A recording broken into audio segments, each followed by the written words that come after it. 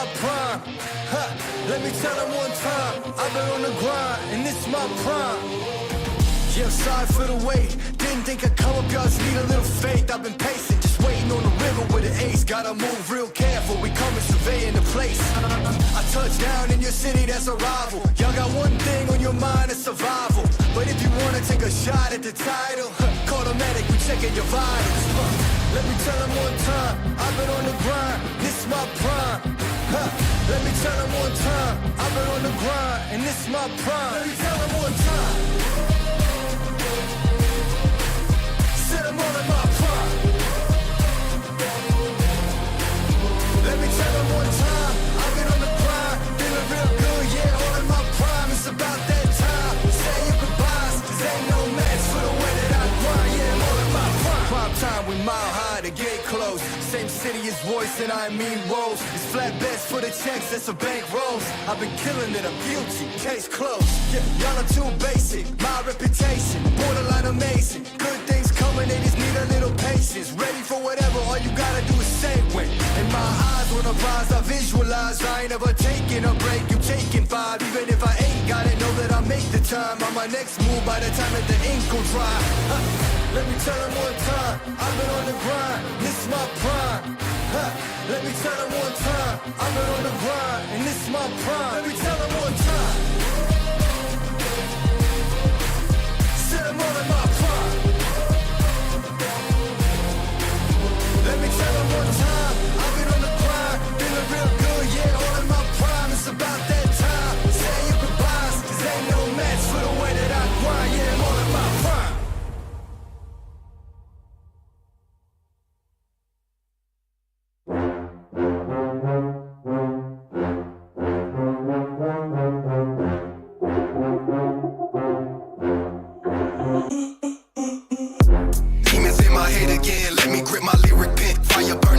Choking now, I'm pulling stunts. I won't stop, so don't confront too much. A boss to be a grunt. Watch my back and also front. You drop it off, I pick it up. Deep pockets a mean one. Heavy like machine guns. Talking like they heard about me, they ain't never seen one. You ain't really bout it, I can see it through the screen, son. Taking lemon lane, busters never trust they jump. Like you want it, my opponent's never on it. I ain't thinking about tomorrow, only thinking about the moment. Feel the rush from the butt jump. 20s in my loaded trunk. Watch me make another hit. Yeah, I'm tripping off that funk jump. Like you want it, my opponent's never on it. I ain't thinking about tomorrow, only thinking about the moment. Feel the rush from the butt jump. 20s in my loaded trunk. Watch me make another hit. Yeah, I'm tripping. Yeah, I'm tripping. Yeah, I'm tripping. Yeah, I'm tripping. Watch me make another hit. Yeah, I'm tripping. Yeah, I'm tripping. Yeah, I'm tripping. Watch me make another hit. Yeah, I'm tripping. Demons in my head again. Let me grip my lyric pen. Fire burning from my junk. Choking now, I'm pulling stunts. I won't stop, so don't confront too much. A boss to be a grunt. Watch my back and also front. Drop it off, I pick it up. Deep pockets a mean one. Heavy like machine guns. Talking like they heard about me, they ain't never seen one. You ain't really bout it, I can see it through the screen, son. Taking lemon lane, busters never trust they jump. Like you want it, my opponent's never on it. I ain't thinking about tomorrow, only thinking about the moment. Feel the rush from the butt jump. 20s in my loaded trunk. Watch me make another hit. Yeah, I'm tripping off that funk jump. Like you want it, my opponent's never on it. I ain't thinking about tomorrow, only thinking about the moment. Feel the rush from the butt jump. 20s in my loaded trunk. Watch me make another hit. Yeah, I'm tripping, tripping.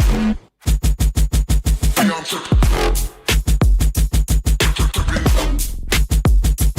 Yeah, I'm tripping. Watch me make another hit. Yeah, I'm tripping. Yeah, I'm tripping. Yeah, I'm tripping. Watch me make another hit. Yeah, I'm tripping.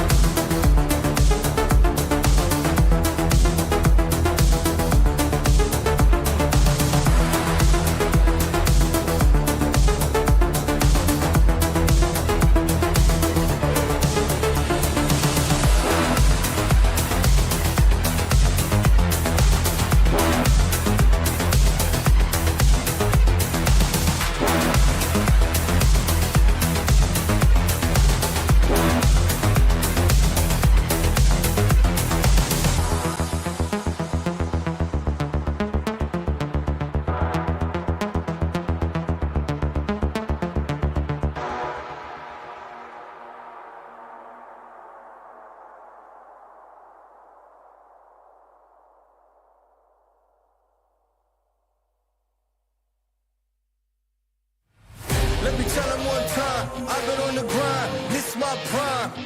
Huh. Let me tell them one time. I've been on the grind, and this is my prime. Yeah, I'm sorry for the wait. Didn't think I'd come up, y'all just need a little faith. I've been patient, just waiting on the river with an ace. Gotta move real careful, we coming surveying the place. I touch down in your city, that's a rival. Y'all got one thing on your mind, it's survival. But if you wanna take a shot at the title, call the medic, we checking your vitals. Let me tell them one time, I've been on the grind, this is my prime.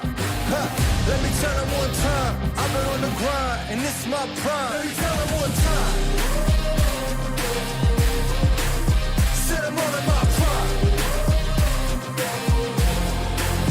Let me tell them one time, I've been on the grind, feeling real good, yeah, all in my prime. It's about that time, say your goodbyes, cause ain't no match for the way that I grind, yeah, I'm all in my prime. Prime time, we mile high, the gate closed, same city as Royce and I mean Rose. It's flatbeds for the checks, that's a bank rolls. I've been killing it, I'm guilty, case closed. Yeah, y'all are too basic, my reputation, borderline amazing. Good things coming, they just need a little patience. Ready for whatever, all you gotta do is say when. In my eyes, when I rise, I visualize. I ain't ever taking a break, you taking five. Even if I ain't got it, know that I make the time. On my next move, by the time that the ink gon' dry. Let me tell them one time, I've been on the grind, this is my prime. Let me tell them one time, I've been on the grind, and this is my prime. Let me tell them one time. Said I'm all in my prime. Let me tell them one time, I've been on the grind, feeling real good, yeah, all in my prime. It's about that time, say your goodbyes, cause ain't no match for the way that I grind, yeah, I'm all in my prime.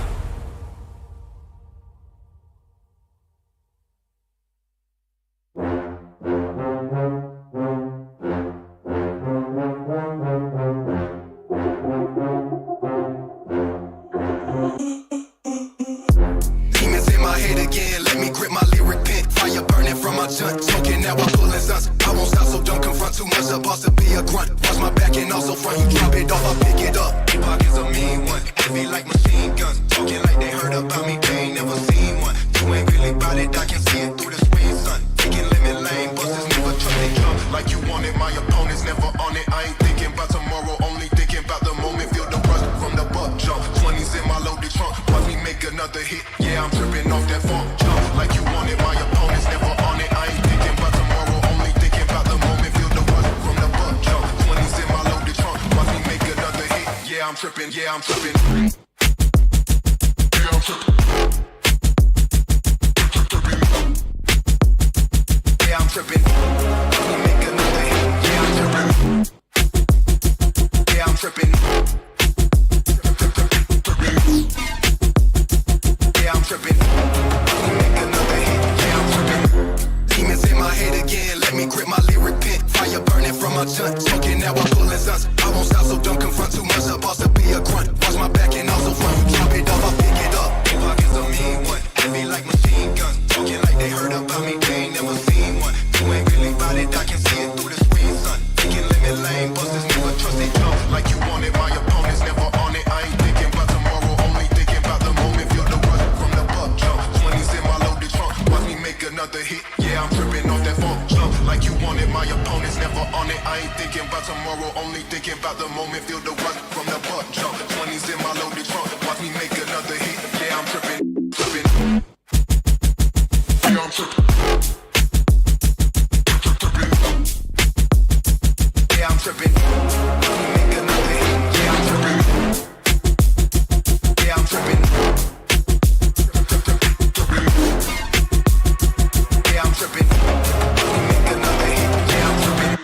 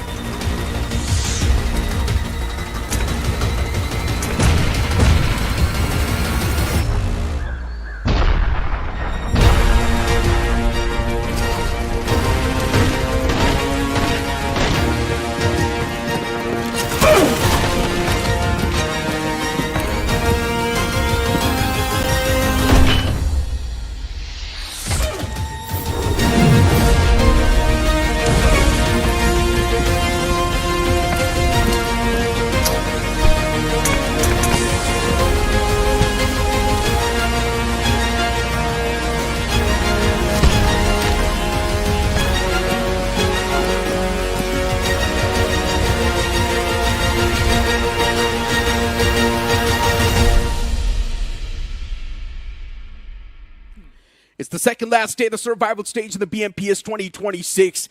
And are we going to see some comebacks today? That's the main question. I'm going to be your host, Cass Necro. John alongside with me on the panel is going to be iSuper Johnny. And speaking of comebacks, Johnny, yesterday we saw one major comeback in the name of MADKINGS. And it was quite a great one as well. Pretty much, as you mentioned, I think at one point we were seeing MADKINGS also contesting that first position on the leaderboard.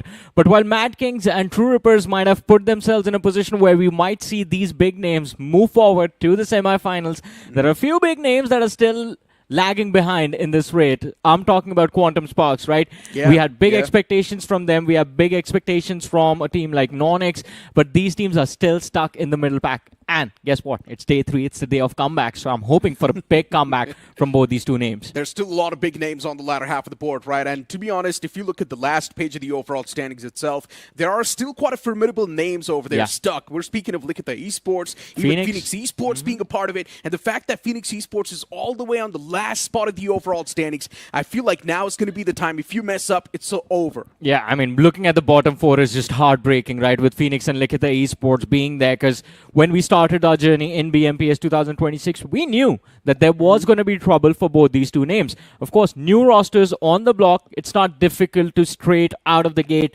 just go guns blazing and just destroy the competition. You need to understand yourself. You need to understand where you place inside of the teams that are competing in BMPS 2026. But coming into the survival stages, I assumed, and I think you were on the same page, that we thought maybe Phoenix would have a better understanding of what needs to be done, but that does not seem to be the case right now. That's the whole point, right? And that's maybe one of the main reasons why Phoenix Esports right now is struggling, just not able to adapt on the fly, struggling too much in the survival stages. But Johnny, we saw one massive move as well in the eliminator board, and that's going to be Dhruvji finally getting dethroned from that first spot, and it's going to be the man from VXT to take that first spot. Before we move on towards that topic, though, let's head on towards the overall rankings. Right now, TAG is going to be on top with 81 points, VXT is on the second spot with 62 points, and True Rippers is going to be on the third with 61 points. Yeah, TAG, they've done quite well for themselves, 81 points in 6 games. The only question is, will TAG drop the ball or fumble in the remaining 6 games that they have left? That's the only way they get kicked out outside of the top 8 bracket. Otherwise, TAG, they are pretty much guaranteed a spot in the semis. Other than that, I think VXT, True Rippers, K9, AX, Smith, they've had phenomenal runs learned from past as well. As you were talking about in MADKINGS, that bounce back yesterday was phenomenal. It happened pretty early during the day as well. I think it was their second match of the day where we saw them put big numbers on the board. And now they find themselves being the gatekeepers of that 8th position, being chased by Esports Social, Last Day. And one name that personally I did not expect to play the way they did, Aries Esports. I was happy to see them pop off the way they did, but slowly and steadily they have dropped outside of the top 8. But Johnny, to be honest, the name that should be inside of the top 16 is also going to be Santa Esports. Oh, yeah. And Santa Esports, the fact that they're not there inside of the top 16 is really concerning.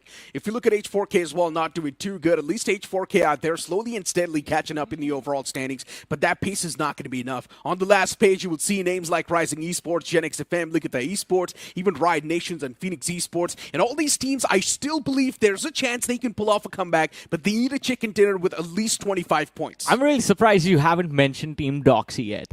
Team Doxy, again, the same story. Week 2 was when we saw Team Doxy pop off, like put up amazing numbers in their particular group. And since then, there has been a fall-off wherein they aren't even getting anywhere close to that same level of performance, same level of comfort inside of this lobby. And today becomes a deciding day for Team Doxy. I think 20 to 30 points in the matches that they play today can put them in a fighting position for tomorrow. But we'll see that if it happens. For now, we have the new eliminator on our screen. VXT Smoker, 63 finishes on the board. And as you mentioned, after a long time yesterday, finally someone was able to dethrone Dhruv from that first spot. 3 finishes side through is going to be 60 finishes on the board. Then you move on towards Jonathan as well, getting 60, Cyrax with 55, and Rex once again from the side of VXT actually getting 54. The fact that VXT's got 2 players in this list is incredible. It just shows the amount of firepower and the eliminations this team packs. And what's even more surprising, or what's even more peculiar about this situation, and VXT in particular, is going to be the fact that we have had Smoker and Rex be a part of the eliminator leaderboard for a very long time, by the way. I mean, they have, even in the group stages, they were there doing quite well, both these two individuals. But VXT, that back-to-back promotion that we expected, that wasn't visible from them. They were going very frag heavy. The consistency in terms of placement was missing, which is why we did not see them be a part of Group A, and hence they are playing the survival stages. Yeah. But hey, does not matter. Their survival stages are going pretty well. I know, right? And Johnny, a little bit of a fact for you. The Group G was topping the charts of the Eliminator leaders for 92 matches. And total in the BMPS 2026, we witnessed 93 matches, which is absolutely insane. But right now, the man from VXT has taken over that spot with 63 finishes. So Smoker, hands down, he was playing really well recently for VXT, and that was a well-needed performance as well for VXT to survive. Exactly, but same goes for Rapid Chaos, right? I think the reason Rapid Chaos have survived in this tournament is because Dhruv was doing really well for himself, because other than him, I think the other lads from the side of team have been kind of quiet, because of which we are still seeing Rapid Chaos struggle a little bit, but hopefully if the team as a unit performs even half decent, then I think Rapid Chaos becomes a pretty solid team in general. And you know what, since we're speaking so much about Rapid Chaos Esports, let's have a look at Dhruv G's stats once again throughout the entirety of the BMPS 2026. Inside of the week 1, the man started things from Group C. We saw the man pull off 25 finishes all by himself, which is incredible. Then later on inside of the Group B, he managed to pull off 8 finishes in total. We saw a big dip in the performance, which is understandable as well. Teams started to adapt, and since he's also upgraded to Group B, things got a little bit difficult for him. And you can clearly see every single time that promotion happens, there is a little bit of struggle. Either it is in the form of the fall of the finishes or the fall of the average survival time. But on the other side of things, VXT, as we were talking about them, that the team was doing really well. 2 players, Rex and Smoker, individually were performing really well. But VXT still struggled through and through. 3 weeks in Group D. It's that 3rd week that they got finally promoted into Group C. The performance was decent, and it seems like that momentum that they finally caught inside of Group C, they're keeping it going, which is a nice thing to look at, that even in the survival stages, there is not a massive drop in performance. 1 less finish in the matches that DS plays, but the average survival time has gone up. Talk about the performance graph going up, right? I mean, look at the start. Just 1 finish in Group D in the week 1, and then later on, the man got 13 frags. Then later on, he got 20 finishes in the week 3, and then inside of the week 4, he managed to acquire 15 finishes in total. Yeah. I mean, once again, it's just unfortunate that he was placed inside of the Group C. He was not really able to make a lot of difference, even though he could have gotten the first spot in the overall standings. But if you look at the player journey of Rex as well from VXT, I mean, once again, even he started off from Group D since he's from the same team itself, and even he started off with quite the less amount of finish points. Exactly. As you said, I think that early start for VXT was not that great, and we spoke about it. Week 1 was horrible for the players of VXT. I think they finished somewhere in the bottom 8 of Group D as well, and I got extremely concerned. What has gone wrong with VXT? Is this roster not working out? But then they fired back in week 2. We saw Smoker's stat. Rex as well. 9 finishes does not look a lot, but 9 finishes in 6 matches from an IGL is actually pretty decent. You would be okay with these numbers, especially in a competitive setting. It's very difficult to pull it off for an IGL. So consistency on Rex's part has put VXT at the top right now, but that's not the only team that was haywire and all across the board every single week throughout the qualifiers. K9 Esports, a similar trajectory. We saw that promotion, and that was the big talking point about K9 Esports as to what happened in the 2nd week. Taurus went from 25 finishes in 6 matches to just 7 in 6 games in Group A. And that's why we saw a major dip in the performance from K9 Esports as a team. Yeah, they got K9 relegated Esports again. Instantly got relegated towards Group B, and then from Group B, he was only able to secure 3 finishes, and then from Group B, they moved on to Group C. So K9 Esports' downfall is straight up related to Taurus' performance. It is, and the question is, if Taurus lost that confidence when he got relegated once again to Group B, was that the reason that we saw them getting relegated again to Group C, which was, I think, a surprise that no one expected. We expected K9 to stick around in Group B and maybe fight for a chance inside of the semifinals, but that didn't happen. Anyways, that's the story of the past. We're going to see how the future turns out for all of these squads and these players. We just had a look at the schedule. We are going to be starting off on that map of Rondo. We have our predictions as well, Necro, for the day. And do you really believe Likitha Esports are going to bounce back? I'm telling you, today's going to be the last day, and today is whatever that's going to happen on the last day. I mean, I do believe that right now it's also going to be pretty much the last chance for the teams in the bottom half of the board. If they do not do anything well, then it's goodbyes. Well, since you've put up a gutsy prediction on the board, Yeah. Where do you think Likitha Esports is going to end up? Are we going to see them inside of the top 8, or are they going to be 9-16? Listen, even if they are going to be around the 9 till the 16, I still believe that's a successful comeback, right? It sets them up for on tomorrow, the last day, they can pretty much stand a chance to breach themselves inside of the top 8, and the competition just gets even more fierce and pretty much just even more close. And that's what I would like to see, right? The teams for the last place, they need to understand this. Today's pretty much their last day inside of the tournament. Exactly. That's how they need to play. If today's missed out, they cannot qualify tomorrow. Pretty much, because we are expecting the cutoff to be between 95 to 105 points right now. That is what ideally it should be. That's 10-point difference. That is where you need to find yourself. And for a team like Likitha Esports, that's way below the 20-point marker right now, sitting second last on the overall leaderboard. I think the target today minimum should be to cross that 70-point marker. If they can get to the 70s, that should be between the 9th and the 16th position, and it should be close enough to try and fight their way tomorrow to stay alive in BMPS 2026. And there's also a team like Rising Esports around the bottom half of the board, right? I don't really understand what exactly is going on with Rising Esports, but I do believe this is one of those teams that will stick to the center and somehow will always squeeze themselves in towards the qualifiers. Yeah, but that really doesn't give them enough finish points, Necro. That is where Rising Esports have been struggling. The survival instincts seem decent, but the aggression that we want to see and the aggression that helps you stay alive and cross over to the semifinals, it's not really there. Well, hopefully Rondo is going to be a nice turn of events from the 16 teams that are playing right now. Rising Esports not in the mix, but we do have the map on our screens, the flight path starting from Thin Long Garden and heading towards the centric northernmost region of the map.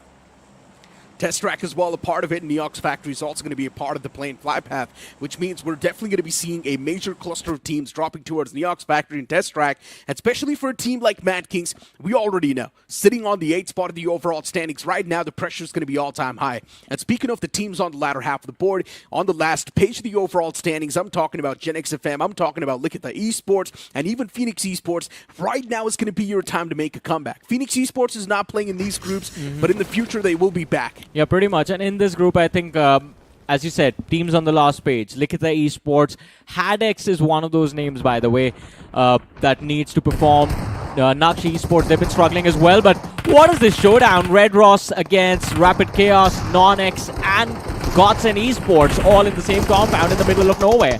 And there we go. NoNx is already kicking things off. Still quite the back and forth that's happening on the board, and NoNx is actually trying to keep themselves away from all the smoke that's currently going on. Stunner up close and personal, but the shotgun's always going to prevail as he shuts him down. NoNx slowly and steadily getting dismantled themselves. It's not a good look, and now there's only G-Bot standing. I'm not sure how this man can actually defend the spot down, but all he needs to do is just stay quiet. That's the only one possible way he can keep himself alive in the game. Yeah, too many names in the nearby vicinity. Likitha Esports as well, dealing with the pressure of another squad in the backlines. As Starboy pushes forward, Rapid Chaos looking for a reset. Starboy looking to charge towards Ruben Fraga and does not even find one. Finally, Likitha Esports, they are going to be forced to slow down by Rapid Chaos, a little bit of a speed bump in their journey. Nice nade coming through from the rear. NoNx, G-Bot Necro, as you were talking about him.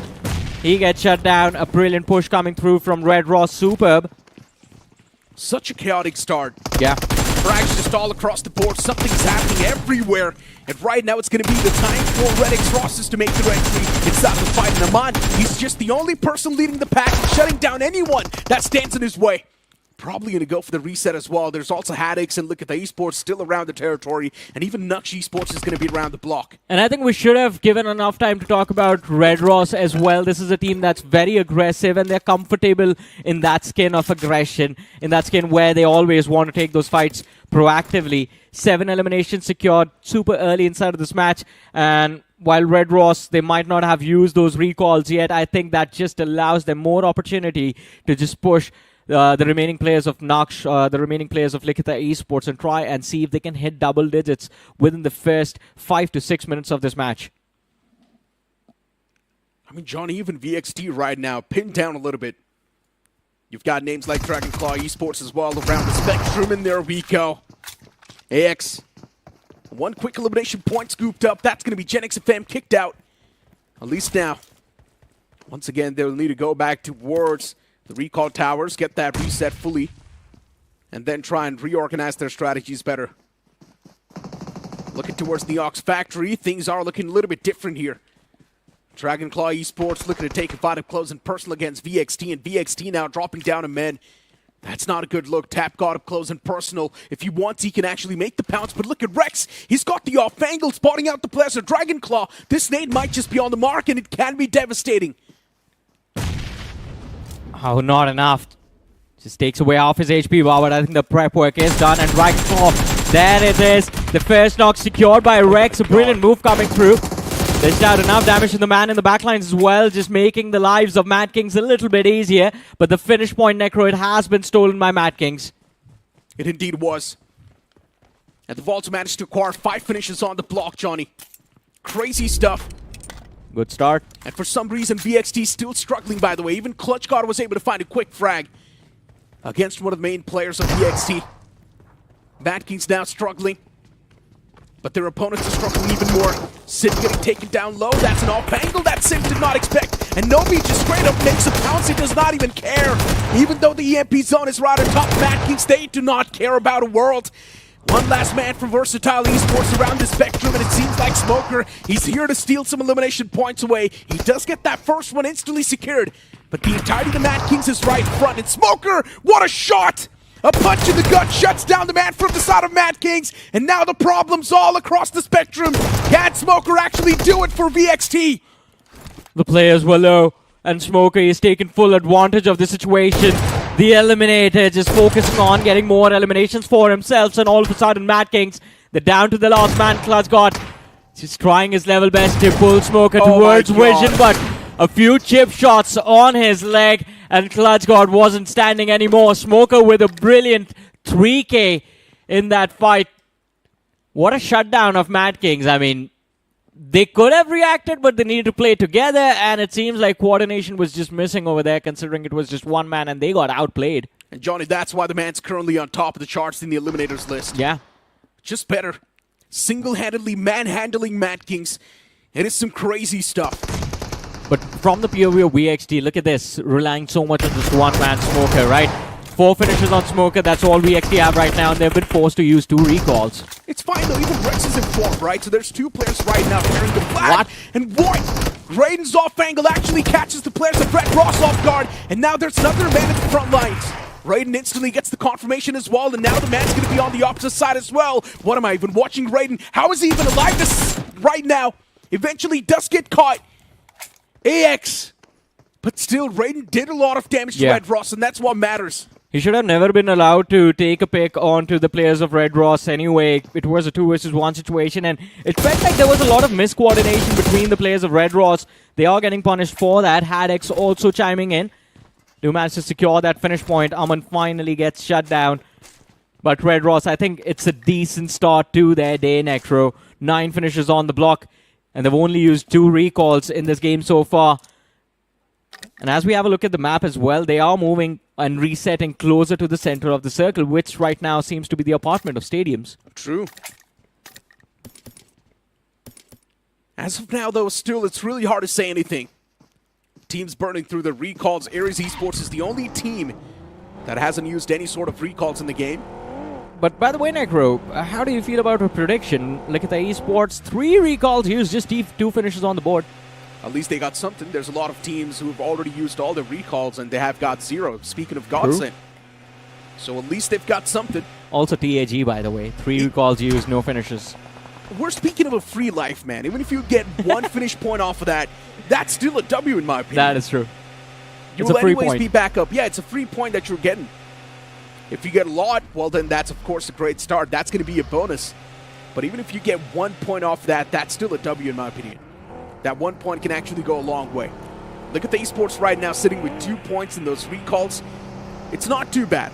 Look at this chase though. VXT Smoker now being hunted by the players of Ares Esports. And it is a 1 versus 2 situation. Smoker fighting for his life. Takes down 1. This is not looking good. What is this man on? 1 in the middle of nowhere. Watching out for the second player, but gets a little bit confused. He was surrounded from every single direction, and that is what it took to shut him down. What is this man made of? Are we going to ignore the fact that Bader literally missed an entire magazine on that player? 2 of them did. Bader whiffed everything. His teammate ejected outside, pulled out the shotgun. It was a proper duel. He lost that. So Bader's name is actually true. He is a Bader. He technically baited his teammate for that frag. Yeah. It seems like he has definitely mastered that skill. Yeah. I hope that Ares Esports is going to be capitalizing a lot better in the future. So these are the moments, Necro, that force teams to fall apart. These are the moments that break the entire team, right?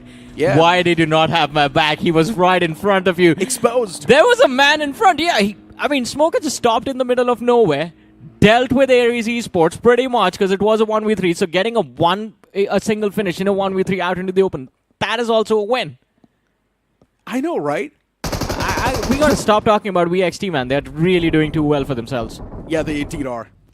The fact that he actually got away with 1 point off of that scenario is just crazy. All the finishes of VXT just are from one single player. Smoker. All 5 of them. Yeah. Smoking the competition straight up. But right now, HADX Ross, even they've managed to acquire 10 finishes, Johnny. Impressive stuff. Yeah. HADX Ross is well on fire. And with this sort of a performance, HADX Ross is easily going to just push themselves in the top 8 without even breaking a sweat. If I'm not wrong, before this game began, HADX Ross did not even have double-digit placement points. Correct me if I'm wrong. You have the stats with you.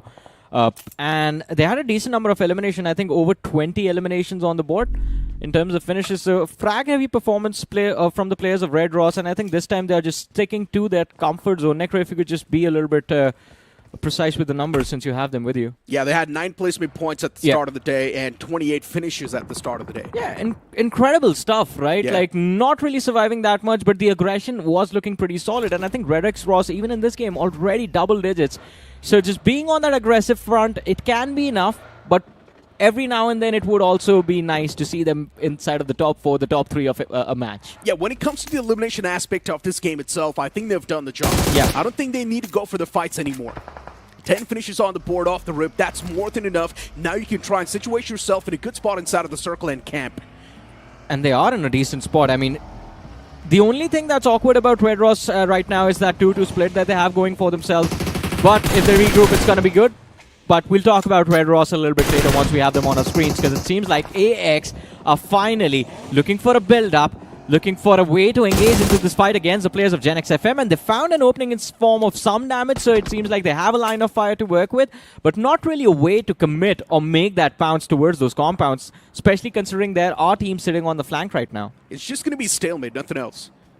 It's just going to be AX taking those chip shots and burning through the enemy meds. Next circle as well, popping up on the screen, shifting around HADX Ross. And THE as well, they're right there around the southern side. AX as well around B. Lee. And AX just needs to make it around the centric part, but once again, if AX wants to. MADKINGS in a bit of a trouble. Sim getting knocked out and instantly confirmed as well. And somehow it's always Sim. You gotta feel bad for him. Once again, Sim getting caught off guard, getting eliminated from the game. For MADKINGS now, they need to continue the journey with the 3-man squad. And that's gotta sting. Even Shadow OG gets caught. NoNx, brilliant sprays. MADKINGS now just hurt. How can they even make a comeback from this scenario? That's my question. It's going to be a tough one for sure. NoNx as well have to be cautious with VXT right behind them. Look at that Keshu with the opener. Aman gets confirmed. What a brilliant angle coming from VXT though. They have Keshu on a wide flank and the other 3 players are close enough to actually lob utility through the windows and try and see if they can build up pressure on the players of NoNx. But as you were talking about MADKINGS, this has to be a blunder, Necro. Recalls were used. They can't bring their teammates back. I believe Shadow OG should have his recall up, but we'll find that out in a bit because MADKINGS do have 1 recall remaining. But it's still going to be very difficult to recall your player, especially with a lot of these teams just camping at those recall positions, trying to see if they can catch off those loose stragglers. There is 1 recall tower completely open, but it's also really exposed. And I don't think going for it is going to be the ideal choice. You will be shot down the moment you touch it. VXT in the middle of every single thing that's currently happening in the center. And VXT as well just gets eliminated within a few points. That's got to blow. Just 7 eliminations on the board from the side of VXT, and they've been eliminated from the game as well. That's not going to be a good look, but at least they've got some sort of stability in this game as well. You can't say they've achieved the average. Pretty much, but VXT, they've been always doing this, right? Like 6 to 7 eliminations every single game that they play. Oh my god. What was that? clean. Yeah. And that guy, by the way, still whipping his shots. You can take his name. It's Beta. Yeah, Bader. And he dies now. I really hope that he practices that a lot more. What, baiting? No, I mean spraying, tracing people through a moving vehicle. Yeah, pretty much. Dude, I did that in a game yesterday. Scored a chicken dinner as well. It's not that hard. I mean, at this level, it is pretty hard. I guess. Because the other man also reacts the same way that you do. If he's better, then you get shot in the face. But I mean, we're speaking of professional teams over here. True. And these are some of the basic skills that they need to master. That is very true. I think spray tracing, switching and shooting. What we saw from K9 Esports, that setup for that play, sending Taurus up against H4K, if you remember that game of Erangel yesterday. So stuff like that, it's supposed to be second nature to professional teams, I think. But we can't hold a team that's not played a lot of finals in the same regard as a team like that has, if that makes sense. Well, maybe you can't say these are some of the stepping stones. Yes, that I think would be the right way to put it. Like, I think Ares Esports got to realize that how to give proper cover fire, but let's put a pin in that thought. MADKINGS, what was that? Nobi just wants to deal with absolutely nobody in this house, and MADKINGS all of a sudden are on fire with just 2 players surviving. I know, right? 7 eliminations already achieved from the side of MADKINGS. The game's not done yet. And if you talk about the average points, even MADKINGS have achieved it. But they can do a lot more. They can get a lot more. And once again, stage 4 is already reached. Within a few more seconds, even the recall towers are now going to be deactivated. NoNx Esports continuing their wrath, collecting a few scrappy elimination points here and there. And even they've managed to acquire 6 finish points so far. Yeah, this game is turning out to be a pretty decent one for the players of Godsend, but this drive-by, it's going to be a brutal one. The opening has been found by the players of Ares Esports. In the backlines, Levi also dropped a little low. Half his HP bar, just trying to juke the shots around the car. Manages to find one. And Ares Esports with that are going to be on down to their last 2 players. Knuckle also getting knocked out in the backlines, and seems like Godsend, they might just be on the verge of winning this fight. Indeed. NoNx Esports need to get the fallen comrade first, and that's what's happening. Rescue Third operation. party. Ares Esports, they try to do something, but that man once again gets dismantled. Ares Esports with only 3 points on the block. That's not the way you're supposed to get kicked outside of the game. You're supposed to get a few more points. And looking at Ares Esports' performance yesterday, it was good. Even day before yesterday, Ares Esports was actually doing pretty decent. But right now, the first game itself, that too, the man for Rondo, you messing things up like that, that's gotta blow. But look at the confidence coming in from the players of Dragonclaw. The slam towards HADX, and they have had enough already. HADX just getting beaten down to their last 2 players. Dragonclaw, same for them. But TapGod, he gets lucky, finds an angle to work with, finds an extra piece of knock in this fight. Last man left alive from the side of HADX. Lobs the nade, TapGod just runs behind his back. The pressure from both ends, and HADX finally crumble.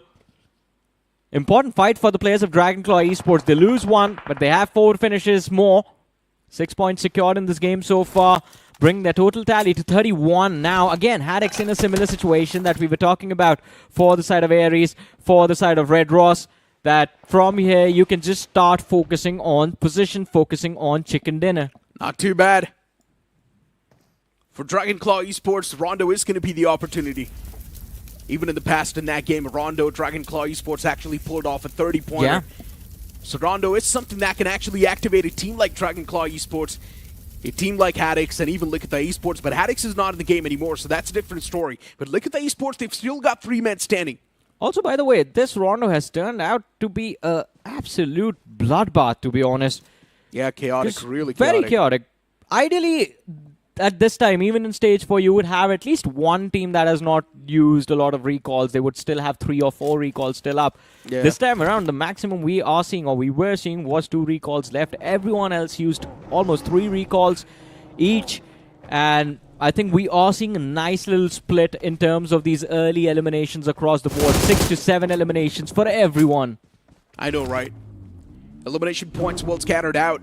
And the action's happening so much that it's even hard to keep track of what exactly is going on. It's hard to know how many elimination points which team has, what sort of squad wipe which team got. Just so many things happening at the same time. And amidst all the chaos, TAG has been keeping themselves outside of it. But right now, NoNx, they're also getting charged on by the entirety of Rapid Chaos Esports. 4 players pushing in tandem for NoNx. There's only 2 men to try and defend that ground. BMWIGL tosses an 8, and that's going to find a perfect knockout. It's actually Executor who does so. For Rapid Chaos Esports, they're already taken down a 3-man squad. Technically, the man advantage was in the hands of NoNx, but even a return nade comes through from Rapid Chaos Esports, and that's going to do the same thing. Now BMWIGL is the only person, and even his nade's going to be able to find a knock. He finds Flash. That brings the numbers to a much more equal position, but BMWIGL, he needs to be careful. Dhruv, he was waiting for him on that ground floor, and as soon as the man runs down, he gets put down in the grave as well. 7 eliminations for Rapid Chaos, but Necro, the fight is not yet over. You have the side of Apex Gaming looking to build up some pressure as shots were taken through the window. Rapid Chaos Esports, they're just hoping for a reset. But Apex Gaming, as they are peeking over the ridge, trying to see if they can spot out Rapid Chaos, they need to be cautious. AX also lying in the distance, are just waiting to see what happens. Since that compound is present towards that western edge, it has turned into a high priority position for both TAG and Team AX. Apex has been staying outside of all the chaos that's been happening. Oh yeah. Not even partaking into it. They've only managed to collect a few scraps. That's going to be 3 elimination points so far. And it's not a lot, considering the entirety of the lobby right now is sitting either on 6 or 7 eliminations. Well, most of them. I think 5 eliminations has to be an average number, because we do see Godson, NoNx with 3. We see Ares with 4. HADX, Thunder Gods with 3 as well. Likitha Esports are still up, and I think they should... Oh, no, they are against Red Ross. It's going to be a difficult fight for Likitha Esports. Indeed will be. And even for Dragonclaw Esports, they've actually managed to get 8 finish points in total.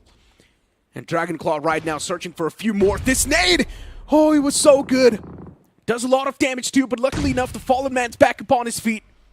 At the nick of time, things now looking great. GenX FM can actually sustain this spot for a bit longer. While Dragonclaw Esports, things not going to be that easily sustainable. They've managed to acquire a lot of elimination points so far in this game itself, but Dragonclaw needs to continue the wrath.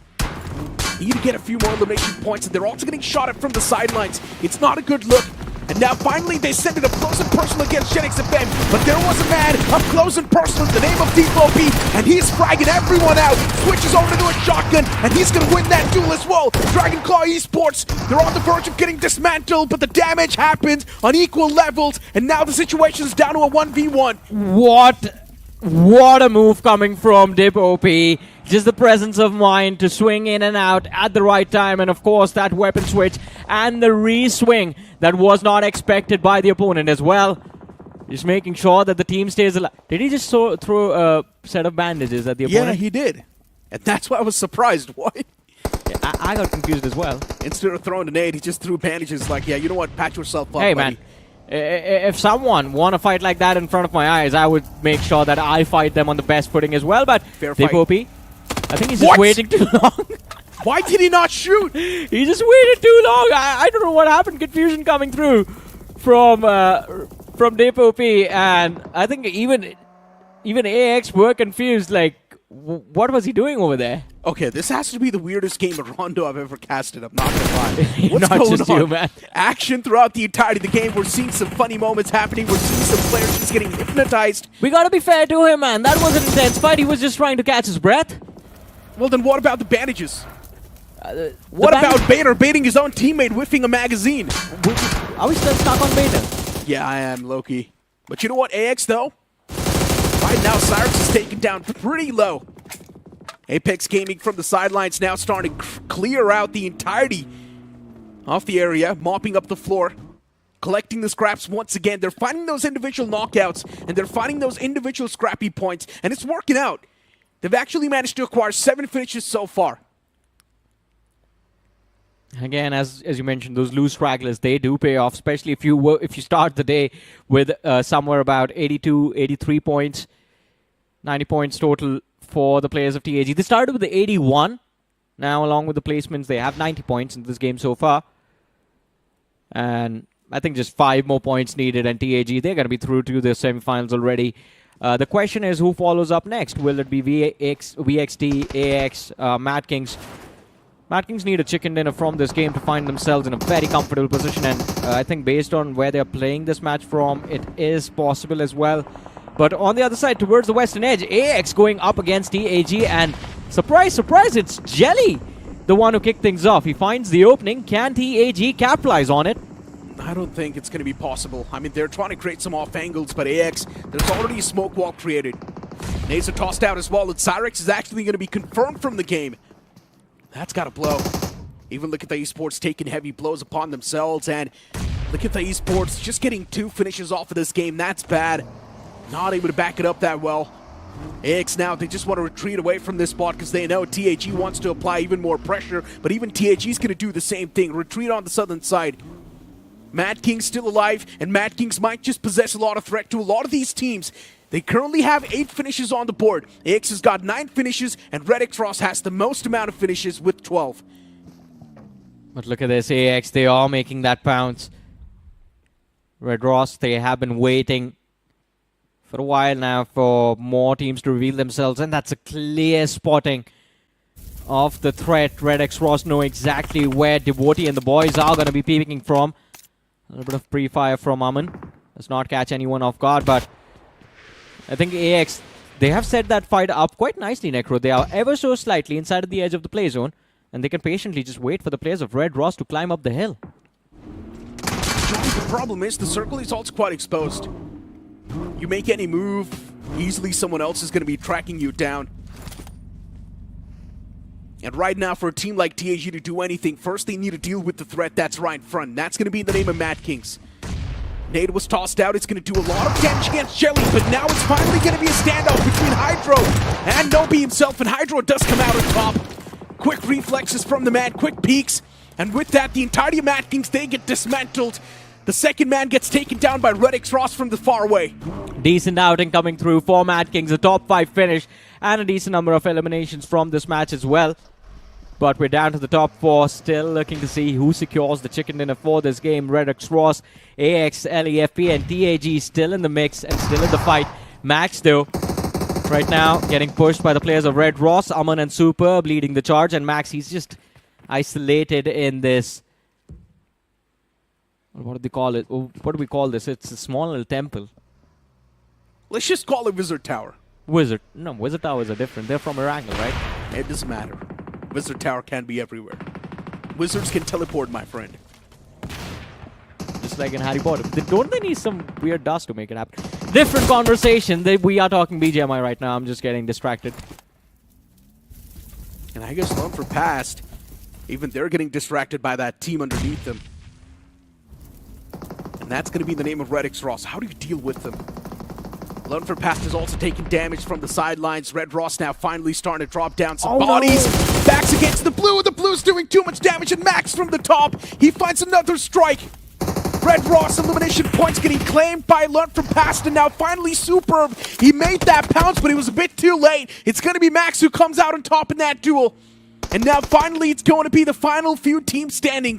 Final 3 teams standing. Learn for Past, TAG, and even AX being a part of it.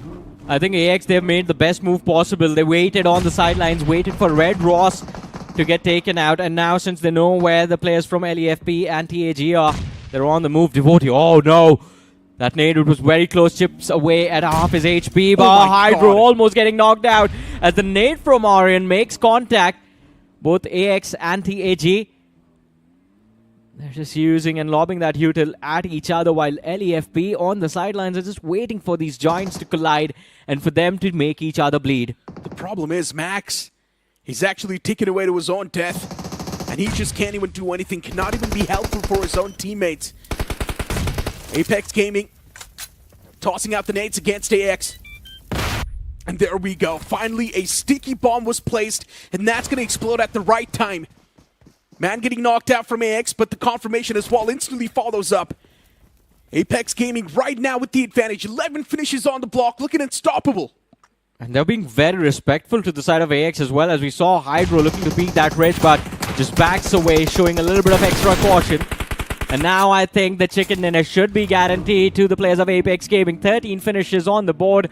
They have wiped out the side of AX as well, and it's a 4 versus 2 situation. It's learned from past. Is the only other team remaining in this game. Both Rio and Honey are going to be pinned down. The first one is going to be a run over. Rio in the backline fighting for his life. Finally gets shut down. And finally, Apex Gaming find themselves sitting at the apex of the leaderboard of this game of Rondo. And they needed a game like this too, once again, to keep that first spot pinned down in the overall standings. Yeah. Apex Gaming, now they're going to be unshakable from the overall standings. They are going to be the kings of the survival stage without a doubt. Even Jonathan doing quite good, getting 3 finish points for himself. But Hydro, this man is back in form. Individually winning those 1v1s is something that TAG was lacking, but now in the name of Hydro, they've got it back. I think, first of all, TAG on top, baby. Once again, one more chicken dinner in the bag, doing quite well for themselves. And second of all, this is what we were concerned about from the start of the journey for TAG. And when I say from the start, I mean from the very start of BMPS 2026. We know, on paper, this is a very good roster. Even Kyo Lamau, for that matter, the man on the bench, is a big threat to everyone else, no matter which team he's up against. But the problem is, all these players do not seem to perform at the same time. I think if they do, TAG is a monster to deal with.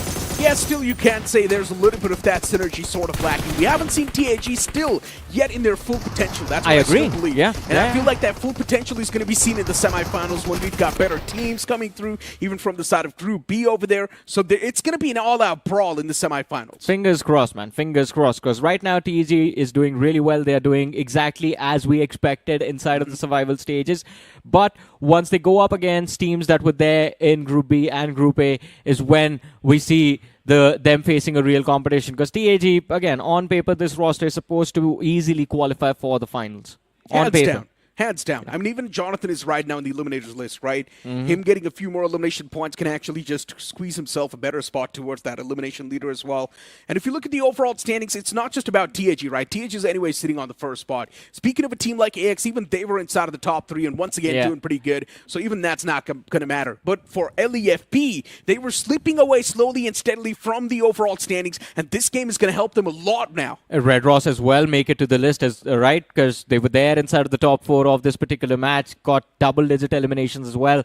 And Red Ross, I believe, again, if you could check the stats for me on this Necro, were outside of the top 8 bracket. They were doing well, but they were not able to find that breach. And I think with this game, they will have that breach, but they will not have the safety cushion. So that is what Red Ross need to work towards. But we do have the top players from that previous game. Dragonclaw Esports, they did quite well, but only till the mid-game stages. Late game, they just completely fell off. I mean, early on, a lot of these teams were able to get that initial burst of elimination points, right? But later on, when it came to that survival gameplay, that's when teams like Dragonclaw Esports struggled. That's when we saw Likitha Esports as well struggle quite a bit. For MADKINGS too, it was a solid game. You can't say they managed to achieve the average, and that's going to be more than enough to keep that spot pinned down in the overall standings. MADKINGS is not going to be comfortable yet in the overall board, but if they keep on getting 8 to 9 points per game, that's going to be more than enough to keep them in that spot. Pretty much. I think if consistently they are able to secure 8 to 9 points, then they will build a safety net for themselves. Right now, it doesn't exist. I agree with you. I think right now they will be either on the 7th or the 8th or maybe the 6th position as well. But within those 3 positions where we might just see them. But on the other side, I think while MADKINGS, they are going to make lives difficult for the teams that are going to try and find that reaching point. It is going to be interesting to see if Godsend, Ares, Dragonclaw, who are going to find themselves in the race for the top 8 qualification, how will they react to to teams that are on that 8th position also doing well? Because this will require a big bounce from them in the later matches. Now, that's an important point that you brought up, right? Ares Esports. This team was in a pretty decent spot in the overall standings, but now in this game, they were not able to do anything, which means that spot is also going to fade away from the overall board, and someone else might just take it over. I mean, Redx Ross, they were underneath Ares Esports, and with that performance, Redx Ross is going to propel themselves in quite a decent spot. I think they had 12 elimination points backed up, and with a few placement points as well, so Redx Ross is going to be around 15 to 16 points. Yep. Ooh, pretty much, I think. It is going to be interesting to see exactly where they end up, though. As you mentioned, because Redx Ross wasn't too far away from the qualification number as well. 17 points, 13 eliminations on the board. So overall, a very nice match coming through. And TAG, I think now they might have already crossed that 100-point marker. So it's done. It's done. They're going to be at 106 if my maths is correct. So yeah, Apex Gaming, welcome to the semifinals, I guess. Yeah, Apex Gaming, even almost AX is done. They one more match needed. Yeah, even AX getting 14 points off of this game, so you can't say they're almost there as well. So right now, let's just say to be around the safety block, top 3 is already qualified. Yeah, LEFP will also be in the top 3, by the way. Yeah, top 3 is already qualified. Now it's going to be all about the 5 remaining slots that are left over. Yes. And who else is going to be moving inside of the 5 remaining slots? Well, we'll find out today itself and even tomorrow. If you move on towards the latter half of the board, NoNx Esports as well, a bad performance. Thunder Gods Esports even getting 3 points. HADX, NoNx, a blunderous performance. For some reason, even Godsend is not able to perform, and that's really concerning because Godsend Esports at the start of the tournament, they were doing so good, and now the transition towards the survival stage, that's bad. Yeah, survival stages are not going well for Godsend. You see them on the 15th position with just 40 points, but let's talk about the changes inside of the top 8 as MADKINGS propel themselves up to that 6th position. Learn from Pastors on the 4th. All right, they're outside of the top 3, 64 points, but it's not too shabby.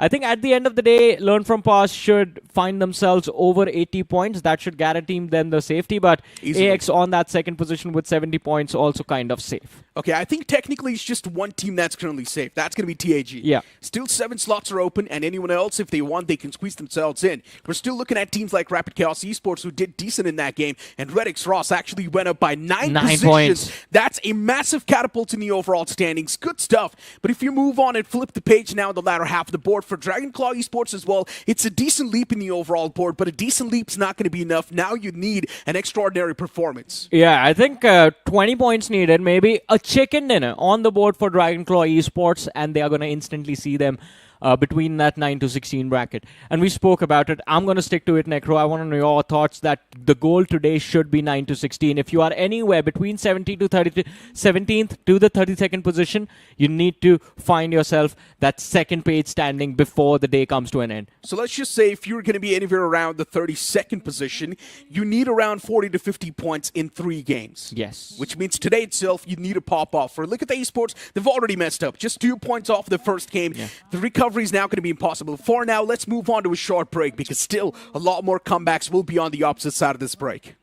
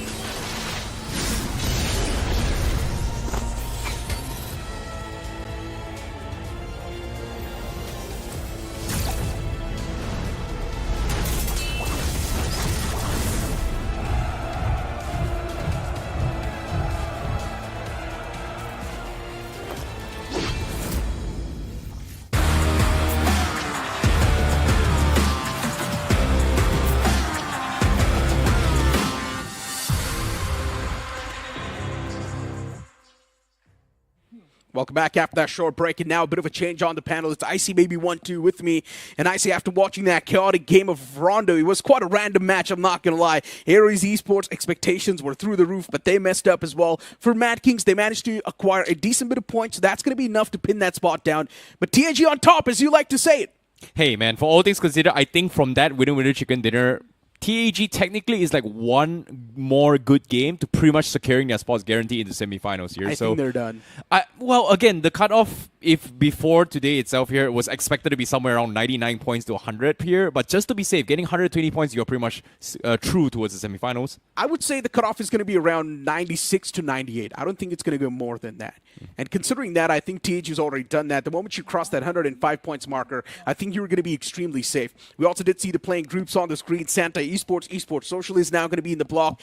And for Santa Esports, even for them, the expectations are a lot. Esports Social is doing pretty okay in the overall standings, but since their position is now also getting toppled over by the other teams, Esports Social as well now will need to perform consistently well. Exactly. And we also saw a few teams that actually started bouncing back as well. We saw Red X Ross with a little bit of a nice comeback. For the MADKINGS has been achieving their bare minimum quota of like 9 to 10 points per game. But again, one bad game, they're pretty much out of the race as well. So hopefully things are going to be for better for them here. But now we're going to be going into as a new group in this map itself. It is going to be Erangel on screen right now, and it is going to be the chase today itself here for day 3 of the survival stage.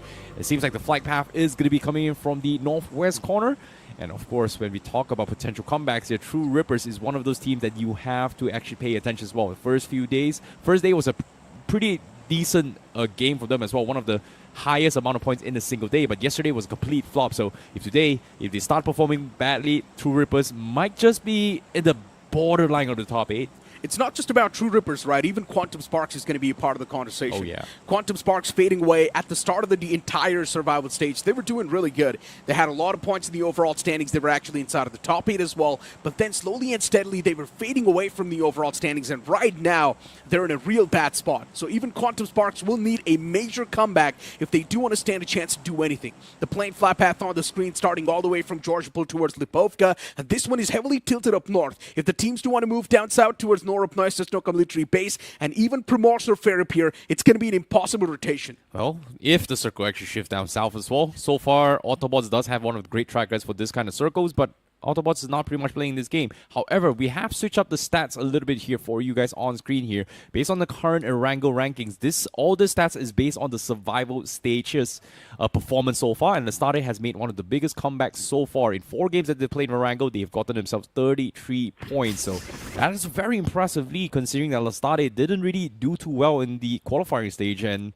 down towards week 4, we saw signs of life, but this is where it really popped off as well.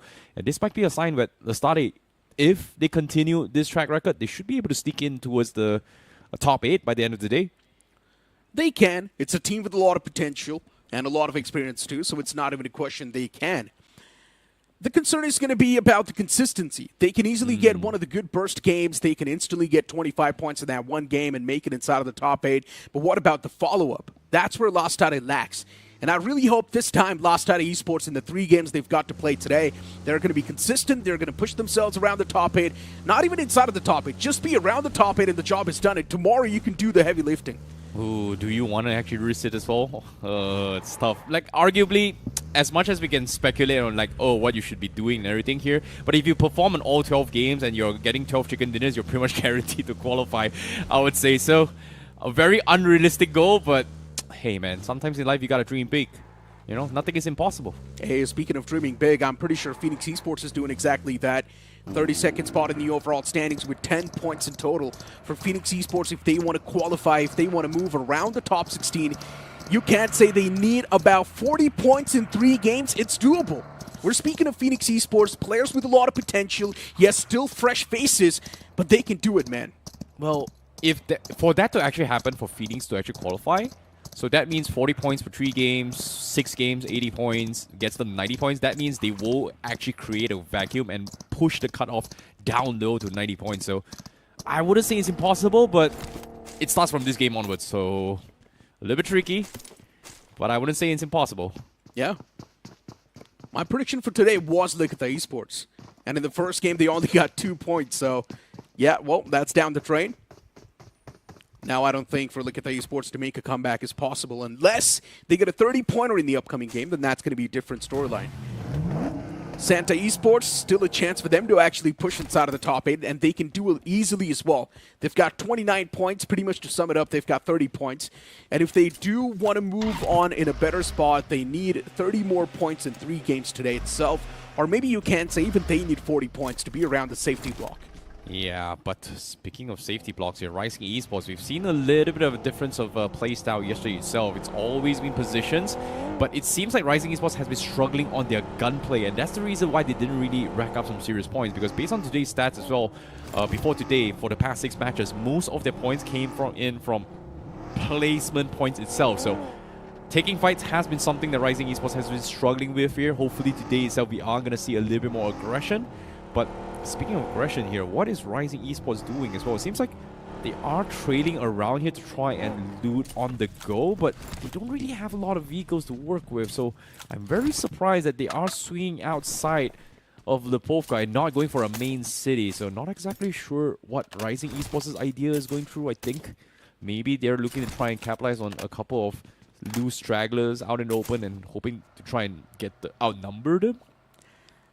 Well, I mean, overall, if you try and sum up Rising Esports' performance, not just this year, right, even the past couple of years, it's just been about the placement points. Rising Esports is not a team that likes to rely heavily on the elimination points. They will always place themselves in a good spot inside of the circle, pretty much around the centric part, and then cross their fingers and hope that the circle is going to be shifting on top of them.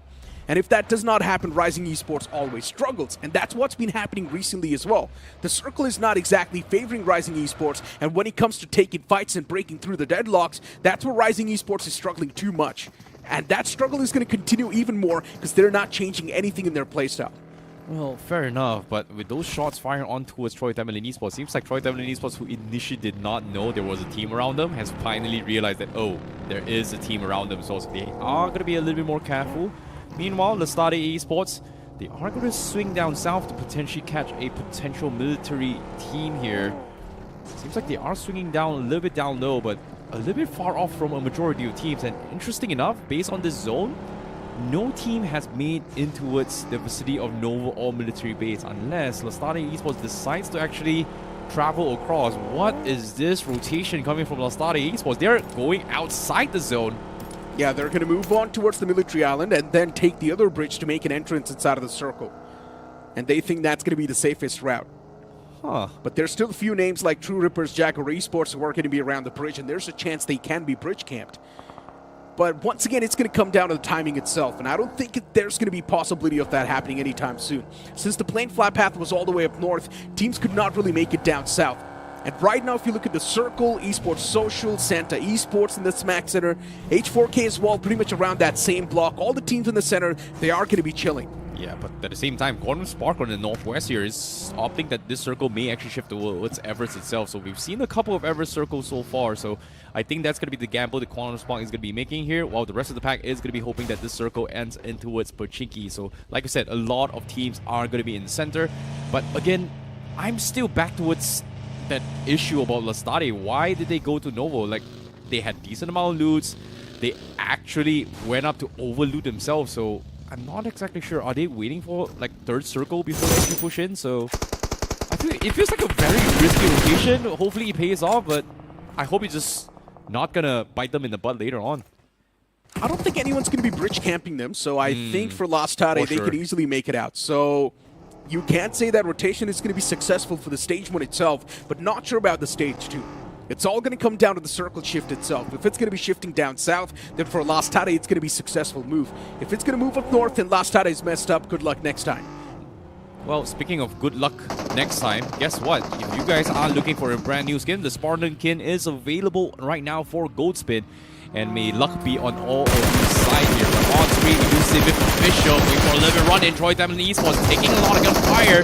They do have a little bit of awkward interaction, but they do get traded off. But Myth also dropped the play himself. Yeah, it's not looking too good. Myth Esports, Detrox is the man who's knocked out, and they know that Detrox is the main man. He's also the IGL, someone who can also rack up a lot of finish points. So getting revival on Detrox, that's going to be the main priority, and that's what Myth is doing. Detrox back upon his feet instantly, things looking good in the hood, and Troy Tamilin Esports on the run. Do not want to challenge Myth anymore. They've learned their lesson, they just want to back away from the sidelines and see what they can exactly do. The circle taking another shift. Likitha Esports is now messed up. I don't think they can do anything in this game. Oh boy, they're actually going to be tanking Circle 2 as well before making the rotation here. Seems like they might be just taking a page off Autobots to try and rotate this game, and not exactly sure if Likitha is going to be able to pull it off. JAGUAR Esports still hovering down towards the outskirts and south side as well, thinking of how to actually push this as well. So we are going to be expecting a potential Gadka ending as well. Open field is going to be up for play. Corner Spark still remaining on Everest itself, trying to shove people down low before trying to challenge them as well. And this is going to be interesting as well. I know for a fact that True Rippers is eyeing on potentially swinging up top, but they're still so far off the south side. So Santa, smack middle, very happy for them. I think Esports Social also has a pretty decent spot to work with. H4K also looking for a decent spot to work with. But Esports Social seems like they have finally found a very decent spot here to try and gatekeep teams rotating from the eastern side of those mountain terrains and hoping to get a couple of loose stragglers trying to rotate in the zone. So very nice spot to work, but again, has to be very careful to not lose those vehicles. Yeah, but also the point is going to be that if Esports Social, if they make too much noise, then the problem will be on top of them. But right now, you've also got Team Doxy And H4K in a bit of a scuffle, and H4K, they're already losing out on a few men.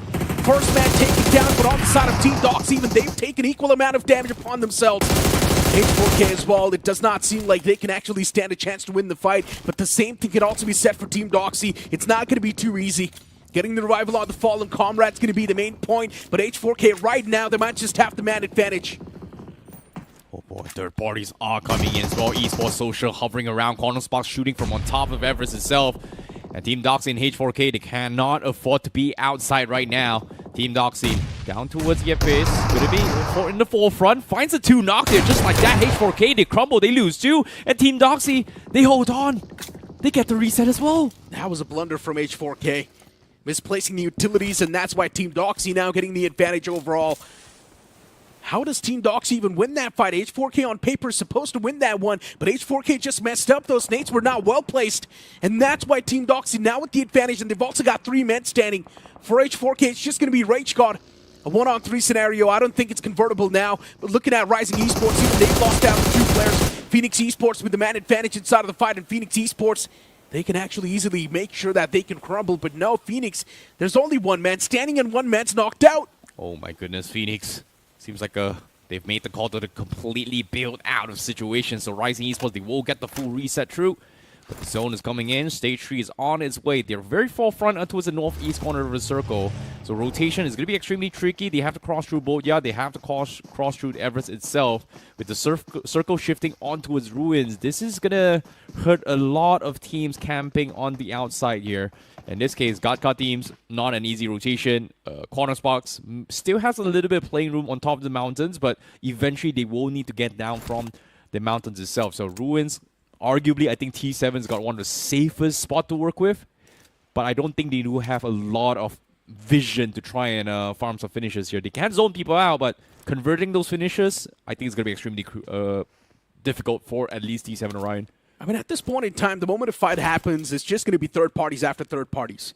So I don't think going for the fight right now, be it around the edges or be it in the center of the map, it's not going to be a good idea.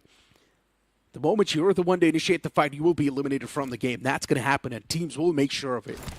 Santa Esports around the southern side, Aura on the right side, Riot Nations as well around the southern block. We do see a massive cluster of teams around the southern side, and still a few teams wanting to breach in. Lastade is going to be one of them, and even True Rippers is going to be one of them. I think Lastade might just regret the decision right here, right now. The only way they actually find a breakpoint is trying to capitalize on third parties, and I think that's going to be the perfect timing to do so. And Jaguar Esports is making it close. Oh no, even worse. I think Jaguar Esports might just run into Lastade because, again, Lastade is doing exactly the same, almost near exactly the same thing as Jaguar Esports. They're following the blue zone, waits until a big fight happens, and they're looking at third party. So Jaguar Esports is just waiting for that big major fight, or they might be the big major fight themselves, so has to be a little bit careful. But they are showing no signs of slowing down as well. They're just booking it as if nobody is around. Yeah, the game is soon going to reach a boiling point. And the moment that happens, everything is going to crumble. And Aura, they somehow start to crumble themselves. Riot Nations allowed to make an entrance towards this compound. And Riot Nations has already found the first entrance. The first man, the first opening, instantly taken out of the game. Fragger unfortunately messed up, and now Aura X, I'm not even sure what the game plan's going to look like, but they're definitely going to be forced to disengage from this one. Oh boy, True Rippers. This time they've heard all those commotions from Aura and Riot Nations, and Riot Nations is still barely on cornerstones of the zone. They still have a lot of time to reset here, but True Rippers, they are keeping a mental picture of where Riot Nations is. But you know what's really interesting is that Lastade actually drove past the entire scuffle, so they are taking a little bit of pit stop here to wait for those timings, but little did they know, from behind, Jaguar Esports runs into them, so they do have an idea that now there is a team trading behind them, so they have to be extremely careful what to do next. But for Jaguar, seems like options are slowly running out for them as well. They are on the forefront of this circle. They eventually need to pick their poison here. Where do they run in? And the circle shifts way up north. Aura being smack middle. Rage God. Somehow the Solar Warrior finds center control. The man is lucky enough. What's happening around the southern side? That's my question. Jaguar Esports, Lastade, Santa Esports, Krafton Esports, Riot Nations, True Rippers, and even Myth is on the right. Man, oh man, and every single team right now needs to find a breaching point. Likitha Esports is going to be the first team to actually make it around the centric part, but I'm pretty sure that's not going to be safe spot. JAGUAR Esports, they straight up send it towards the compound, and Avanza is already taken down low. Popping up that first hit, but Santa Esports, aren't they going to be weak enough to let JAGUAR Esports just knock on the doors like that? Punisher pulls out the DP28, but even he gets rolled. Whiffing all those shots, and the man needs to pay the price for it. JAGUAR Esports, they're somehow almost winning the fight, but the moment I say so, Santa Esports, even they reply back. Adonis, he shuts down another man. JAGUAR now standing with just one man, and that's going to be Avnish. But he's also facing off against two remaining men of Santa Esports. Who's going to be the one to come out on top? And the Molotov is going to do the job. Oh my goodness, what a defense coming from Santa. Just because they had shotguns over SMGs. JAGUAR Esports, they thought they could click this aggressively, but unfortunately falls and crumbles. It seems like Lastade, they book it for center, they run into his Rising Esports. They've got the first knock, but little did they know, behind is going to be the third party. Aura is coming to pin their way through, and Rising Esports now has to shift the focus to try and reset this while they are distracted. So, as of yet, Rising Esports under a lot of fire. This is the full center for this team. And as of now, on the outskirts, Aura, they're still deciding if they want to overcommit to this fight, but Lastade, they're already in shambles. Too many fights breaking out at the same time. Even Quantum Sparks is taking a different one. Lastade between Aura and Rising Esports. It's a trifecta of death that's currently happening. And Aura, I'm not even sure what exactly the game plan is. It's Dope and Kalyug next to each other. And for Lastade, it's just one man at the top. His position is it compromised? That's my question. And maybe the answer is going to be yes. The nade was tossed. It does do a decent amount of damage, but not enough to get the confirmation. The man from Lastade is still standing, while Rising Esports still trying to find anything that they can. And what a nade! Foul! A perfectly placed nade right down to the pixel as Dope gets knocked out. But they've still got the hovercraft as a cover. And Rising Esports right now are going to be desperate to find anything. Rising Esports making it towards the closet room, and eventually a shot from Foul up close and personal. That's going to be the deal sealer. Is Foul going to eject outside of this building? That's my question. RIX, they just try to run away with the hovercraft, but I guess it does not really work out. Both the players out in the open, and still Foul falls. Oh my goodness, that was a small little slip up here, but Aura, they get completely shut down, and Rising Esports, they hold on with the beautiful defense here, shutting down all those teams. What was Aura thinking, man? But they should have just full committed. And that 1 second of hesitancy to just stay outside is the reason why they got completely shut down. And could you really blame them? K9 was about to 4-party them as well just now. But on screen now, Corner Spot coming down from those mountains, slams onto Team Doxy, and DefCon finds the first opener. Yeah, they've been taking fights left, right, center, but Team Doxy, how are they replying back to Quantum Sparks? What are these individual solo fights? And Quantum Sparks, they're messing things up. Oh no, you're supposed to play it as a team. And now Team Doxy, they've got the man advantage at 2-on-4, almost on the verge of being converted. Archit, can the man be revived? Scout is tossing out smokes. Utilities utilized. Quantum Sparks, they just need a reset. Esports Social on the verge of third party in this scenario. And Team Doxy, they mess up. Doxy was out in the open. They did not expect the third party from Esports Social. And now Esports Social, since they know Team Doxy's hurt, they can easily just press on the matters even more and make them hurt. Death God is the only person, but even Death God gets devoured. Oh my goodness, perfect third parties here coming from Esports Social. They will come on top. And fortunately for them, because of this third party, Quantum Sparks gets a small reset here. It seems like they are going to take advantage to try and book it for the zone here, not wanting to get picked off right here, right now. Good call there coming from Quantum Sparks, but they're not exactly out the clear here. 2 players remaining. They have to push outside of the ruins here. And on screen inside the zone, T7 and Ryan coming out. Facing a lot of threat. Myth Official comes out. Goes in for the spin, misses the shot. Moody gets taken down instead. Such a back and forth action. T7 Ryan against those 2 players of Myth. It's a 2-on-2 duel that's currently happening, but Myth is also getting the cavalry pretty well. Herschel is taken down low himself, but an instant nade can retaliate. And now that's going to be a quick trade as well on the board. T7 now standing with only 1 man, but he's also getting pressed on by Quantum Sparks in the back. Scout OP's the one to lead the pack in this nade. Is it going to find the right mark? Answer's going to be no, overshoots. Myth Official still going for that revival. They just want to go for the quick reset.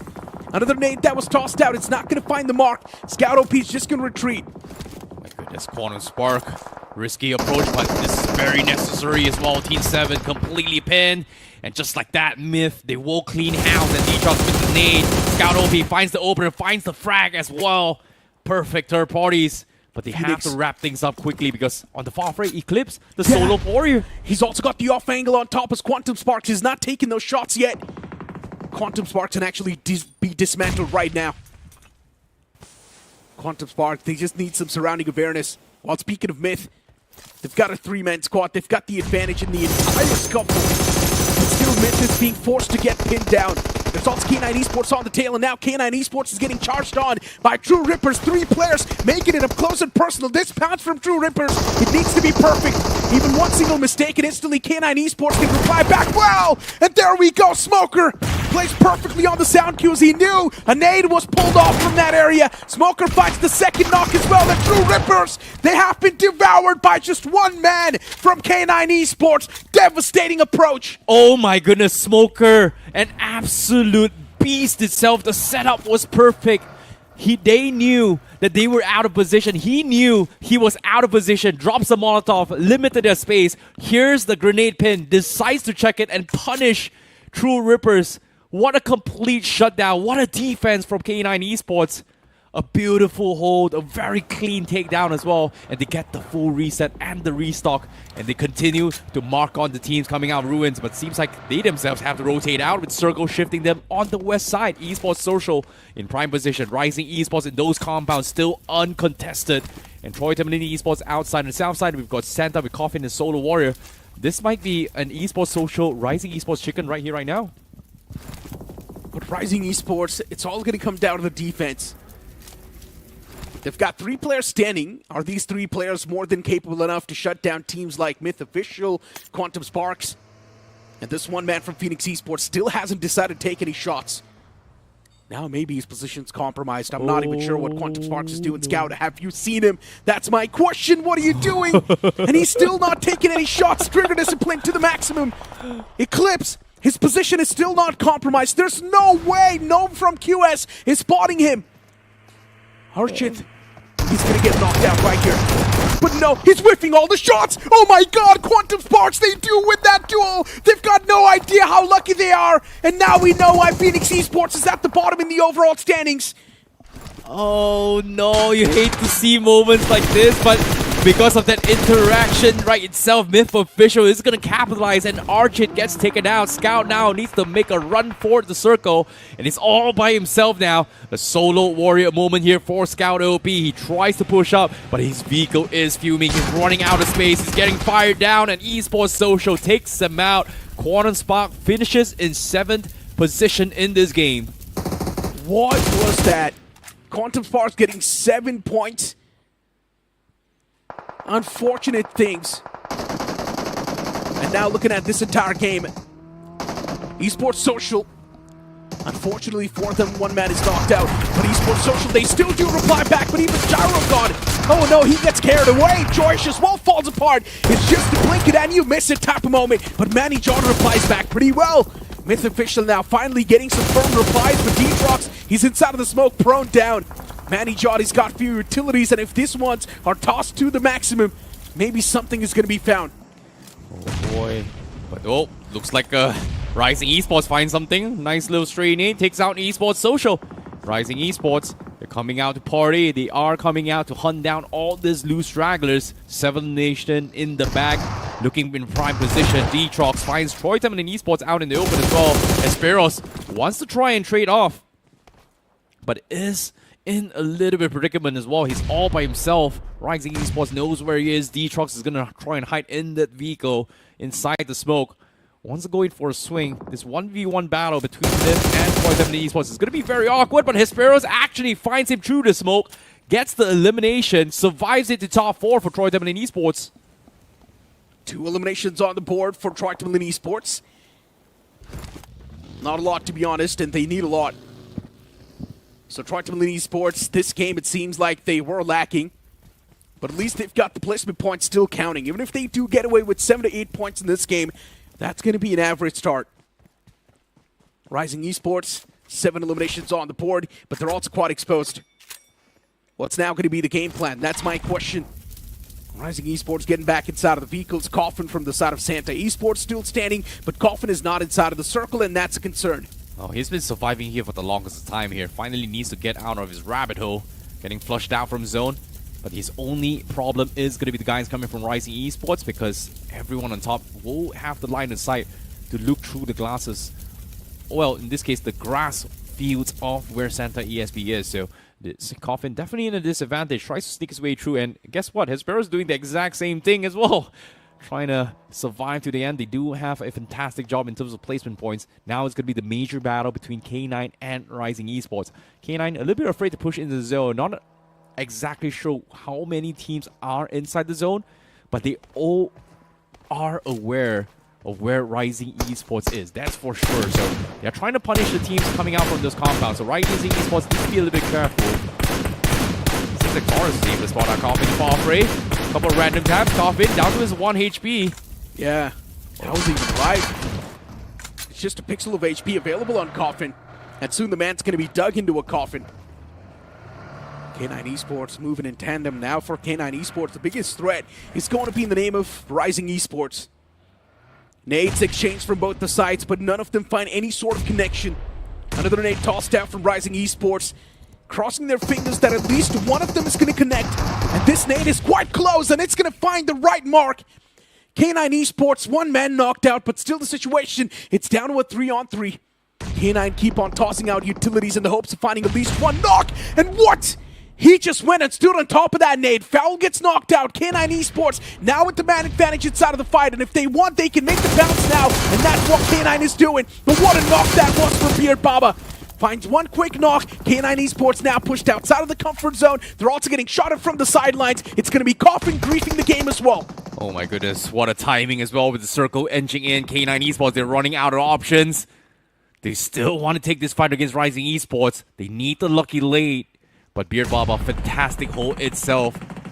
Well, nice nade there to reposition those vehicles. But the vehicles are pretty much fuming. K9 trying to bait a little bit of this interaction here, going for the bait and switch. But Taurus from the far back gets completely shut down by Santa and Troy Demon and Esports. K9 down towards that last solo warrior. It's going to be Snowjot.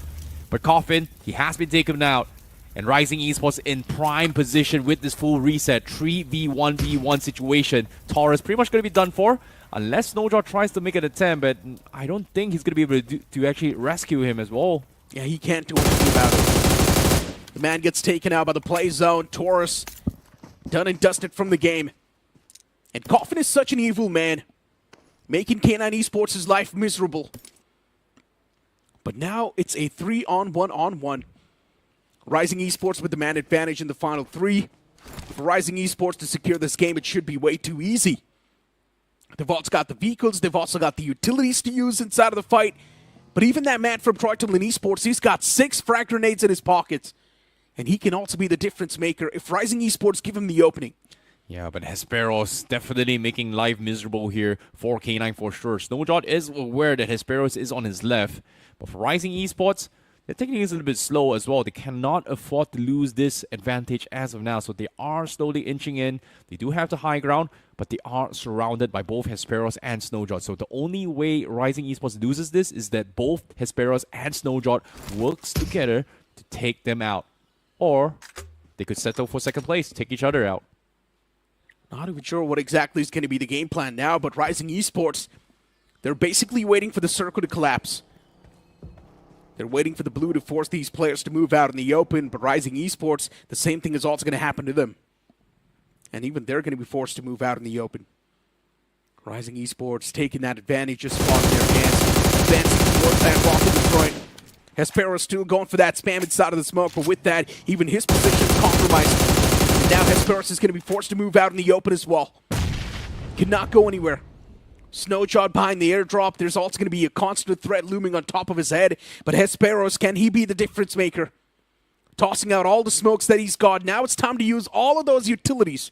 Yeah, but it's too far off as well. Hesperos is caught in a rock at a hard place. He needs to move through. Same can be said for Snowjot. Just trying to prone his way through. Rising Esports, they do not know he's there. Hesperos has been a big red flag for Rising Esports. They've heard all this commotion. They know that Hesperos is struggling to push through.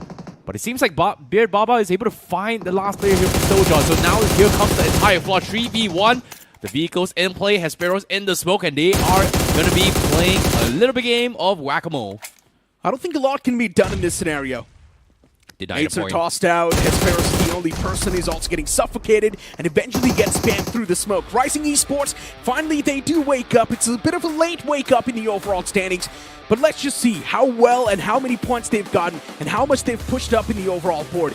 In total, they managed to acquire 10 finish points, and that's going to give them 20 points in total. That's a decent start from Rising Esports as of now. Yeah, a chicken dinner well deserved here for Rising Esports. 10 points in the bag and 10 from the chicken. 20 points in total gives them a shot to try and chase for the top 8 in overall leaderboard here. A great start here coming from Rising Esports, but the stats on the screen says otherwise here because Yuva was taken out rather early with absolutely no damage, no finishes whatsoever. So a very, very small little victory, I would say, here of Rising Esports with a winner with a chicken dinner. But at the same time, we have to talk about this final moment as well. Even for Hesperos, Troy Temple Esports was one of those teams that got taken out rather early, and him single-handedly surviving towards the end game and also outlasting everybody else to secure for top 2. And this was huge for Hesperos. I would love to see the overall standings once they do pop up on the screen, because for Quantum Sparks as well, I think they had around 5 points off of this game, so you can't say it was a flop of a game from QS.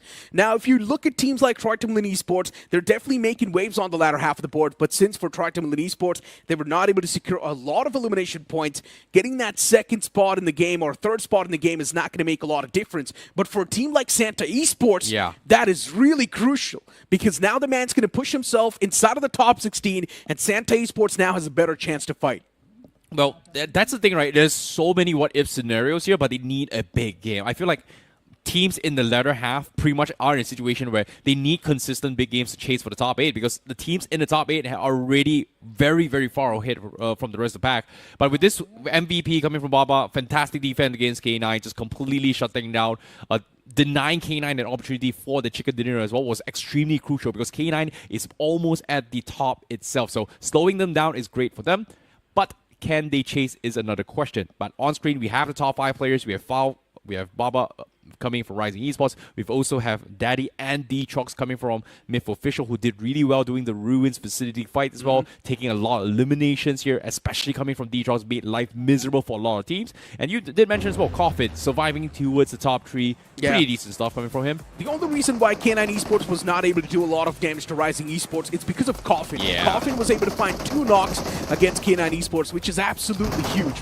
So sort of Coffin helped Rising Esports in that defense against K9 Esports, and this scuffle between Phoenix Esports and Rising Esports, it was so awkward. Phoenix was alive with all the Eclipse. Later on in Eclipse, we saw what exactly happened. He whipped all those shots against Quantum Sparks. Yeah, and this push coming from Lastade was very awkward as well. Lastade was one of the first teams pushing from the south side, but completely got pincered by multiple teams, and a beautiful defense for Rising Esports just completely shuts them out. And we also saw this clutch coming from Smoker. This is just a very, very interesting dismantlement of True Rippers. All those Molotov setups just completely isolated all the players from True Rippers to not even be in formation for trades at all.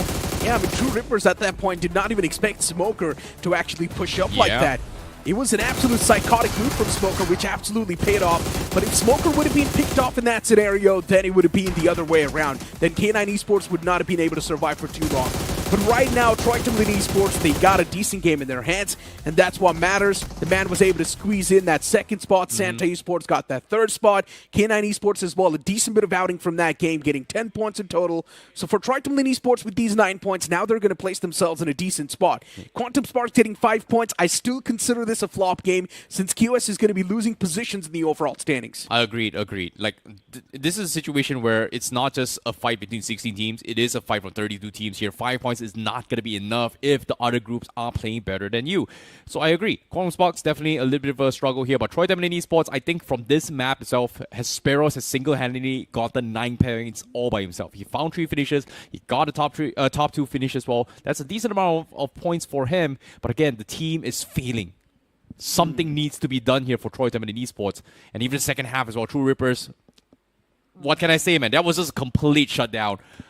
There's nothing much you could have done. K9 just completely dismantled, though. There's nothing really worth mentioning as well, except for the fact that a very good execution plan coming from K9.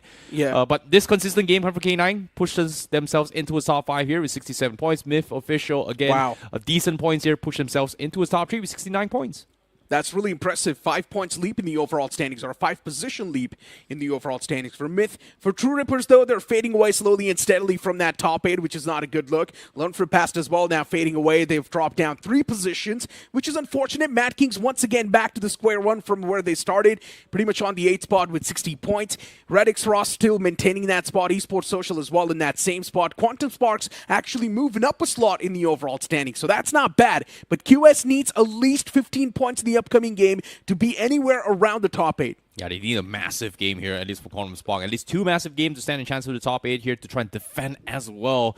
5 more games remaining for each and every single team on the top 16 as of yet. And even, actually, all the teams itself here, pretty much everyone has played 1 game thus far. So it does give us a little bit clear indicator on how they want to chase. But now, this is interesting switch up here as well. You brought up Santa, you brought up Krafton. With this performance coming from him, he was able to sneak up onto the 17th position. But 40 points to 60 over points. That's like a 20-point gap. So that means 1 good game from Santa X means they are in the race, but they're not exactly in top 8 yet. So they need 2 to 3 good games. So they need 20 points in the upcoming game and then 10 points in the last game of today's day. And then Santa Esports can actually be comfortably inside of the top 8. And that's why I believe that the cutoff is going to be a lot lower, since so many teams still in the overall standings stand a chance and they don't even need to work that hard. 20 points for a team like Santa Esports, it's doable. They've gotten a lot of points in single match in the past as well, and they've proved themselves a lot of those times. Speaking of team like Quantum Sparks as well, they have got a lot of potential, and there's still a few more names like Rapid Chaos Esports around the spectrum who are looking to make that leap. But maybe if they do sip upon some monster energies, they can do a lot better. Unleashing the Beast is going to help them a lot. Yeah, for sure. And be sure to check out our official energy partner, Monster Energy, if you guys want to keep yourself energized for the games itself here. But for now, we're going to be taking a little bit of a break here to have a little bit of our Monster Energy before we bring you guys for more action for BMPS.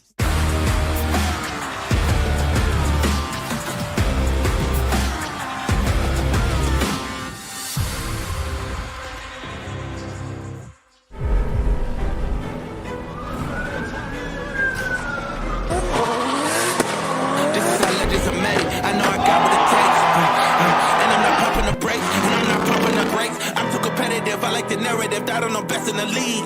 Who you comparing with? That is infinitive. Top of the throne in the league. How you moving so on the speed? I just been bringing the heat. I just been bringing the fire.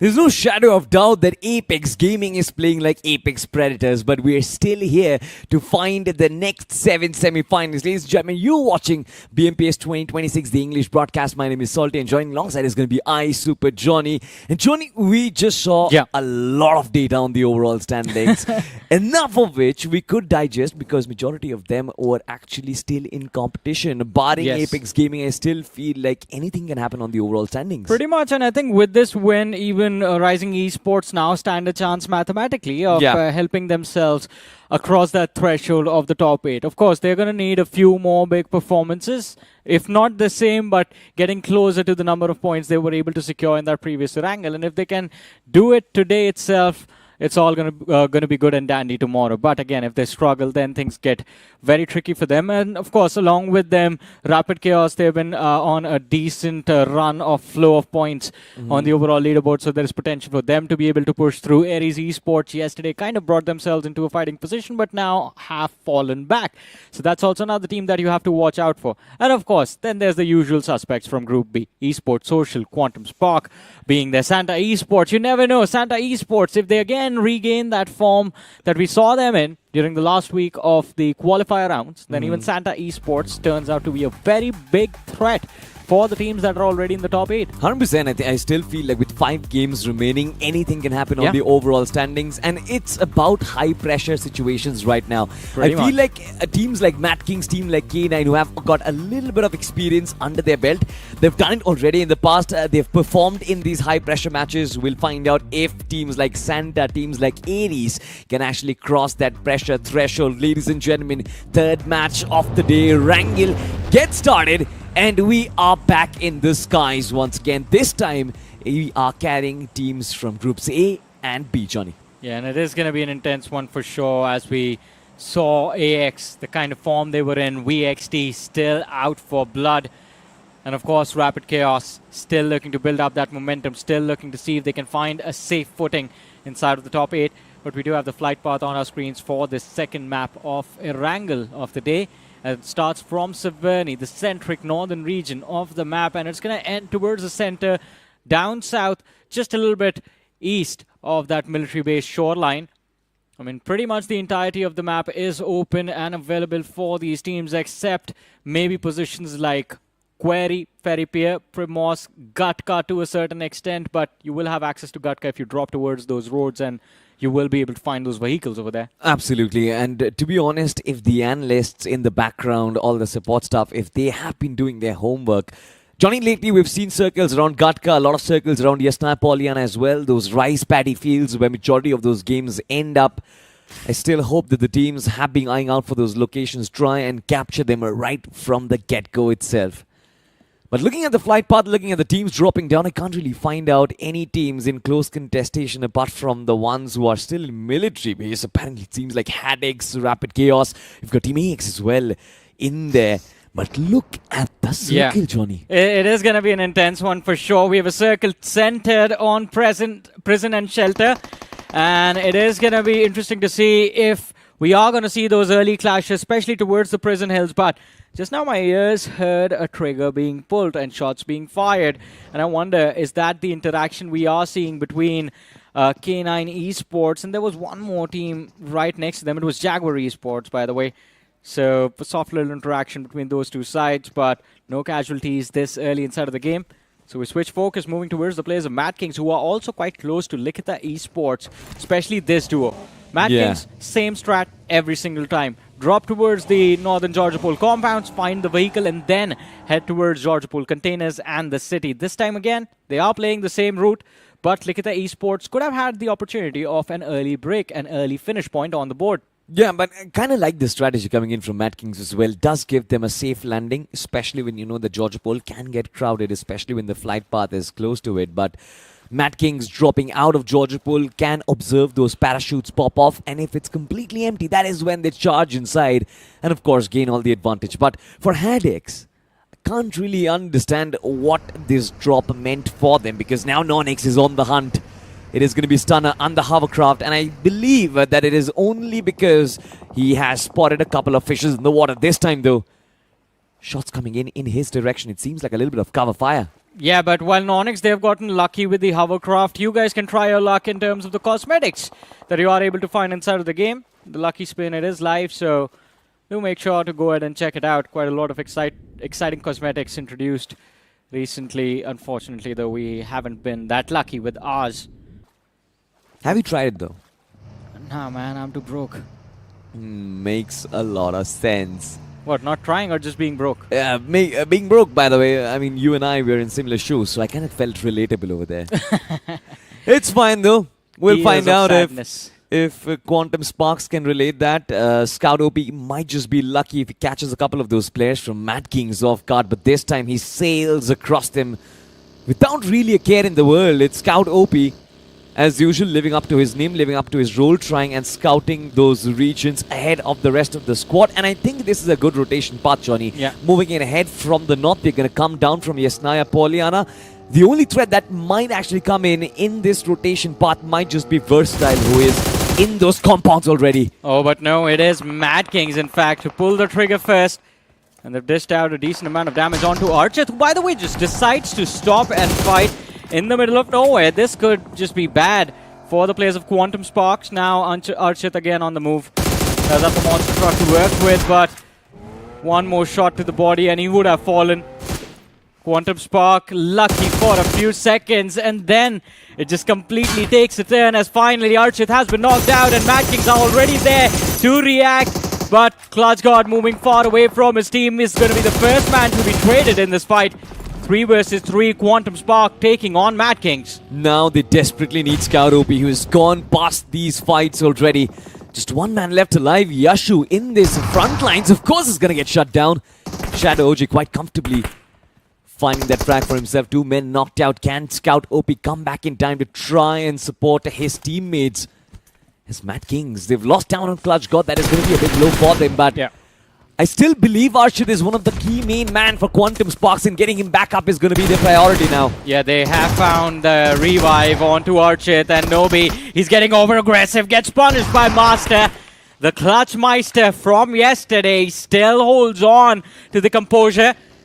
Shadow OG inside of that smoke does manage to find a 2-piece, but instant run over from Scout, and that's the end. MADKINGS getting taken out, and Quantum Spark with a big play. 3 finishes to kick off their journey of this game. But they're going to need a big leap, by the way. 49 points on the board, moving a little too far away from the top 8. I'm just thinking about that entry, the heroic entry of Scout OP to finish off that last play. Just saves his team, by the way. That was so quintessential to find the right timing, to find the last player. And Quantum Sparks kind of survive a scare, in my opinion. Like you said, 49 points. They're still kind of off track, but in my opinion, they're kind of close to that top 8 bracket. The 1 chicken dinner is going to be good to go for Quantum Sparks to put them back in competition. But this fight means so much to MADKINGS now. Yeah. They were on the 8th spot. They got eliminated. They were the first teams to get wiped out. And now I'm pretty sure they're going to fall down on the standings. For sure. I mean, now they're going to be praying that Esports Social, Quantum Spark, Ares, even Rapid Chaos for that matter, do not end up doing that well for themselves. MADKINGS would like to stick around on that 8th spot as long as possible. I mean, it would be better if they get a chance to move up, but that was the attempt that was made. That is where they failed. Look at the cluster already moving towards Prison Shelter. Esports Social early control of the center of the play zone. Although they do find themselves surrounded quite heavily from every single direction. Jaguar Esports down south. Rising Esports up north. VXT on the western flank. Interesting enough, I mean, we saw HADX kind of in a very weird spot, right? Couple of those players still in the waters. Yeah. They were trying to figure out whether or not they want to go to Nova or Pnoy, or maybe even Milda Power for that example. I feel NoNx was kind of trying and chasing them, and now both the teams are going to be on the mainland, moving towards Milda, moving towards another regions of Milda as well.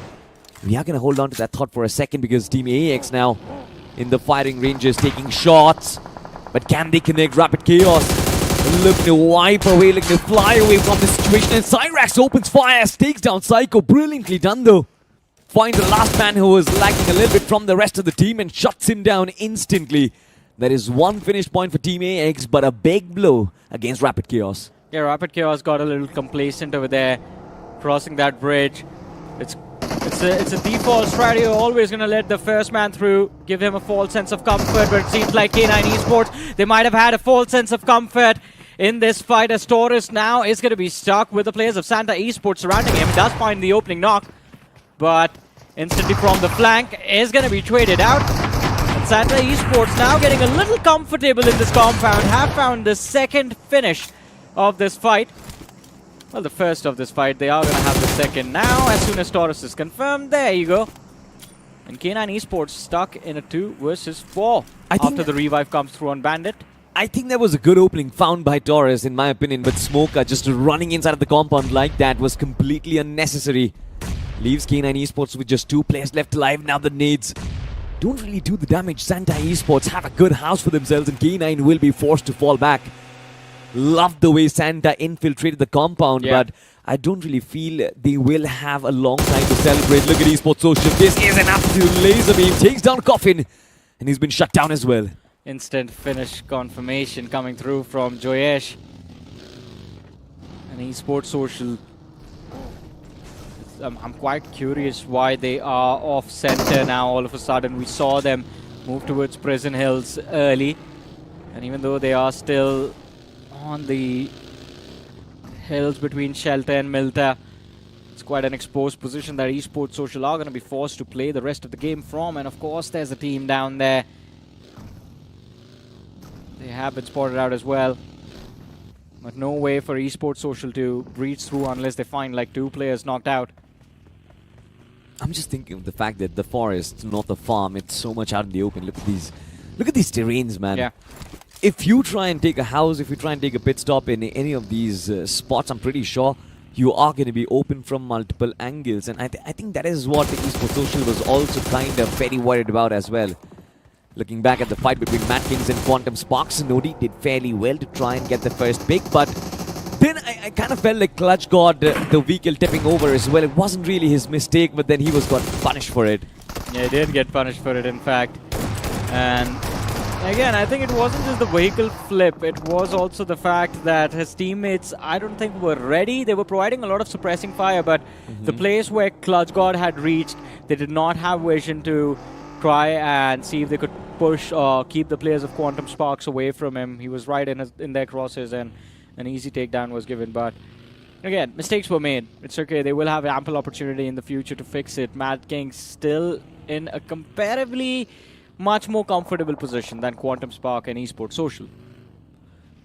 And I think the biggest advantage for MADKINGS has to be the fact that they are an absolute powerhouse of a team as well. Yeah, pretty much.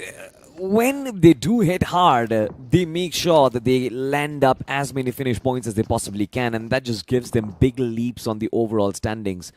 I haven't really seen MADKINGS move up by like 4 places or 5 places. Every time they jump, they're like, alright, fine, 16 places, we move up. Yeah, that happened yesterday.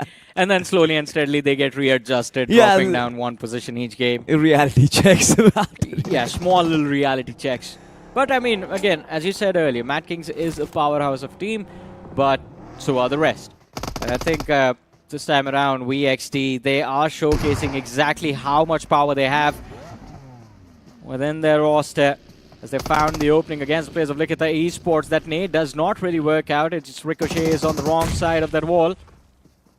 Spartan, he's going to be joined by Rex, Smoke in the back lines. You have Keshu all the way back, laying out that smoke, looking to see if he can protect the team from a third-party smoker, looking for the 3rd knock in this fight. And all of a sudden, Likitha Esports, that last man out in the open fields, completely exposed, makes the life of Versatile extremely easy. They get a squad wipe going. Gunpower superiority coming in from VXT on display once again. Likitha did not even stand a chance, in my opinion. I did not think they'd even try to take a stand in that fight. I mean, all the players completely exposed, 1 by 1 taken out. That was the easiest 4v4 you could have asked for. Potentially, yes. A lot of criticism will come their way, but same can be said to Team Doxy as they come in without information, slamming against Rising Esports, and 1 by 1 they go. It is the fall of Death God as well. Just one man in Q21. Can he bring this man back alive is going to be a big question.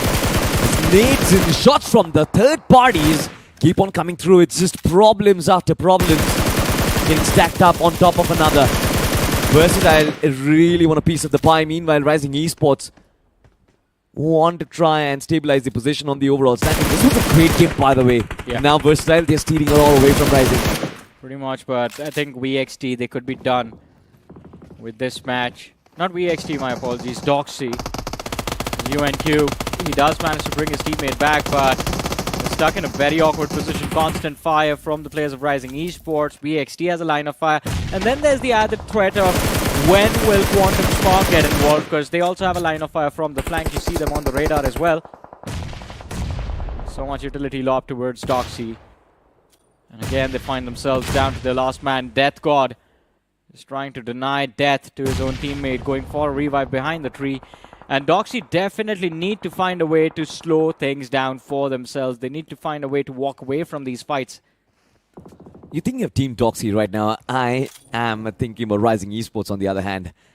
They did deploy a lot of smokes to try and protect themselves from those third-party shots, but you know, all the hard work that they did in this fight itself, knocking those players down, so much utility being invested in this fight, so many nades being invested in this fight, and Versatile from the backline just steal all of them away. Just a 1 finish point for Rising Esports. And like you mentioned, even Quantum Sparks coming into the fight lines. I'm pretty sure Rising Esports, they might be starting to think of repositioning themselves, because this is not a good position. So exposed this time, and nade comes through. Yuva was completely out in the open, took a little bit of a splash damage, now needs to fall back with the rest of his teammates, Johnny. Yeah, this UTL exchange, it's risky, and it's being made even worse by the fact that Rising Esports, they don't really have a position to keep the pressure up on Team Doxy. Every single time Doxy walks back from the ridge, they are safe, but finally Esports Social, they chime in from the southern side of this hill, which is the summit, in fact, and do end up finishing off UNQ21 completely. Steve Deathbot, the last surviving player, but it just makes the situation a little bit more tricky for the players of Rising Esports, because now Versatile can completely focus on keeping the players of Rising Esports pinned, although VXT themselves are going to look for a breaching point inside of the play zone. They are forced to play this northern edge. Yes, and I feel like the cluster at the north is going to start causing problems for Versatile as well. Will. I mean, there are going to be 4 teams in there. You've got Quantum Sparks, Rising Esports team, Doxy, Versatile being one of them, breaching past so many teams. And escaping unhurt is going to be a big challenge. They can try and go around the circle, but majority of those sidelines are occupied already. You've got Team AX with that 2-2 formation, 2 players inside of the zone, meanwhile 2 players guarding the blue circle. Oh, look at this. Is that really going to help them? On the flip side, Team Aries Esports, they come in and slam against K9. It is going to be the first knock coming in from Snowjob. The second one comes in as well. It is a little bit of K9 Esports action as they dig their teeth into Aries. And Aries just keep on watching. Just one man left alive, and he's been shut down as well. What a partnership between Somraj and Snowjord. That was the cleanest 4 versus 2 that you could ever see. K9 Esports, incredible stuff. And Aries, well, it seemed like the tide of war has turned, and it is going to be the Cerberus from the depths of hell that ends up taking out the God of War over there. Not really a good outing for Aries Esports. All of that hard work from yesterday has gone down the drain now. We'll come back to that in a bit. Esports Social, a mad dash into the players of Jaguar Esports. Manny John whips a lot with the shotgun, but it doesn't matter. Proper cover from the remaining of the team. And Esports Social also have a clean squad wipe in their hands as Jaguar Esports get eliminated from the game. They had Jaguar Esports in front of them, but the real primal instincts came in from Manny John, just dived into battle. Yeah. Quite brilliantly. In fact, man had no scare whatsoever. On the flip side, though, we get back to the north as VXT. Like we talked about, they went and tried to go around the circle and try a different reaching point, but this time the boundary is being marked by Team AX. Lovely formation coming in from them as well. Devotee taking in shots. VXT this time have really been kind of choked up in that formation, by the way, between AX and Quantum Sparks, but they still fight and find a breaching point. Team Doxy on the other side, quite easy pickings, to be honest, for Rising Esports. Team Doxy didn't really have the numbers advantage, but now Quantum Sparks, those are some amazing nades being lobbed in by VXT, but Master survives. Yeah, there's just struggling with movement space. Archit, look at how much distance he has closed in. If he manages to knock out, I think, 2 players in this fight, then it's going to be a brilliant turn of events, but yep, you know, the iconic property of quantum particles. Observation changes the result, and I think whenever we observe Quantum Sparks as well, sparks just turn into a simmer. This time as well getting wiped out at the hands of VXT, who just keep moving up the leaderboard, by the way. 77 points on the board for VXT. I think this is going to be the next team to cross that 80-85 point marker and finding themselves in the safer spot. I'm in awe of how well Smoker is playing right now. Every single fight in the front lines, he's taking a lot of responsibility on his shoulders to find the opening, and more often than not, always does it as well. This time, though, from a different sideline, be it Baba finds a knock on top of a player as Keshu gets knocked out, quite low on HP as well, needs to get brought back up as soon as possible. Meanwhile, Rising Esports use that opportunity to climb up the hill and try and close the distance. It is going to be foul. He falls, but one man was knocked out already, and Rising Esports show him into battle, eliminate the likes of Versatile in one quick snap.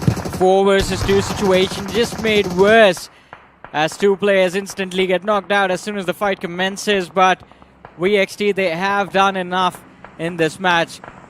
On the other side, AX, I think they were also close to the players of VXT. Now getting pressured by Santa Esports, but the pressure gets relieved and again gets reintroduced. A third party, a quick one as well at the hands of Esports Social, but Devotee, he drops too. That has 12k point blank range and he's not done yet. Manijod, almost 70% of his HP bar just evaporated in a split second. And Devotee with a devotion to his team, just still choosing to hold on to this fight. This is madness. This is criminal, Johnny. By the way, Devotee inside of the smoke. We talk about the smoke criminal. This man is committing crime in daylight, ladies and gentlemen. Esports Social have been wrecked up, and one man, Manijod, can still save the team from the brink of death, by the way. Elsewhere, we do have Rising Esports duking it out against True Rippers, and the nade was massive by... Well, look at this. The counter nade came through as well. Cheyenne does complete the revive. No, wait! He falls, and True Rippers now are going to be struggling in this fight as well. Yeah, they are going to struggle for sure. Dermy taken out, the Danger Man out, Rising Esports. That previous match, that chicken dinner, it's given them a big boost of morale. And they are going to use it to the full extent. Funk spotted out, finished off. Rising Esports, double digits on the board. 10 eliminations secured. They find themselves in the top 6 of this game. And it seems like with this match, they are going to be inching very close to that top 8 position as well. MADKINGS 61 points. I think that's going to be the target to beat, especially considering Esports Social also have been wiped out with just 59 points on the board. Absolutely. You know what? This is going to be a big game for Rising Esports as well. If they do manage to survive and make it inside the top 5, maybe inside the top 3, this is the game that Rising Esports needed. The same can't really be said for K9. They wanted to stabilize their position on the overall standings, wanted to cross on that 80-point mark, but still struggling. HP bars have been brought back up. This time Snowjawed in a little bit of a risky position. Does land the nade right in the nick of time. AX, one man left alive. Raiden, can he save his team though?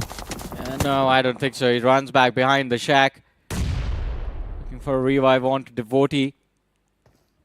And it's not just K9 Esports, there's NoNx, you see them on the radar. They are going to be listening to all of this commotion. There's HADX as well, who as soon as they are across the hill will have a line of fire. But it seems like that revive, it might just come through. K9 Esports as well, looking for a reset. But here they are, the players of HADX finally have found a way inside of the zone. And instantly on the move, want at least a piece of the pie. They run in, and K9 Esports, these steeds, they are made of adamantium. They don't seem to break. But finally the shutdown is there. A brilliant nade coming through. Devotee once again, the star player for AX. They're in the top 4. They have 7 eliminations, 6 of which have just come from one single player. Devotee, he has secured the title of MVP of the match in one of the previous games, in game number 1 of the day. And I think he is going to make sure that he becomes the MVP in his second match as well. Now I'm just still thinking K9 Esports, it took a lot to take those 2 players down. HADX, the entire squad pushing in through. AX shooting a Molotov inside of the shack and a nade as well. That is how K9 Esports went down. They did not go down without a fight. And I think credit has to be given where it's due. AX on the flip side through the shack, they've made it an absolute fortress as smokes after smokes get lobbed in. Nobody knows where the entry point of the shack is, by the way. Everyone is still guessing. Now NoNx coming to try their hands at it as well. Will Devotee be able to survive yet another collision? Man moves out, so many shots getting taken. Hovercraft almost getting blown off. Devotee takes a big risk, but he finally gets shut down. NoNx, they survive, but from the backlines, Rapid Chaos have been surviving. And they've been looking to try and avenge their mate being slipped off the Eliminator leaderboard. Dhruv is still standing tall. Can Rapid Chaos make the most out of this game? They've lost a lot of momentum, Rapid Chaos, to be honest. I mean, not the same level of aggression that we were seeing in the early stages of this tournament. And now it seems like that confidence, it's going to take a while for it to come back, just playing and hoping for a chicken dinner. That nade, it was close to Ghost, but G-Bot, my apologies, but does not really seem to find the knock. But Rising Esports, man oh man, what a turnaround today from Rising Esports. 2 games in a row. They've had a lot of finishes. They've had 1 chicken dinner. Now the question is, can they get the second one as well? Can they get 2 chicken dinners in a row? And you know the shining star from Rising Esports has to be Beard Baba. This time, once again, being in the front lines, being the man taking charge of their aggression and bringing in success for the rest of the squad as well. This trifecta is going to be a little hard for them to maneuver because Rapid Chaos, they are on the right side of the circle. Rising Esports and NoNx are still hugging the edges, which means they are going to be pushed inside. Rapid Chaos, in spite of the fact, Johnny, that they are still in the open, I believe the zone might just be forcing things into their favor. Oh, it definitely can. But Rising Esports forced on that flank. With how Yuva is looking around the terrain, it seems like that they have an idea of where the players of NoNx and Rapid Chaos are, but not the exact position of the individual players. And hence why we see Rising Esports sticking around towards the edge, just wanting and praying for the two teams up front to collide. I mean, Rising Esports, they still have a vehicle for themselves, and I'm imagining what if they try and take a sidestep, go towards the north side of the circle, because the circle has ditched them already. They are outside, and Rapid Chaos in complete control of it. They have the numbers advantage. What if they use that advantage and try and make a push pounce? This is Rising Esports doing exactly that. Rapid Chaos, as soon as they pop off, the nades to come out as well, and Rapid Chaos knew they had to try and put up a big defense for themselves. Shots from either side, Stunner from the back lines finds a knock, and Flash gets down. The finish has been stolen by Rising once again, and Rapid Chaos all of a sudden in shambles as two teams try and fight them in tandem. This is a beautiful tag team effort by Rising and NoNx and Rapid Chaos. You can't really blame them. This is overwhelming for any team in the world to handle. Yeah, pretty much. And I think a brilliant turnout from NoNx as well in this fight. Both the teams were waiting for an opportunity, third-party Rapid Chaos. And it was just a fact, or it was just down to which one of them went in first. Well, the queue got picked up by Rising Esports. First ones to go in. But numbers are still in the favor of NoNx. 4 players still surviving. Rising Esports, they lost 1 in that fight and hence are down to just 3 players remaining. NoNx, they do get the revive going, but the player still needs to bring his HP back up. There it is, Aman. A little bit more comfortable in trying to see if he can proactively find an opening against Rising Esports, this time with Baba playing the flank, Fox and Yuva on the other side of the ridge, and Stunner is sitting there.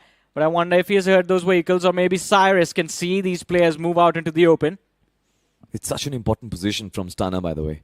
He does cover the lower grounds, prevents Rising Esports from finding the chinks in the armor from the right-hand flank. Speaking of Rising Esports, shots are coming through. There's a smoke pot being laid upon by NoNx. And they might just be suffering because of it as well, as NoNx keep on moving. Rising Esports want to close in the distance, but they are the ones who are inside the circle. NoNx, in trying to push inside, Aman gets knocked down once again as a Beard Baba. He is looking to stomp on the rest of the lobby. Fox OP 6 eliminations, Beard Baba with 3 and Yuva with 4.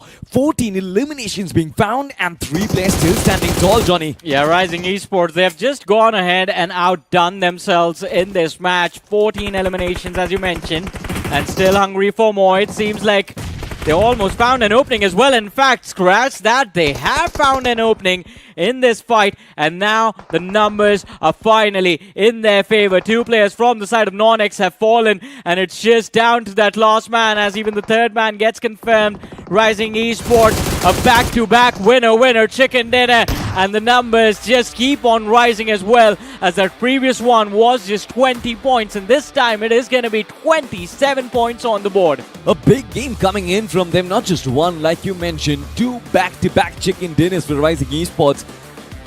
That just puts them in such a comfortable position. What a day to be alive for these lads. Look at those numbers on board as well. Fox OP with 7 eliminations. Took a big gamble taking himself out of Team Tamilas, and now he is still dominating the leaderboard. Yuva with 5, Beard Baba with 4 finishes as well, and Foul with 1, but contribution is still going to be there. There are more finishes in this game than the first 2 days.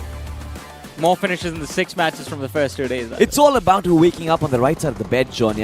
I finally figured out that is the secret to success.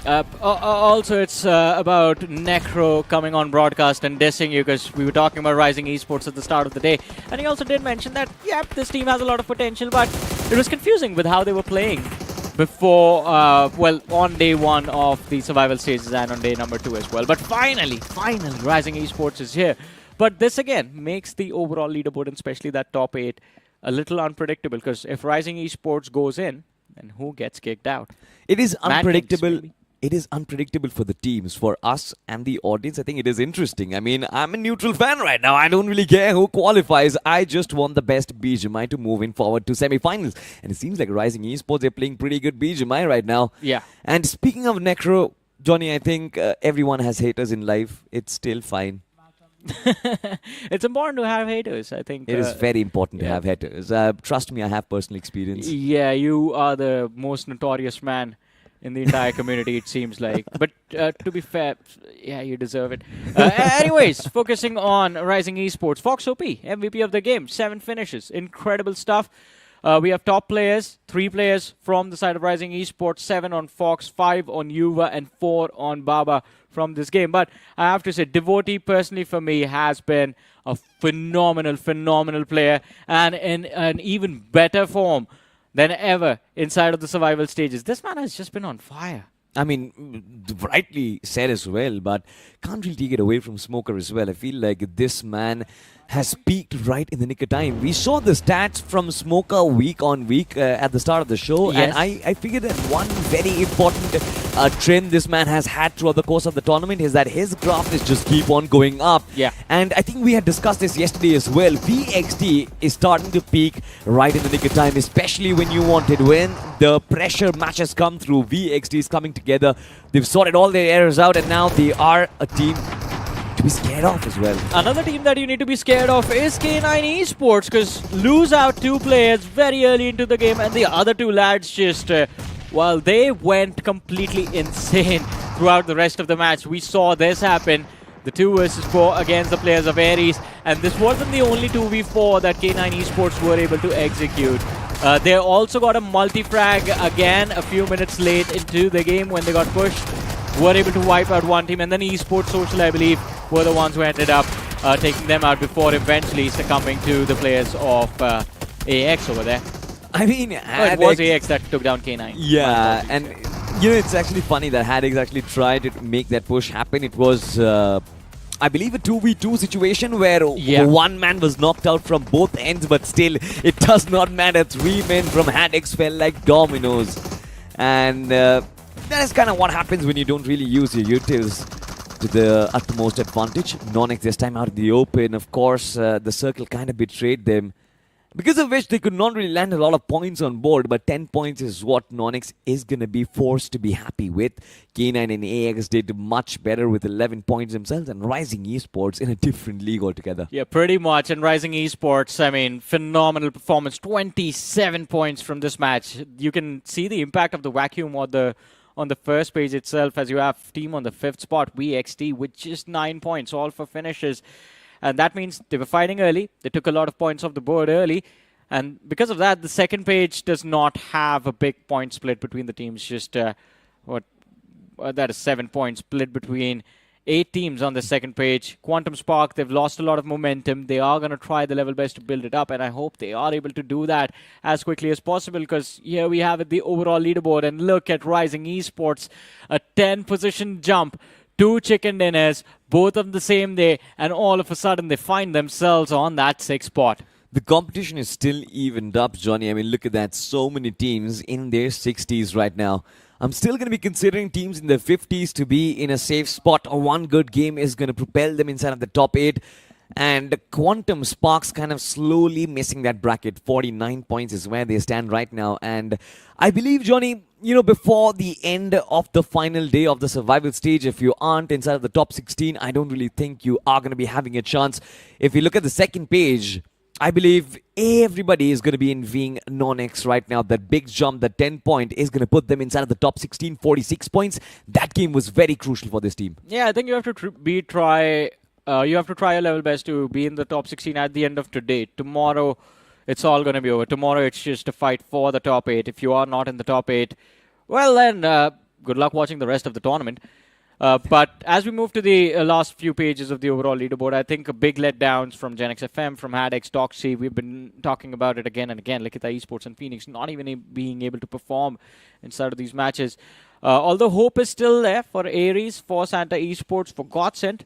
One big match, 120 bomber, and you are going to see their morale. You are going to see their stance inside of the game switch. Because at this point, it's back against the wall. You're going to swing your arms out, hope you catch someone off guard.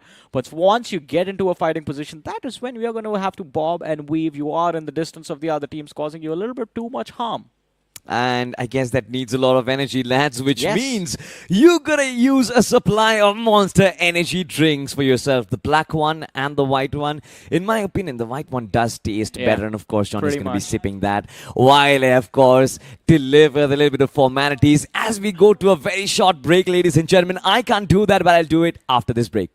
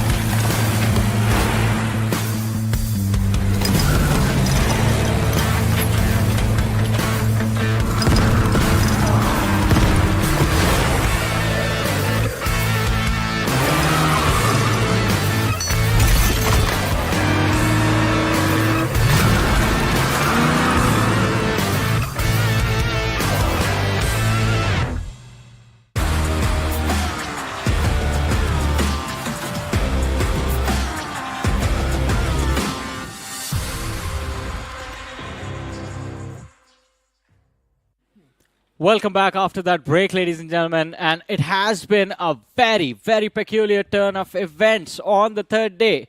We were hoping for a day of comebacks. It has been a day of comebacks, and surprising comebacks, in fact, with Rising Esports just moving into a comfortable spot inside of the top 8.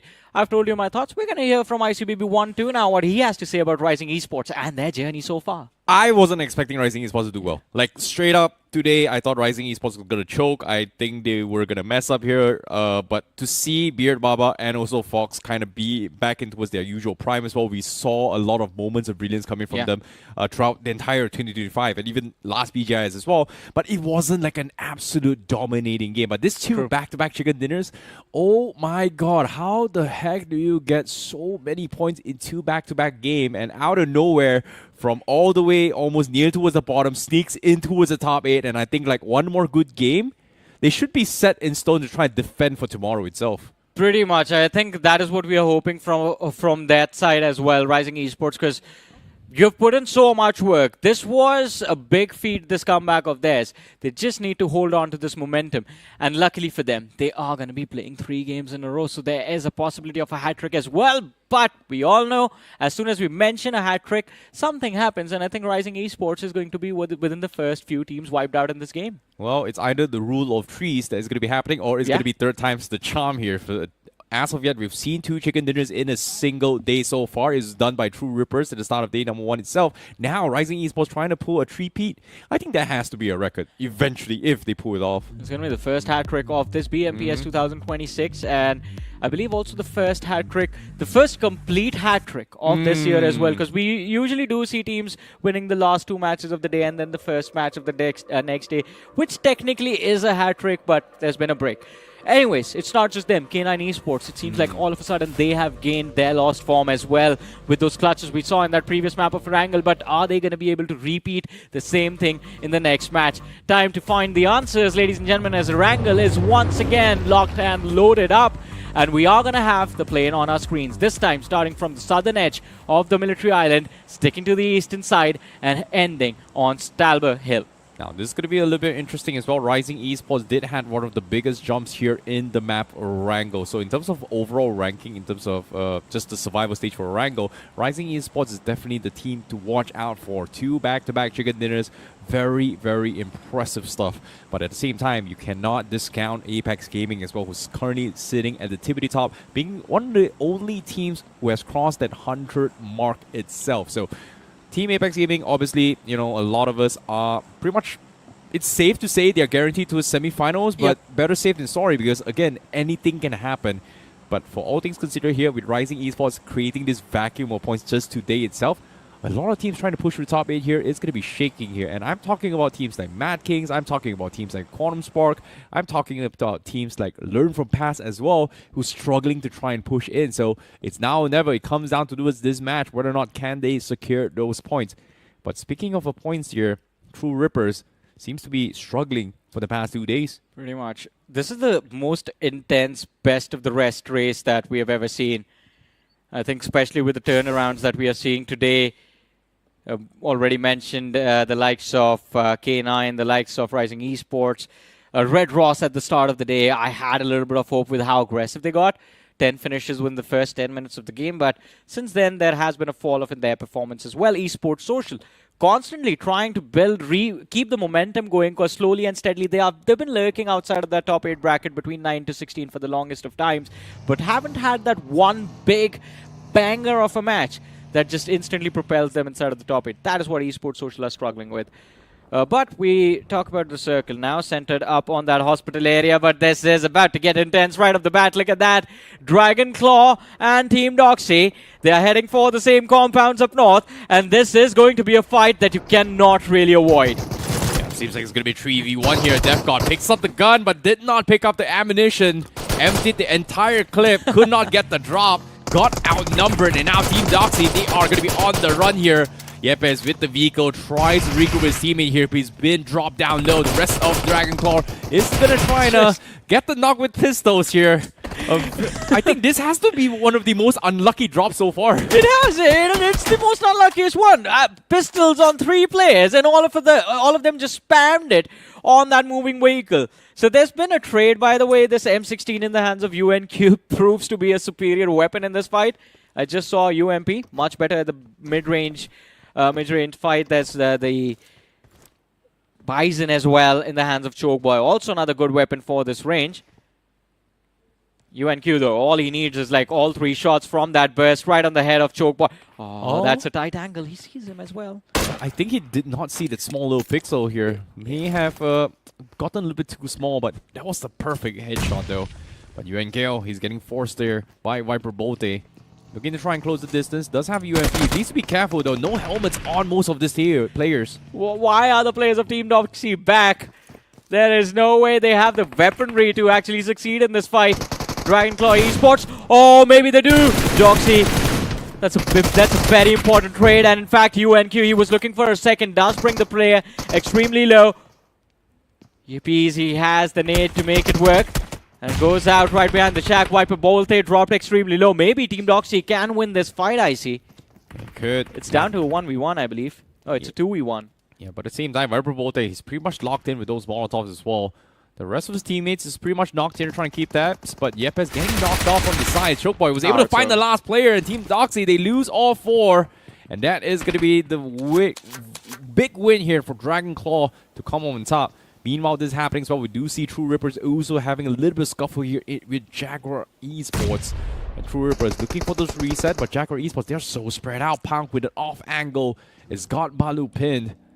And True Rippers, they are going in for the flush now. Yeah, this is, there's no coming back into this fight from the players of Jaguar Esports. True Rippers, they have Balu surrounded. No one's watching the rear exit of the building, and Balu uses it to just climb up to the roof. All he wants at this point, it seems like, is to just not get finished off at the hands of True Rippers. He just wants to play to try and isolate these fights. But TR, they are they're not aware. They still think he's on the first floor. They're moving up to check. And finally, now the confusion is going to kick in. Where did that man go? Now they know he's on the roof. Yeah, Balu is pretty much stuck there as well. Punk, he does have the DPS. He's gonna look trying to bait him out of position. The sprays comes through. The are chipping away at his HP, but Balu, he still has the off angle. But look at the radar. Red Ross in the distance are watching this fight, and this delay that was there for True Rippers, it could backfire upon them. They've used a lot of ammunition. They've used a lot of utility to try and shut down that fight, or wrap it up, in fact. But Red Ross, they have an opportunity for the third party. They've seen the players of True Rippers from that ridge, but they completely move away. What is happening to Red Ross? Yeah, I think Red Ross just wants to completely bail out this fight, but Yeah. for True Rippers, they didn't exactly loot up too much here, so small little victories, but seems like panic is around towards the Ruins vicinity with Esports Social having a run in here with Fraggy. G goes his way through, gets a knock. It seems like Esports Social, they get caught mid-rotation, losing 2. And Godsend is able to somehow gatekeep them. Gyro got on the far fray, trying to make an exit as well. Fraggy continues to apply pressure. Joyesh actually goes in for a mad dash to try and trade this off. Fraggy now left all by himself. He needs a little bit backup. Cooks up a nade to try and get a little bit lucky. Joyesh with the chip damage wants to try and pick up that OP. The push comes through. Fraggy jiggling his way through, misses his shot, gets dropped instead. Big whiff for the players of Godsend over there, and already down to the last player. It was difficult to try and judge the intent from Esports Social, by the way. Godsend Esports getting confused whether to back off, whether to commit even more towards just the confirmation of this knock. But Esports Social, I think brilliant execution of Godsend Esports. They split into twos, and those duos just worked out perfectly. Did not lose a single player. Got 4 finishes from that fight. Yeah, but for Godsend, it's a little bit unfortunate as well. They had the upper hand. Esports Social, for some reason, was able to get outflanked and take them out from the other side. They lost both fights on both fronts. It's just very awkward here. But unfortunately for Godsend, that is going to be the end for the game for this round itself. Small little recovery for Esports Social. You talk about lingering around the outside of top 8. But with this win, it keeps the dream alive for them to try and push into top 8 now. But let's take a look at how the circle is going to be forming here. Seems like once again, it's going to be forming around Everest itself. And learn from past at the tippity top. DC going to be playing from Georgia Bowl. Quantum Spark a little bit late for the Everest itself. And this one time they did not go for Everest, seems like Everest is going to be the biggest majority as of yet. Yeah, pretty much. You just have to make them feel bad about it, right? I see. The one game Quantum Spark stays away from Everest. But interesting move from LEFP, by the way, learned from past. I believe 2 of the players, we see them in the containers area, but the other 2 lads are on that summit and to hold on to which is 2 players. We'll have to see what the end result for Learn from Past is going to be like. But NoNx FM mid-rotation clash against the players of Santa Esports. And I believe that damage tracking was done to perfection. They know the players are going to be low. There's the opener. Could be the second as well. And DipOP does not fail. He finds the third in this fight. And Santa Esports, not a present that they were hoping for, but it is a one that is being opened up for them. And NoNx FM with a quick squad wipe in the middle of nowhere. 4 finishes secured. DipOP just turning into a monster in that one. Yeah, the absolute shutdown for Santa. What a flick as well coming from DipOP. The spray transition was on point. The bullet control was spot on as well. Got the first knock, stop shooting, readjust his crosshair, and then take the rest of Santa itself. But seems like Esports Social, they've got the reset and they've pushed through inside the zone. Seems like they are going to be playing on towards Chopstick Sewers for now to try and equalize. But nope, they are going to push up further to try and get center control. Seems like the circle is going to shift down south instead, so Everest is not in play. And Learn from past, they have to readjust their rotations. Circle is going to be playing on the south side, and True Rippers has already called diffs on the south side of the inner circle itself. Corner Spot going to be swinging on the west side. Learn from past needs to regroup from Everest, but seems like they are going to hover around for those advantage. I think if the intention for Learn from Past is to have a high finish tally at the end of this match, then just playing the summit of Everest gives you information of where the teams are going to be hiding and where you can prioritize the fights.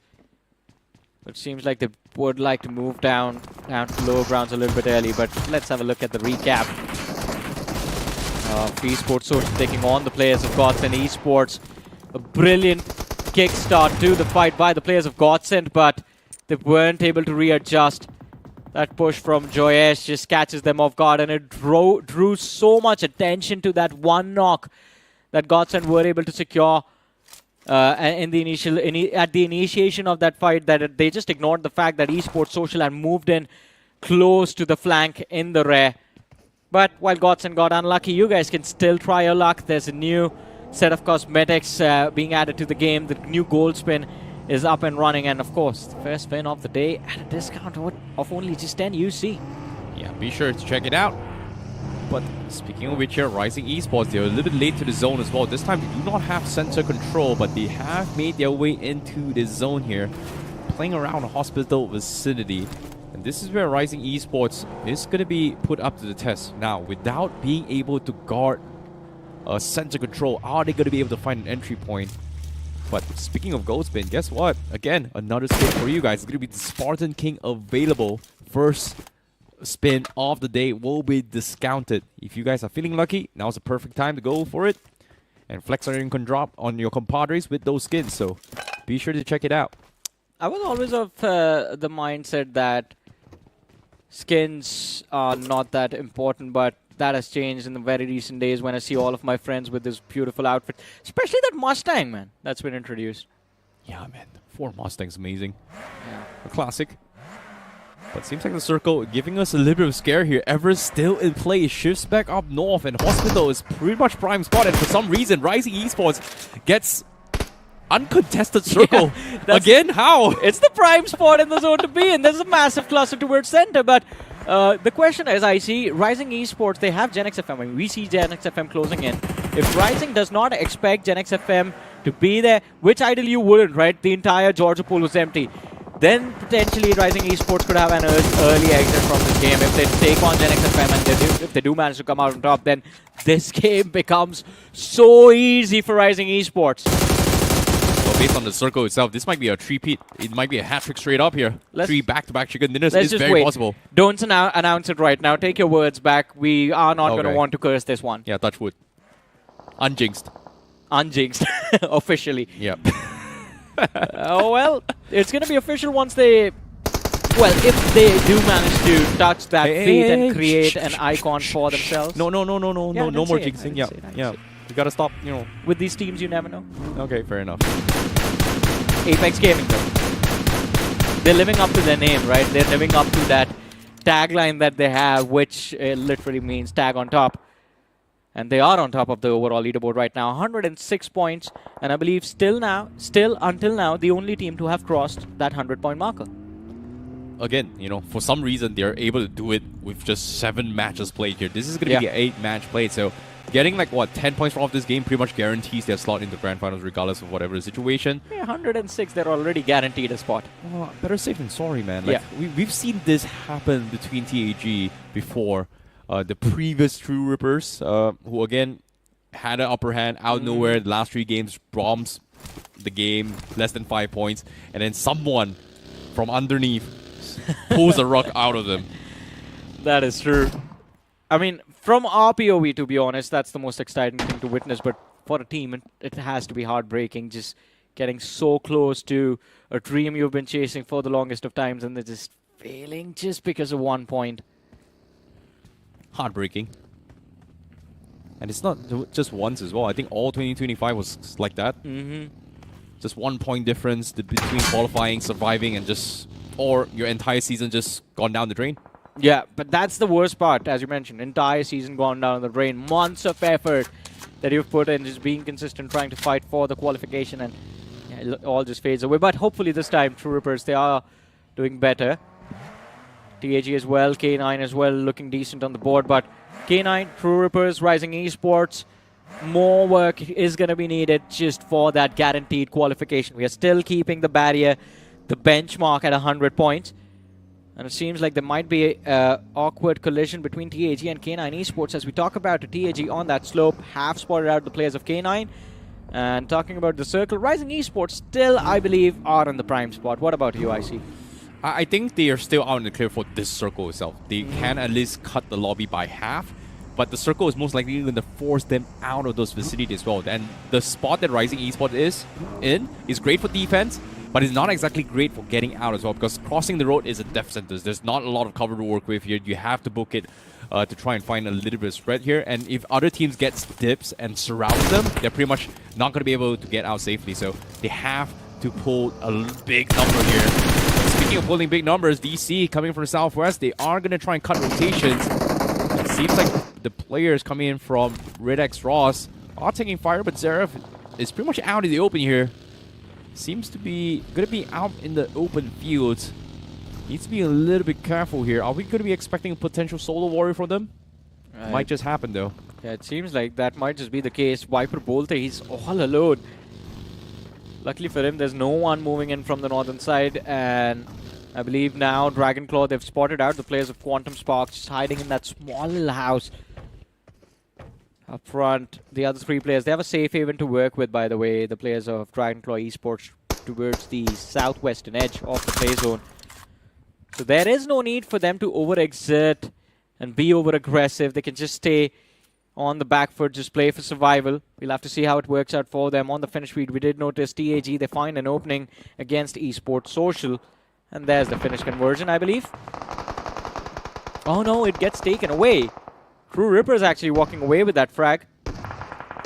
Well, seems like on screen we do find themselves a little bit of a hilltop out in the open as well. TG having a little bit of run in Nox here. And Nox, they're getting bent as well. Thunder Gods drops a hammer on them, drops Skillful down low. He actually makes for an exit as well. TTG, they win the trade-off, but Nox, they're in shambles because of that play.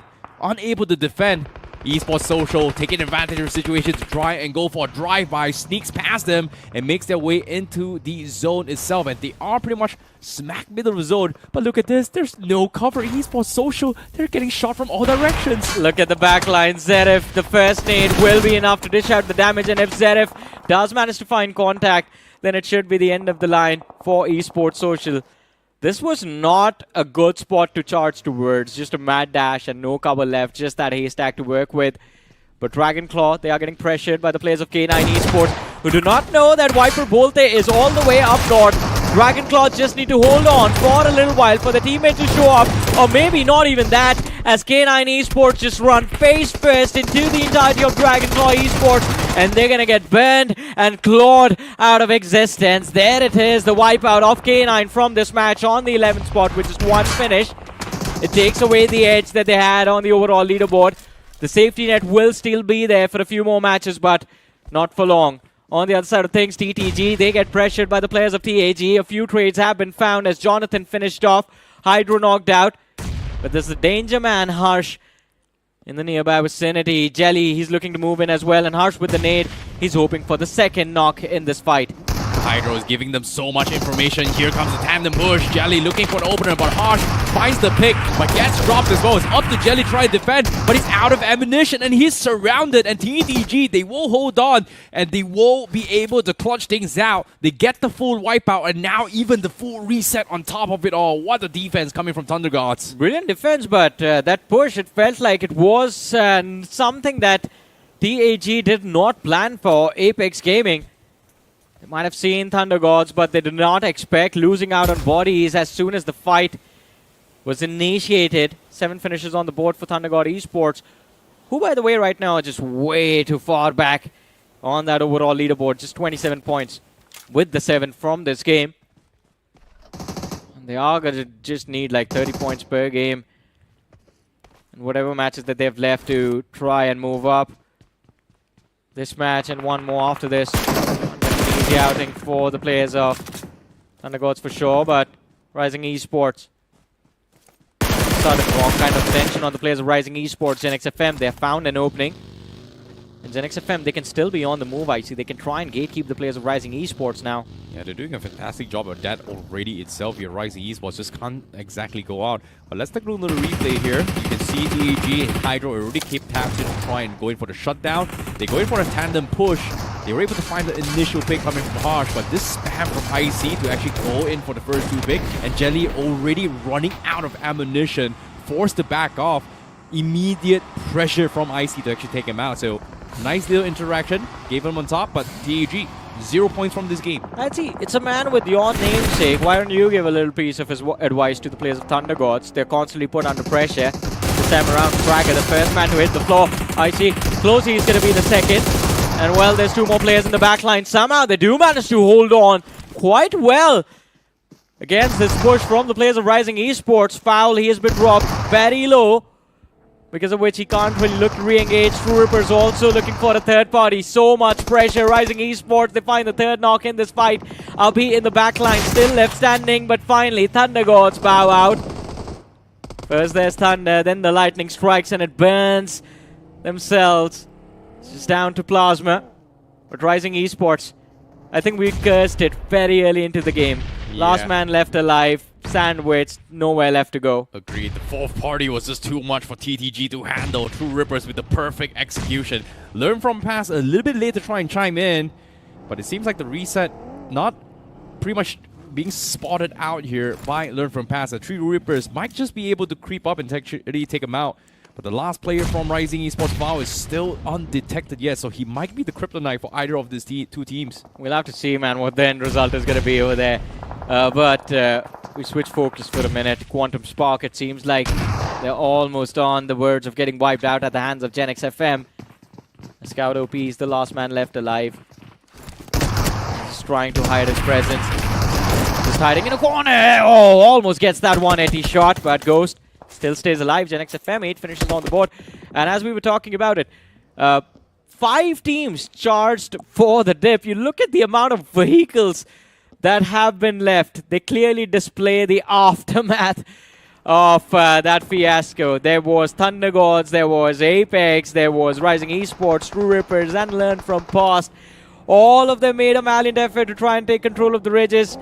Learn from Past and True Rippers still alive. Rising Esports, 1 man surviving everyone else. The other 2 teams, Apex Gaming and Thunder Gods, just annihilated in that fight. Yeah, as you can see, Learn from Past, as they disengage from their fight, they've got bigger problems. They're still outside the zone. They haven't exactly found the spot as well. With Honey going to be leading the pack here. Gen X FM does have a nice gatekeep on towards them. But yes, they have the compound, but this compound is not exactly in zone as well. They're hoping to get a few lucky picks here. They've sent out Damu at the back lines to try and provide cover for Dip OP to try and walk up. Seems like Damu now finds the opener. Honey almost getting dropped down low, but needs that knock for Gen X FM to actually push up. Depop now sees this engagement from them from Pass, lobs the nade over, and that's going to be the knock. And Learn from Pass is dropping bodies. And the desperation is coming in, but Gen X FM, they got this too distracted from the back lines. DC chimes in as well. And Erangel Esports, it was so quiet that everyone forgot about them, but not about Learn from Past. JD Gaming hoping to go big, finally get shut down. What a push, what a play from Gen X FM. The confidence now surging in their veins, and they do not want to slow down. 11 eliminations secured from this match. This could be the start that Gen X FM needed. This is where the flow of points can be brought in from. But from here, you can only hope for a chicken dinner. You have the elimination. All you need are the placement points, but it's not going to be easy. They have True Rippers on the flank, Dragon Claw, and Esports Social sitting smack center. It's going to be a tough battle here. It's going to be a battle of snakes as the circle collides in towards the out of the middle of nowhere. And for File, Rising Esports, somehow True Rippers and Learn from Past completely ignoring him. This is the perfect time to sneak in. This snaky terrain gives him so much opportunity to actually sneak up as well. As you can see, based on the zone, there's not a lot of nice elevation. And even if they have elevation, it does not see a lot. And Dragon Claw is trying to find off angles to work with, but there's nothing on the south side for now. How long will Foul stay alive? Pretty long, I would say. I mean, he has stayed alive for a long enough time, but True Rippers is the distraction up front enough to help Foul make it to the top 3 of this match.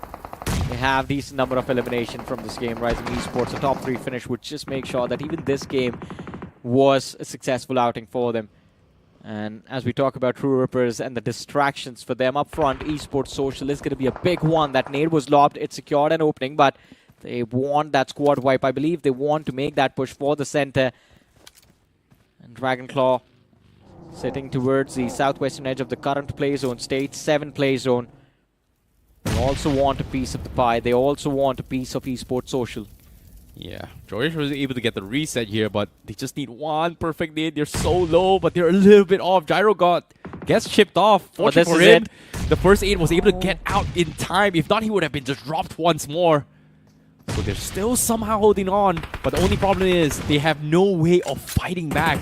They are at the mercy of everybody in this lobby just because they are at the center.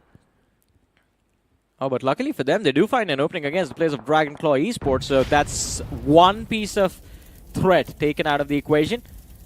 Jaro got knocked out again, and finally, after a lot of attempts, True Rippers are able to eliminate Esports Social completely from the match. A lot of grenades committed to that fight, to that squad wipe, by the way. We're down to the top 5 teams of this game. 13 players still alive. True Rippers with all 4. Rising Esports with 1. Red Ross with 1. We have Dragonclaw with 2 players still left standing. The third was knocked out. He has finally gotten revived. So now there's 3 of them. And then JAGUAR FM also with all 4 players still up and running. Yeah, seems like the next move is going to be up on Dragonclaw as well. True Rippers has finally found a way inside the zone. They've got a very nice wide spacing, but for DC, they pretty much lost this advantage of this water tower here. They've got the line of sight of NoNx FM, but they cannot afford to get dropped here. Tap God is going to be forefront. And Chokeboy is going to try and play a little bit support here, but gets chipped away. So NoNx FM just may be able to actually lob a perfect nade to try and close the distance, but seems to be a little bit far off. Bunny trying to realign his nades here. Seems like not going to be able to do so here. Decides to smoke up in case of an off angle that he cannot spot out.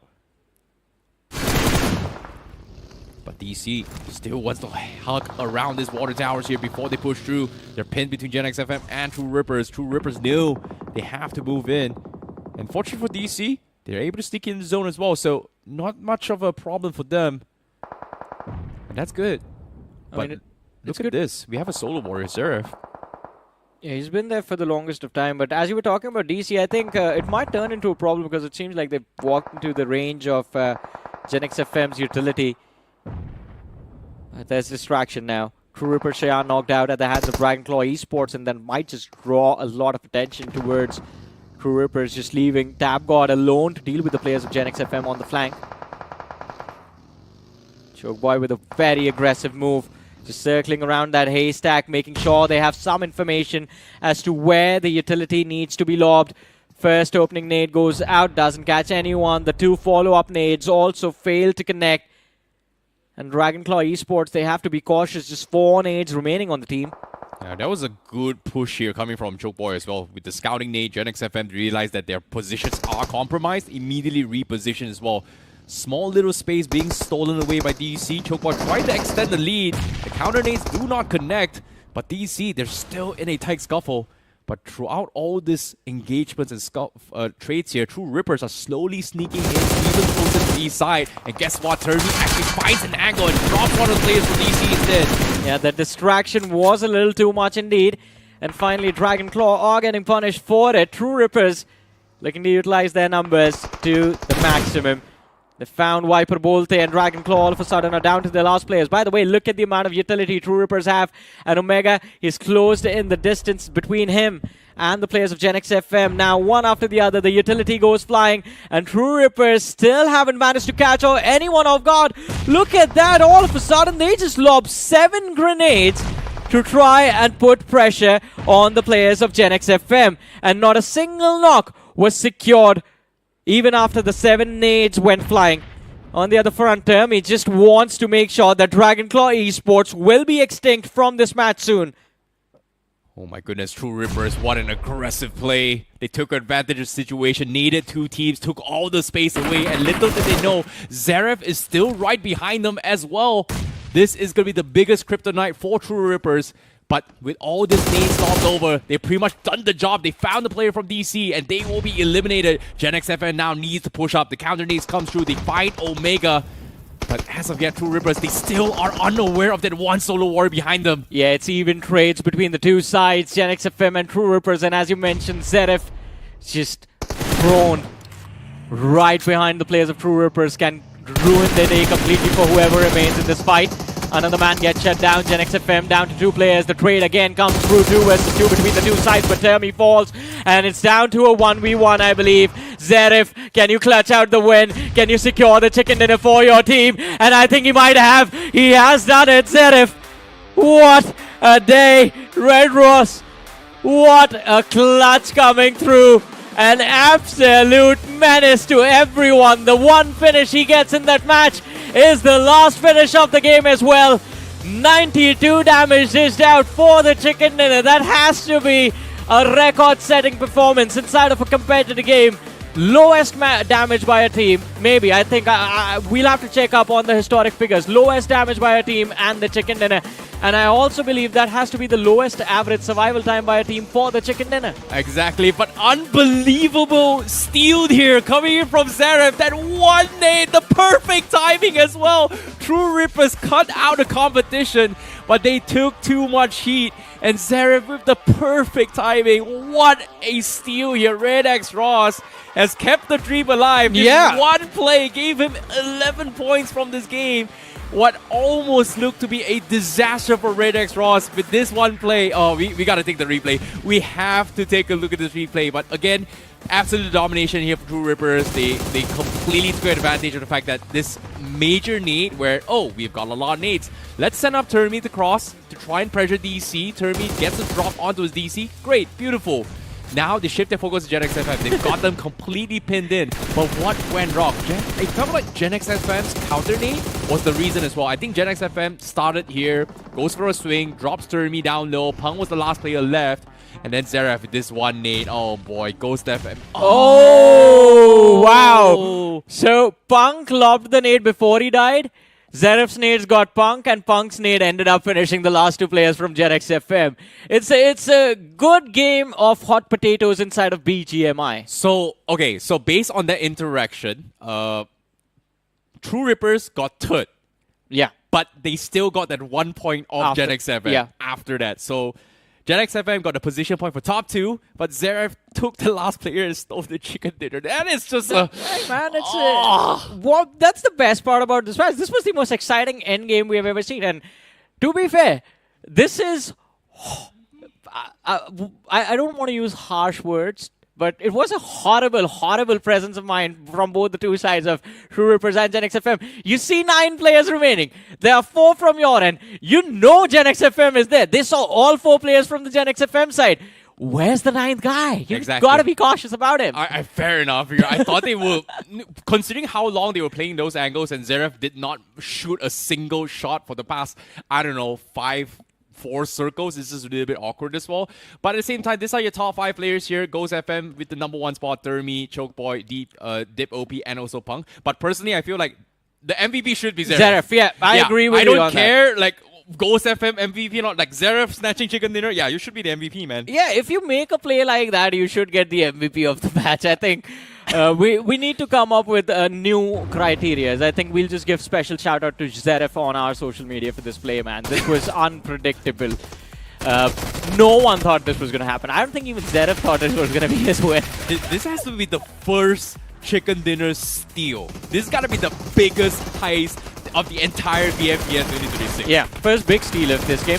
And also, by the way, Red Ross actually started the day on a great note on how they played Rondo. So, double digits on 2 games. I think Red Ross might just be inching closer to the top 8 as well. I don't know how close they are going to be, but they're going to be close for sure. At least they still have a fighting chance, that's for sure. But speaking of fighting chances, well, Thunder Gods with this defense coming in against TAG, you know, getting pummeled by Rising Esports was also unbearable. But eventually, True Rippers was the ones that actually played clean now. But at the same time, Gen X FN also making waves in this game, just completely dominated the game. Esports Social just couldn't handle the pressure, being one of the first teams to get center control. But this playing terrain, this snake fields, is just so difficult to play from the center itself. They are difficult, but I still don't know how both these two sides just missed the fact that we can't stay huddled up. There is a solo warrior just lurking nearby. And this last bit of interaction was just amazing to witness. But we have the match rankings finally on our screens. Gen X FM 21, True Rippers 21. But it seems like all the work towards the end for the chicken dinner was done by Red Ross's Zaref. 11 points, but still those 10 placement points look very nice on the scoreboard. Yum, yum. 11 points for a solo warrior. That's the best you can ask for. Well, not the best, but I think Considering the circumstances, this is the biggest achievement. This would have been a 0-point match for Red Ross. Now it's an 11-point game. Fair enough, but They did better than Thunder Gods, who just got 9 points and were so aggressive. and considering how much effort that Thunder Gods needed to put through as well, Zverev has got one of the biggest steals of the entire tournament itself. This is going to go down in history. Yeah, for sure. You're looking at that scoreboard right now, and if you're True Rippers, if you're Dragon Claw Esports, if you're True Rippers, if you're Gen X FM, you feel so bad for missing out on those placement points. That would have been the easiest 4 extra placement points that you have gotten between the second position finish and the chicken dinner. And I don't think, especially, by the way, do you think, Gen X FM expected they were going to be third in this match? Well, technically, Gen X FM got second because Punk got taken out first. Oh, yeah. Yeah, true. so- Was True Rippers expecting to be third in this game then? No, absolutely not. But for all things considered, they still jumped to the top 2 here with that performance coming in play. They are 87 points here. They are going to be the first runner for this game. There is still about almost 19 points gap between them and TAG. Look at the 10th spot, though. Red Yeah. Ross. Now we have to applaud him. Gets his team to the 10th position. 65 points. Red Ross.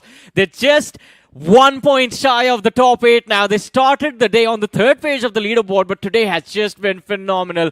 And all thanks to Zverev in that previous game. Yeah, that's great. That is beautiful stuff here. At least now they have a fighting chance for sure. But they Yep. still need one more good game. They still need one more good game if they want to stand a chance to actually come back as well. But Thunder Gods, with that performance, gives them a fighting chance. I don't think so. Right now, they've played 8 matches. They're 29 points. They need another big game here if they want to stand a chance to chase for the top 8. So technically, from Thunder Gods' perspective, this last game that they are going to be playing today itself needs to be a big one. And the tomorrow's remaining 3 matches needs to be consistent top 3 at least with high finishes in order to qualify for top 8. For sure, but it seems like now there is a trend within how the teams on the overall leaderboard are competing. The bottom 16 teams, nothing to lose. They're just going all out, guns blazing. Top 8 teams, especially the teams between 9 to 16, the teams that are inching closer to that 8th spot, are getting a little paranoid about just falling back in that leaderboard. Few more matches remaining. Let's see how they turn out. But all of that and more after this very short break. Don't go anywhere.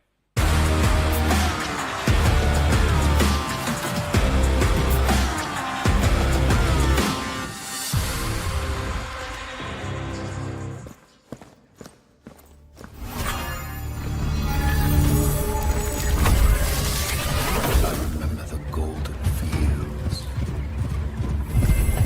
Running free beneath the sun, I was God.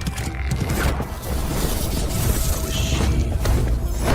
For the darkness had begun.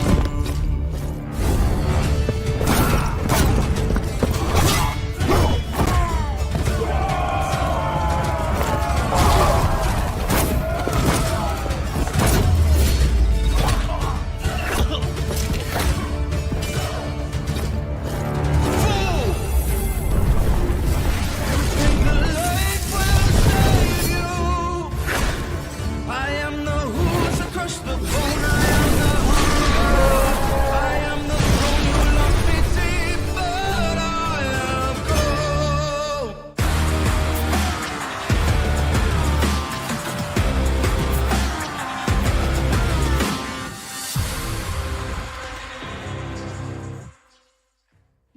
It's now going to be the second last game of the comeback day. And yes, welcome back after that short break. A bit of a switch in the panel. Once again, me and Salty are back on the panel.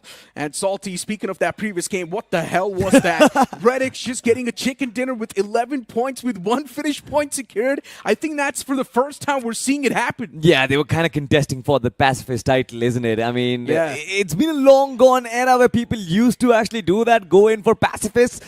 Now when a team is like in the hunt for points out there, Redix Ross are going to disappoint themselves, I guess. I think they were 1 point shy of making inside the top 8. It used to happen when Vikendi was in the picture. Yeah. Because players would just stay outside in the blue and constantly keep on patching themselves up. But now, since we know the upcoming map is also going to be the map of Miramar, things are now going to be even more exciting. And Miramar, it just means that we are going to be seeing a slow and a steady-paced game at the start. And later on, it's just going to be all hell breaking loose.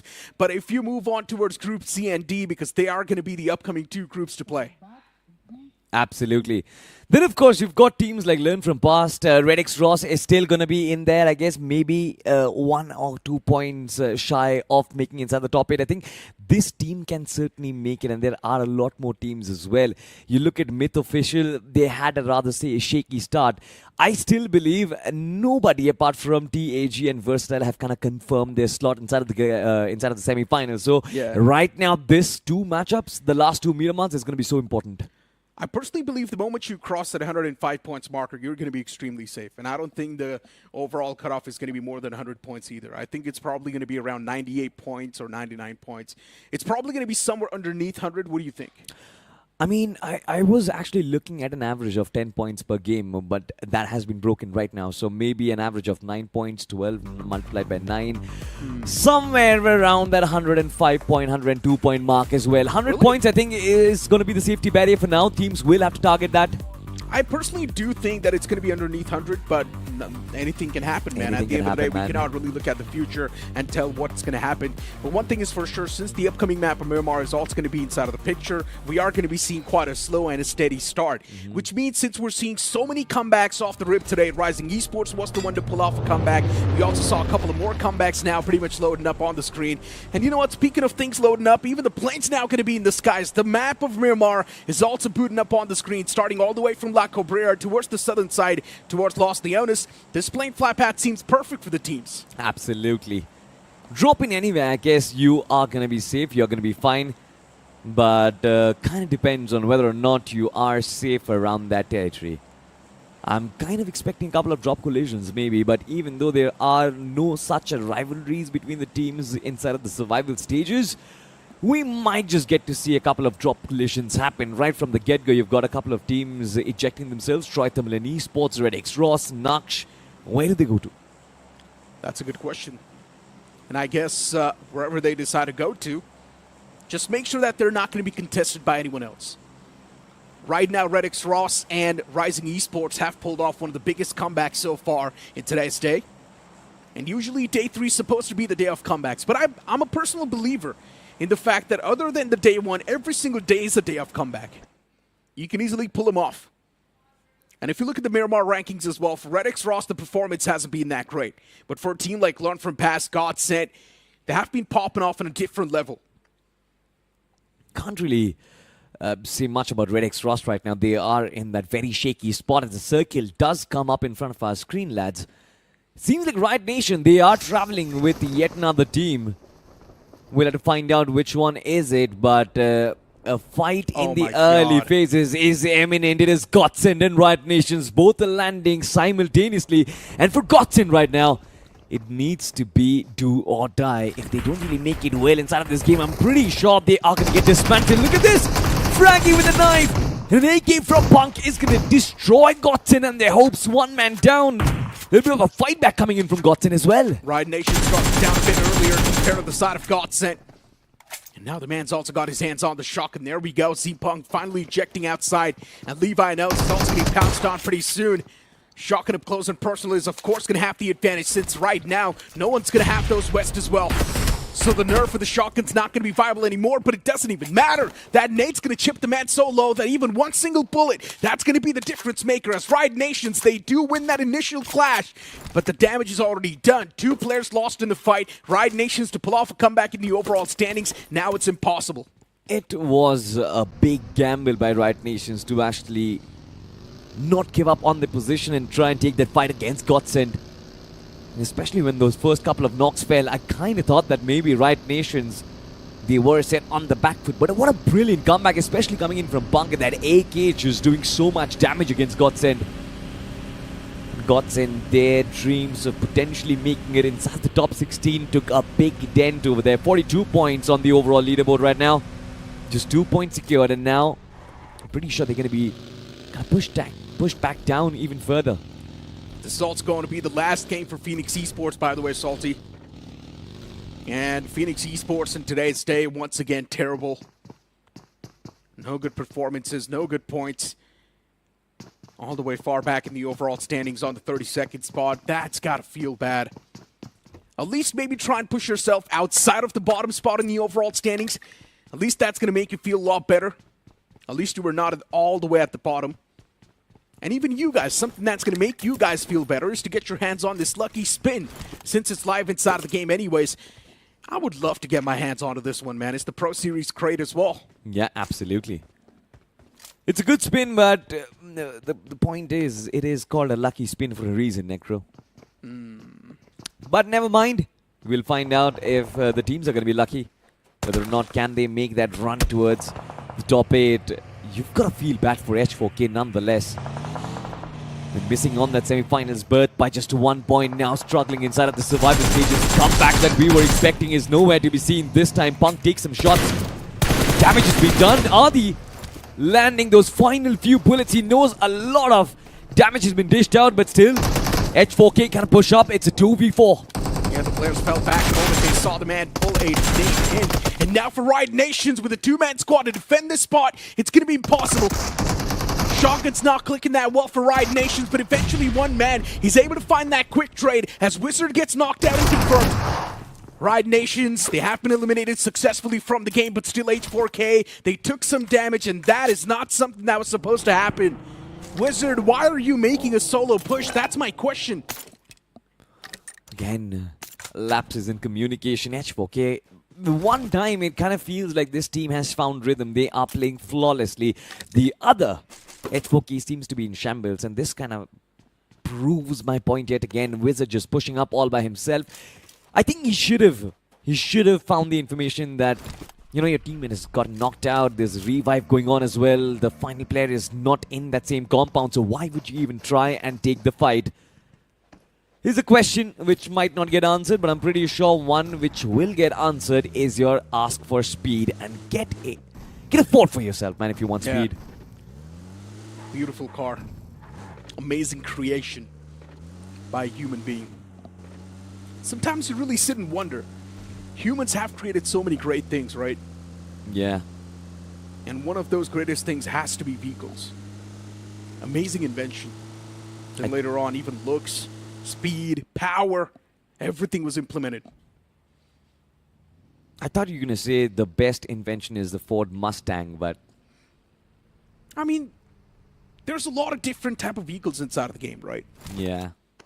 We've also seen the Lamborghinis. We've also seen the Aston Martins. Those are different brands. Those aren't really the different type of vehicles that are available inside of the game. I mean, same thing. They're different vehicles as well. It's not like they're the same vehicles. Well. We can actually say that the same thing goes for teams as well. Different types of teams, but they're doing the same thing. Team Apex Gaming just keep on pushing, racking up the numbers. They've really kind of broken boundaries on how Rondo has to be played. I think their success on the map of Rondo was very important to kind of push them beyond that 100-point mark. Right now, of course, we do have learned from past and their stats.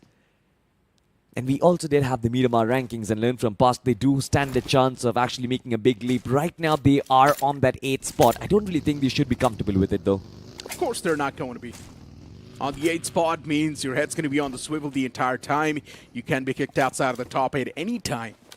And Learn from Past right now is probably going to be searching for a chicken dinner. That's the only thing that can actually give them some sort of cushioning in the overall board. 10 points, 15 points, something that can actually keep Learn from Past spot pinned down in the overall board. Myth is right above them as well on the 7th spot.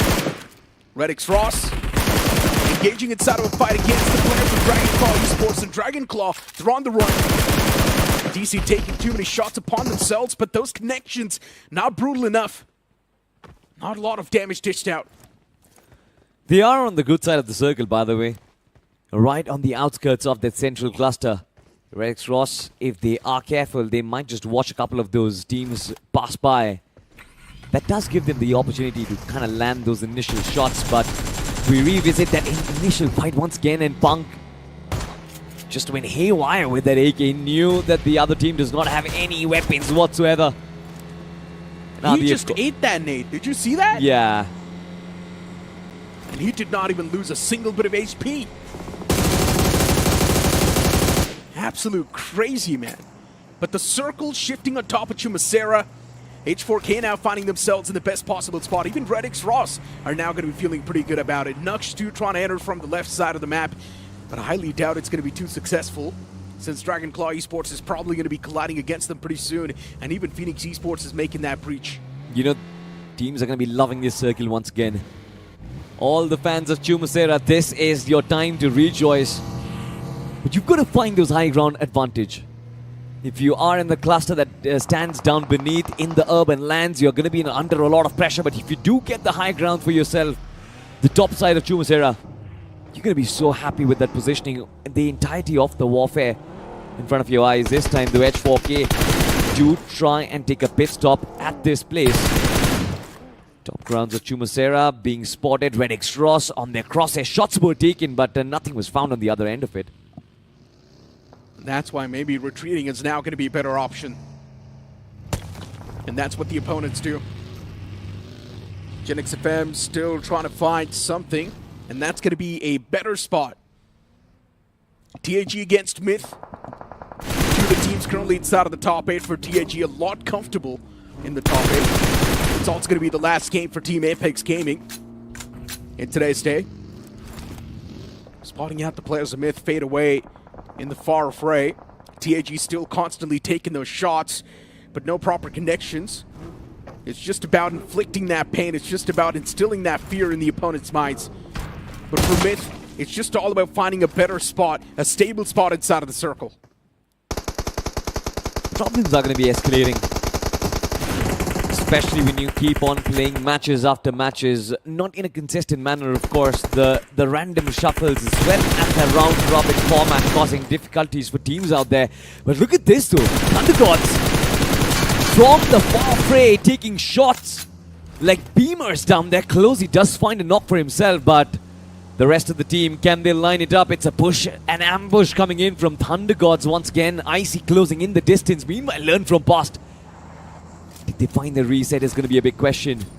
Lost down on one man, 3 players left alive. Ryu and JD Gaming in one compound, and Icy seems to be landing the nade right in that spot. A lot of damage was dished out. Icy standing at 20 HP. Maybe the better option is going to be ejecting yourself with the vehicle, with the guns itself.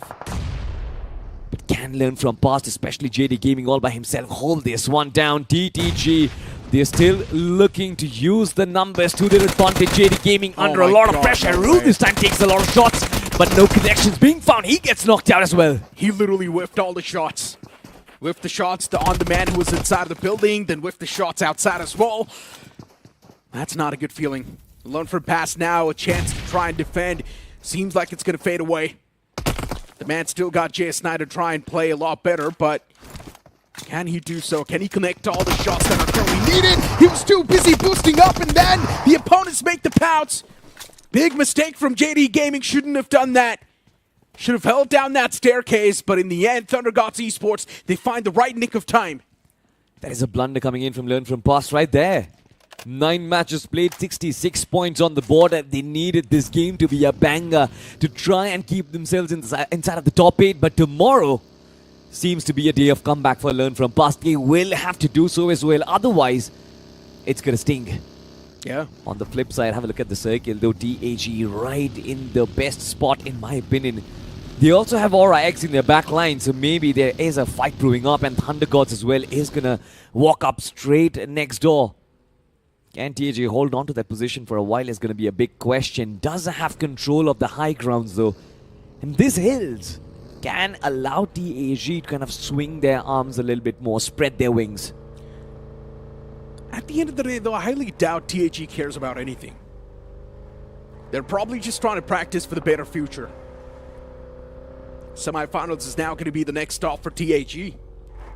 And in the semifinals, I'm telling you, teams are not going to play the same way. We are going to be seeing some instant playstyle shifts from every single team that's even currently playing over here.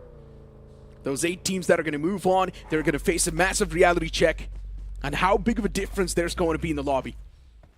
And considering the fact that TAG, they've barely moved up from Group C itself, even for TAG, facing those teams from Group B, it's not going to be too easy. Yeah, absolutely. I think this is, of course, a different league altogether. when we watch teams qualify from the survival stages to the semi-finals, I'm pretty sure the scale ceiling, the level of gameplay that we witness in front of the matches, I think that's going to get amped up quite a bit. Semi-finals teams are a different beast altogether, and then of course they are going to be waiting your final bosses, the 8 teams who are sitting in the grand finals already. And this game as well, Necro, this is going to be so high stakes for teams like Myth Official who still have their last 2 games remaining. We know Miramar is usually their home turf, but they will have to prove that they're on the 7th spot, and I don't think this team is looking to slip up on this opportunity. Hands down. NoNx Esports though. Busy making a rotation. Apex Gaming as well, taking shots on the foes. And TAG, they've got such a wide spread. If you look at the southern side of the map, TAG is currently just controlling a major portion. Next circle, that's going to be quintessential. If it moves away from TAG, they're going to be in a big world of trouble, and that's what happens. The circle shifts away from TAG. Phoenix Esports, they find themselves in a decent spot underneath Phoenix Esports. The result's going to be Aura and ThunderGods Esports. Soon a massive battle is about to prove out. Even inside of Chumasera, there's so many teams standing. 100%. It's going to be a mad clash at the north side, of course. You've got T7 Ryan, JAGUAR FM. Last Day as well, we talked about them. They still have those 2 matches remaining. And for Last Day and teams like Krafton and ESPORT, this game can mean a lot. They really are desperate to make themselves at the top 8. But now have a look at this. Shots once again coming in from ThunderGods, and Closey strikes hard again. This time finding the end of Kalyug. And I'm pretty sure there's nobody coming in to save him as well. For ThunderGods right now, I think they still have to kind of evade out of this fight. The rest of Aura X is still present in the north side. And they're not allowing ThunderGods to enter the circle. The Brew Zone is going to come up in just a wee while. ThunderGods need a plan now, Necro. There we go. That's the nail in the coffin. And speaking of ThunderGods needing a plan, well, I guess right now the main plan is going to be eliminating Aura X from the existence and then taking over their spot inside of the circle. Sounds like an easy plan, but executing that seems even tougher. Technically on paper, TTG does have an advantage, and that's going to be the man advantage itself, but how well can they convert it? That's going to be another question. Lost Tade trying to take a fight against H4K, and H4K having the positional advantage over Lost Tade. Lost Tade going for this fight is going to be filled up with too much risk. They need a lot of vehicles to actually make that pounce up top as well. I don't think taking a fight against H4K is going to be possible. It's just going to be one-sided battle for H4K. You know, Last Tade should actually anticipate this. They should expect so many teams trying to climb up at the top side of Chumasera. It's not easy. A better way of rotating might just be to eject out of this fight, try and go around the circle, and maybe from the eastern part, try and make an opening. But have a look at that. Shadow has been knocked out. Nade from Sujal strikes hard as H4K do have a front foot in this fight, Necro. Lost Tade losing out on the man who was on the flank. That's going to be the backup plan already taken care of. Lost Tade now, they might just run face first into this fight because they've got no other option. Now someone needs to pop off and go for a heroic play if the man who's knocked out is not back upon his feet. Lost Tade, are they going to be fully committing to the fight? And maybe the answer is going to be no. First, they just want to retreat, get the fallen man back upon his feet, and maybe then try and reroute their way somewhere else. Lost Tade. H4K, this standstill is just burning through too much time, my friend. They need to find a different way. I love the way H4K is holding their ground, by the way. They're towering on top in front of Last Tade right now, denying them any space to try and push forward. But also being stern enough to not disengage from this fight. That is a brilliant stance coming in from H4K, but they need a big performance, by the way. 25th spot, 31 points on the overall. It's not really the greatest of positions. Nux this time under a lot of pressure. Executor was out in the open. He does get that information, but the nade is right on the money. T7 Orion. Modit is already under fire. Firo this time as well might just get knocked out. T7 Orion, that is going to be a very bad news for them. Nade's way too close, and T7 Orion now chipped down low. The players on the verge of being stripped away off of this game, but T7 Orion, even they do reply back pretty well. Executor caught off guard from Nux. T7 Orion still inside of the game with all the 4 men standing, and everyone is back up on their feet. All they need to do is just patch themselves up, and T7 Orion now looking good and dandy. You know, it was kind of unfortunate for Nux, to be honest. They were trying to take this fight out in the open. T7 Orion was so exposed, but They did not anticipate the arrival of NoNx FM. They just found a knock and went past him. The finish did not even go to NoNx Esports. Brilliant timing coming in from NoNx FM, but the same is going to be needed for teams like Red X Ross and Team Apex Gaming. Look at their position right now. Aura X has moved up north. They are holding the edge of the circle. And if Red X Ross wants to try and dethrone them, they will also have to anticipate the threat lying in the back lines. It is going to be TAG, and Harsh finally strikes. And that too, it's going to be a big strike. Red X taking heavy beating upon themselves. And recover from this spot. Now it seems like it's going to be impossible. Zerif is taking down to barely any sort of HP. And he also gets surrounded by the entirety of TAG. Red X now down to a 3-man squad as TAG. Now they've got the man advantage inside the battle. Fights down to a 3-on-3. But Jelly, what's the cost of this entire fight? TAG looking to toss a few grenades against Red X Ross, but are they going to find some connections? That's the main question. And Jonathan, he's going to be the one to push him close and personal. With that SMG, he fights the strike, switches it over to the M416, and gets another man knocked out. Jonathan, it's like he was invincible in that scenario. He certainly was. There was no answers to the threat that Jonathan had posed in front of him. 1v2, the man was brought down to so low HP, but still he did not flinch for once. Switched his weapon, instantly shut down the second man, and now he's revived. Not revived, technically. HP back up once again.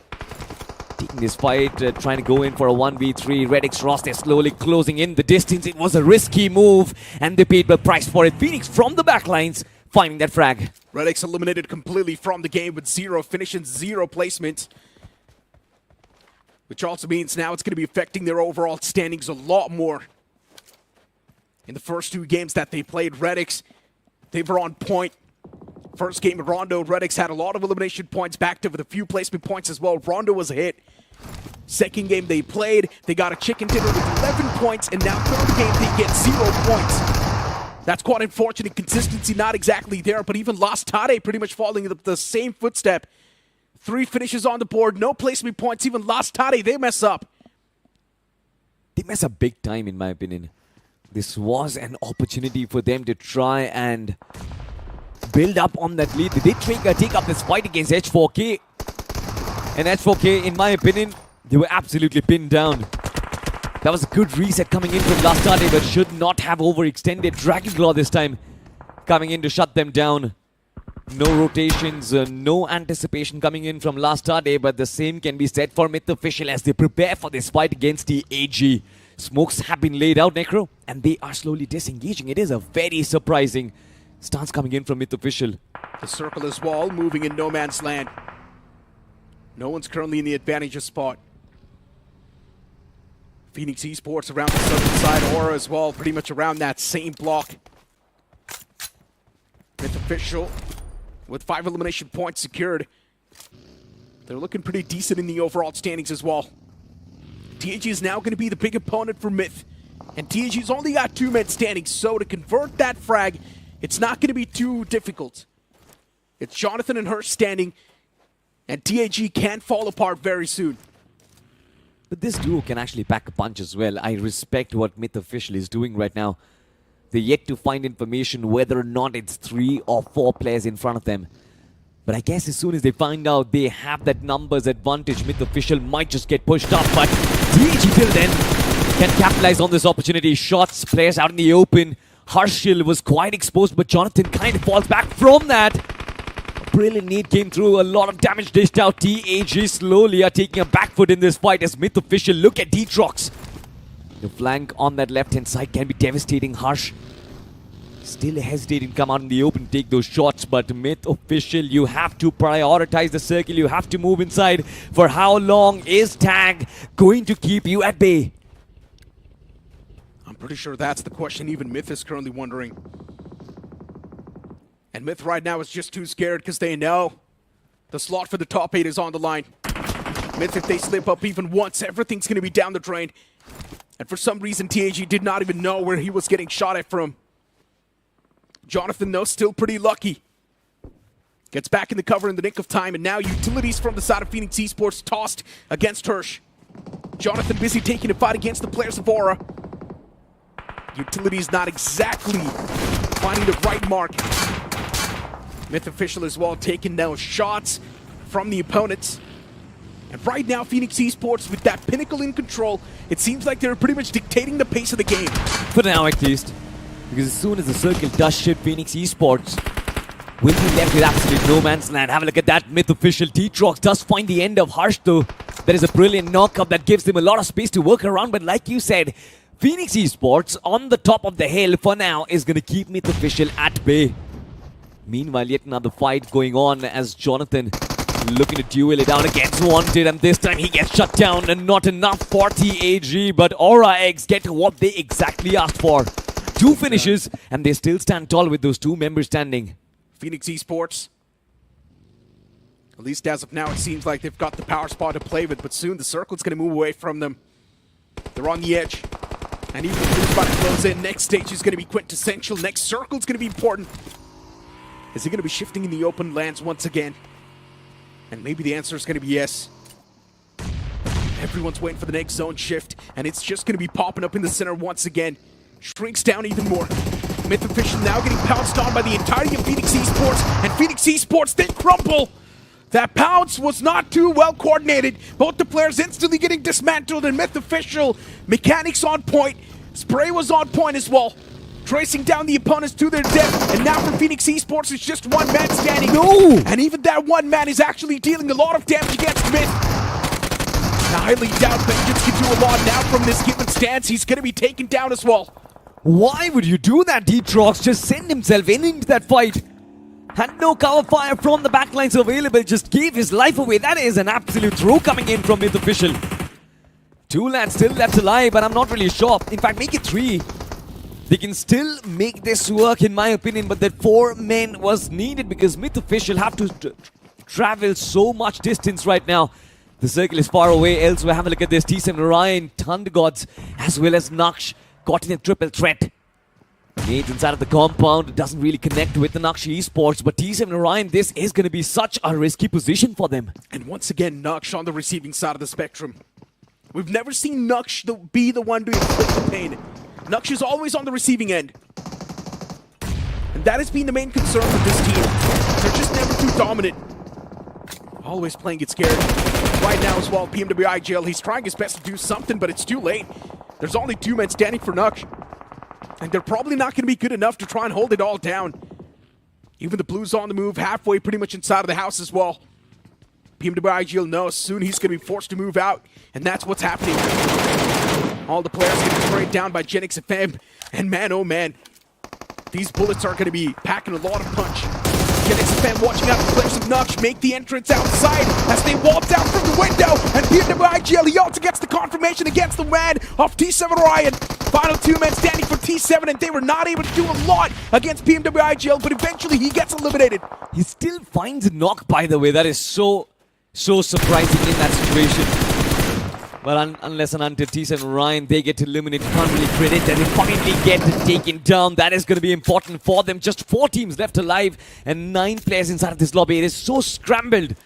Troy Tamilian Esports have control of the high grounds. They also have control of the circle, but they've got a man knocked out on the flank. There is going to be the lads from NoNx FM who are lining him up, waiting for the comrades to come in and walk right in their crosshairs. It seems like a trap. But Team Troy Tamilian Esports, it seems like they also have an answer to those questions as well. Lens has been kept back in the backlines from up top. He can provide so much cover fire. Elsewhere, have a look at this. AuraX under so much pressure from Myth Official. Yeah, 4 teams standing too. And AuraX, it's just 1 man alive. I highly doubt he's going to be a difference maker. The man's just going to try to keep himself pinned down, stay quiet, not even move a single muscle. Don't go give your position away. That's what the goal is. And soon he's going to need to reveal himself. He needs to move out in the open, and that's when the man from Aura can actually be eliminated and cut off from the game. There we go, wanted out in the open, position compromised. Troy Tamilian Esports taking those shots. And even Troy Tamilian Esports today has been feeling themselves. We've been seeing some decent games from them. Necro, whoever wins this fight between Myth and Troy Tamilian is going to be winning the game as well. This is, of course, a standoff between a 3v3, and Myth Official with those nades He's doing considerable amount of damage. Troy Million has been pushed back kinda. And they need to use their weapons as well. Brilliant nade coming in from Dandy leads a little bit of damage onto Lens. Oh, it's a similar return coming in from either side. Nobody is yet to take control of the peak, by the way. But from the sideline, JAGUAR FM, they almost had the blind spot but could not capitalize on it.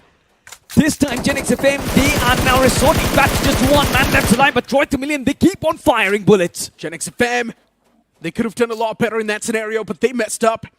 Should have pushed in tandem, in my opinion. And now Damo as well, doing some decent bit of damage, collecting those scrappy points, finding those isolated players, instantly making sure that they're going to be eliminated from the game, collecting those points as well. NoNx Esports with 8 eliminations on the board, and there we go. That's going to be the 9th one and counting. NoNx Esports, they haven't given up yet. Well, speaking of Myth Official, they've managed to acquire 11 eliminations on the board. Myth has been on fire lately. Yeah. Especially Harshal, especially from the back lines, but this time they're going to miss his services. Shots on Lucifer, that was so close, by the way. This is a 2v2 unless Troy Million, they actually find the revive. Look at that back of fire. Beautiful spray coming in from Dandy, which is still going to keep Troy Million at bay. No Lucifer way. switches seats and absolutely throws the fight away. Troy Million now have an unreal advantage for themselves. Lower ground for Danny, 2 men up top, they are shooting in tandem, he's still protecting himself. But in a 1v2, he's got nothing that he can do as Troy Million Esports walk away with a much-deserved winner chicken dinner. Troy Million Esports with this game, they're also going to be pushing themselves in a real decent spot in the overall standings. A lot of points as well claimed by Troy Million Esports, by the way. Solid stuff. And now if you look at the overall stance, even from the side of Myth Official, they're going to be much more comfortable in the overall standings. Troy Million Esports, we've got another team making an entrance around the top 8. Man, the overall standings are now going to be even more fragile. It has always been fragile in my opinion, and now Myth Official, at least amidst all of this chaos, they are going to find that little bit of stability. I kind of knew that on the map of Miramar, Myth Official usually know how to maneuver, and this time they finally took those fights. They did mess up. I still believe, Necro, that they could have actually bagged a chicken dinner in this fight. Detrox made that very fatal mistake on pushing in onto that player from NoNx Esports. The same can be said for Lucifer as well. These are young lads who have that hot blood in them. You need that little bit of maturity inside of their matches. But finally, at least for Myth Official, that big result that they were awaiting for a long time, it is in the bag, and if they can actually replicate that in the next game of Miramar, I think Myth Official, they would be in the semifinals already. Hands down. I mean, Myth Official right now just needs to have one similar of a game. Yeah, and they're already done for, right?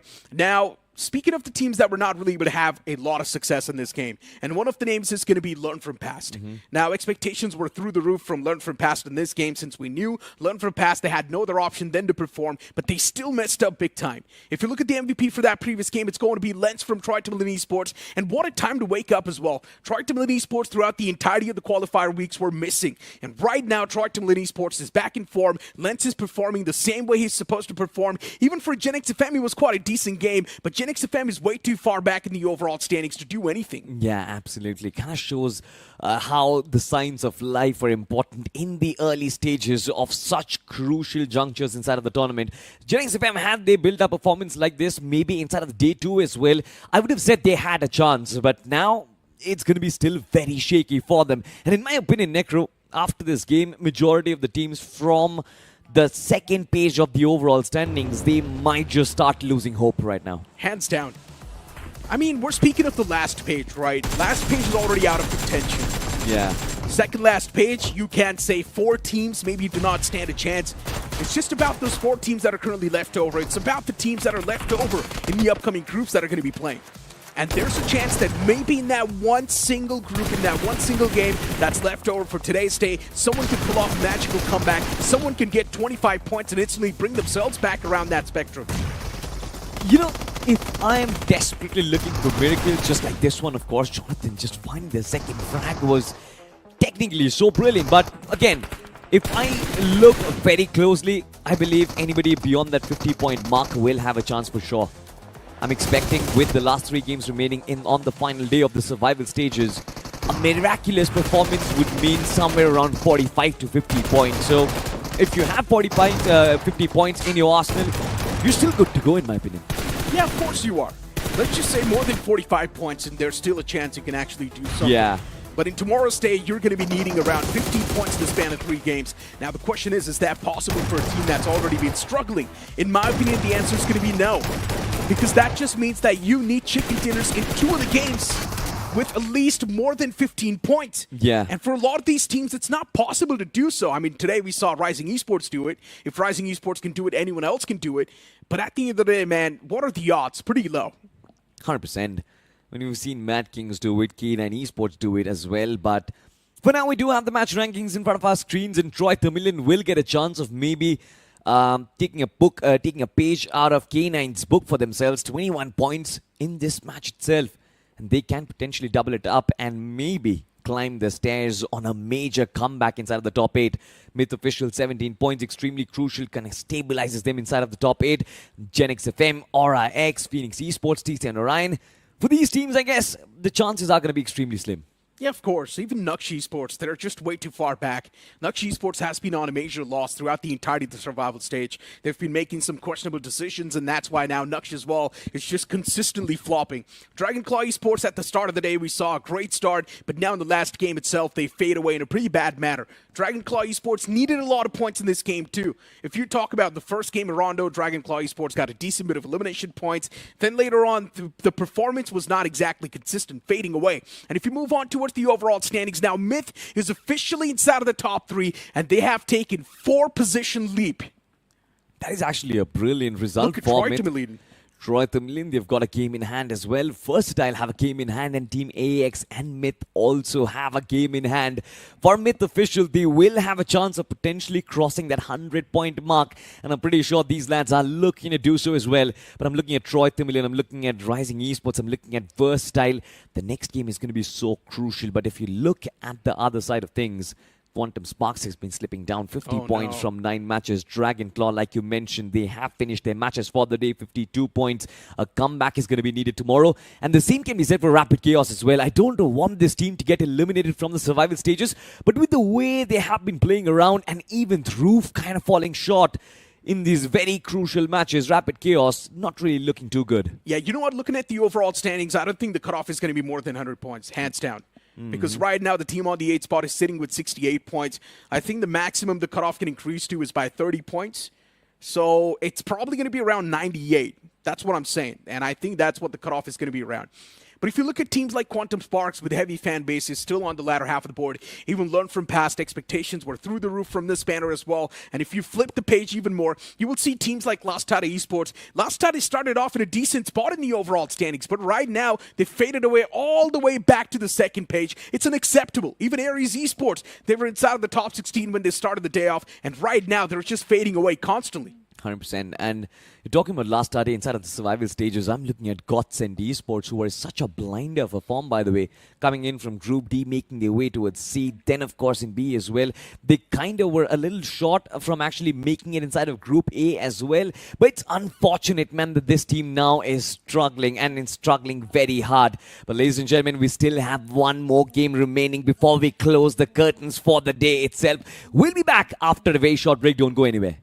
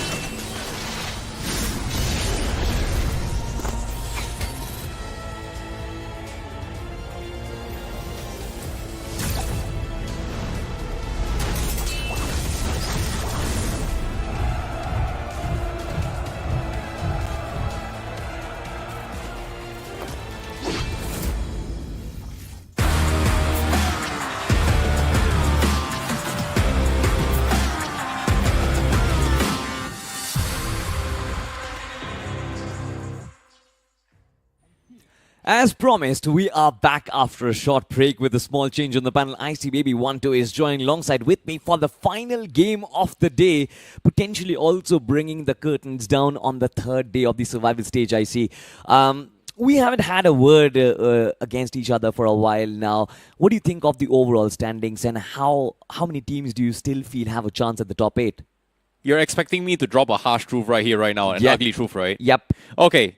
Second page or the bottom half, especially for the bottom 16, if they do not perform in this game, their chances to qualify for top 8 is done. It's probably done. And today we have seen a lot of comebacks as well. We saw Rising Esports. We saw signs of life coming from Myth. We saw signs of life coming from Troy Temelin Esports. So the competition is going to be getting even tougher here for the teams at the latter half in general as well. So if you're still at the bottom, and I'm talking about Lastadi right now, if they don't do well in this game, tomorrow is going to be pretty much impossible to make it a top 8. 100%. And I still remember, I think we were talking about, me and Nectar were talking about last Saturday and Troy Temelin Esports, how crucial the last 2 Miramars can be.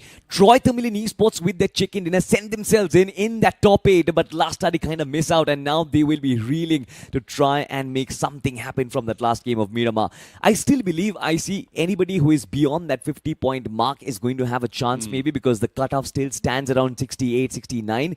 But the last 3 games of the survival stage is going to be extremely high pressure. You want to do as much job as you can in this match itself. Yeah, for sure. And of course, to join into us the final match for today as well, we have both Group A and D in the mix. MADKINGS has been sitting pretty much on the top 8 at the start of the day, but now has been kicked off. So this is going to be a do-or-die situation if they still want to try and defend. They got to set the base mark for the rest of the teams to actually chase. AX has been doing phenomenally well as well here. Seems like their track record coming in from the final week of week 4 from the qualifiers here is on a good momentum. Same can be said for VXT as well, who's also from Group C. Interesting enough, where we talked about, oh no, Group C teams, Group T teams may not be able to compete or do well here in the survival stage, but it seems like they are pretty much in the top 8 as of now. Majority of the big names from Group B and C have actually done pretty well. If you look at K9 Esports, if you look at True Rippers as well. No, I mean like Group B and C from the qualifiers, not the survival stage itself. I get where you're coming from. Yeah. But, you know, one of the big names, or I wouldn't really say technically a big name, one of the names I had expectations from but could not really make their mark inside of the survival stages, it has to be H4K, man. Losing out on that semi-finals berth by just 1 point and then coming into the survival stages, it did not make a lot of sense to me how this team lost rhythm. Do you have anything to say about this team? Because in my opinion, I'm just so claustrophobic. Like, what is happening with this H4K? I think it just comes down to the format itself, right? Like, during qualifiers, it's pretty much 6 matches in per round. 6 matches, if you do good on one day, pretty much you survive. That is a great point. Great, right? But now, because it's into the survival stage where you're playing 12 matches here, your average is going to be kind of scattered out because of the numbers of games you are forced to play here. So the more consistent you are going to see results over time. But for H4K, one day you're good, and then 3 days you're bad. You're pretty much out. You know, it's also because of the fact maybe that losing out on the semi-finals berth might have actually had an effect on the mental confidence of H4K as well. Because that is, in my opinion, I think being an athlete, that is a big setback. You almost being there at the finish line but losing at the right moment. But of course, for H4K, the journey is still not over. They have matches left, and maybe we're going to be praying for a miracle, ladies and gentlemen. But for now, we are back in the skies once again as Miramar gets locked and loaded. And this time, the inmates of the flight is going to be teams from Group A and D. Well, ironically as well, that's the brutality of survival stage in general, right? Yeah. Like, if during the qualifiers, you only need to worry about 15 other teams at a week at a time. But for the survival stage, almost every single match you play is going to be a shuffle. So you need to be very, very quick and spot on your decisions as well. The play styles, the macro rotations is going to be affected as well. And when you jumble up all this information and all these irregularities, you are going to make mistakes because you are going to be overthinking a majority of the time. You can be overloaded as well. The pressure is just a little bit too much to handle.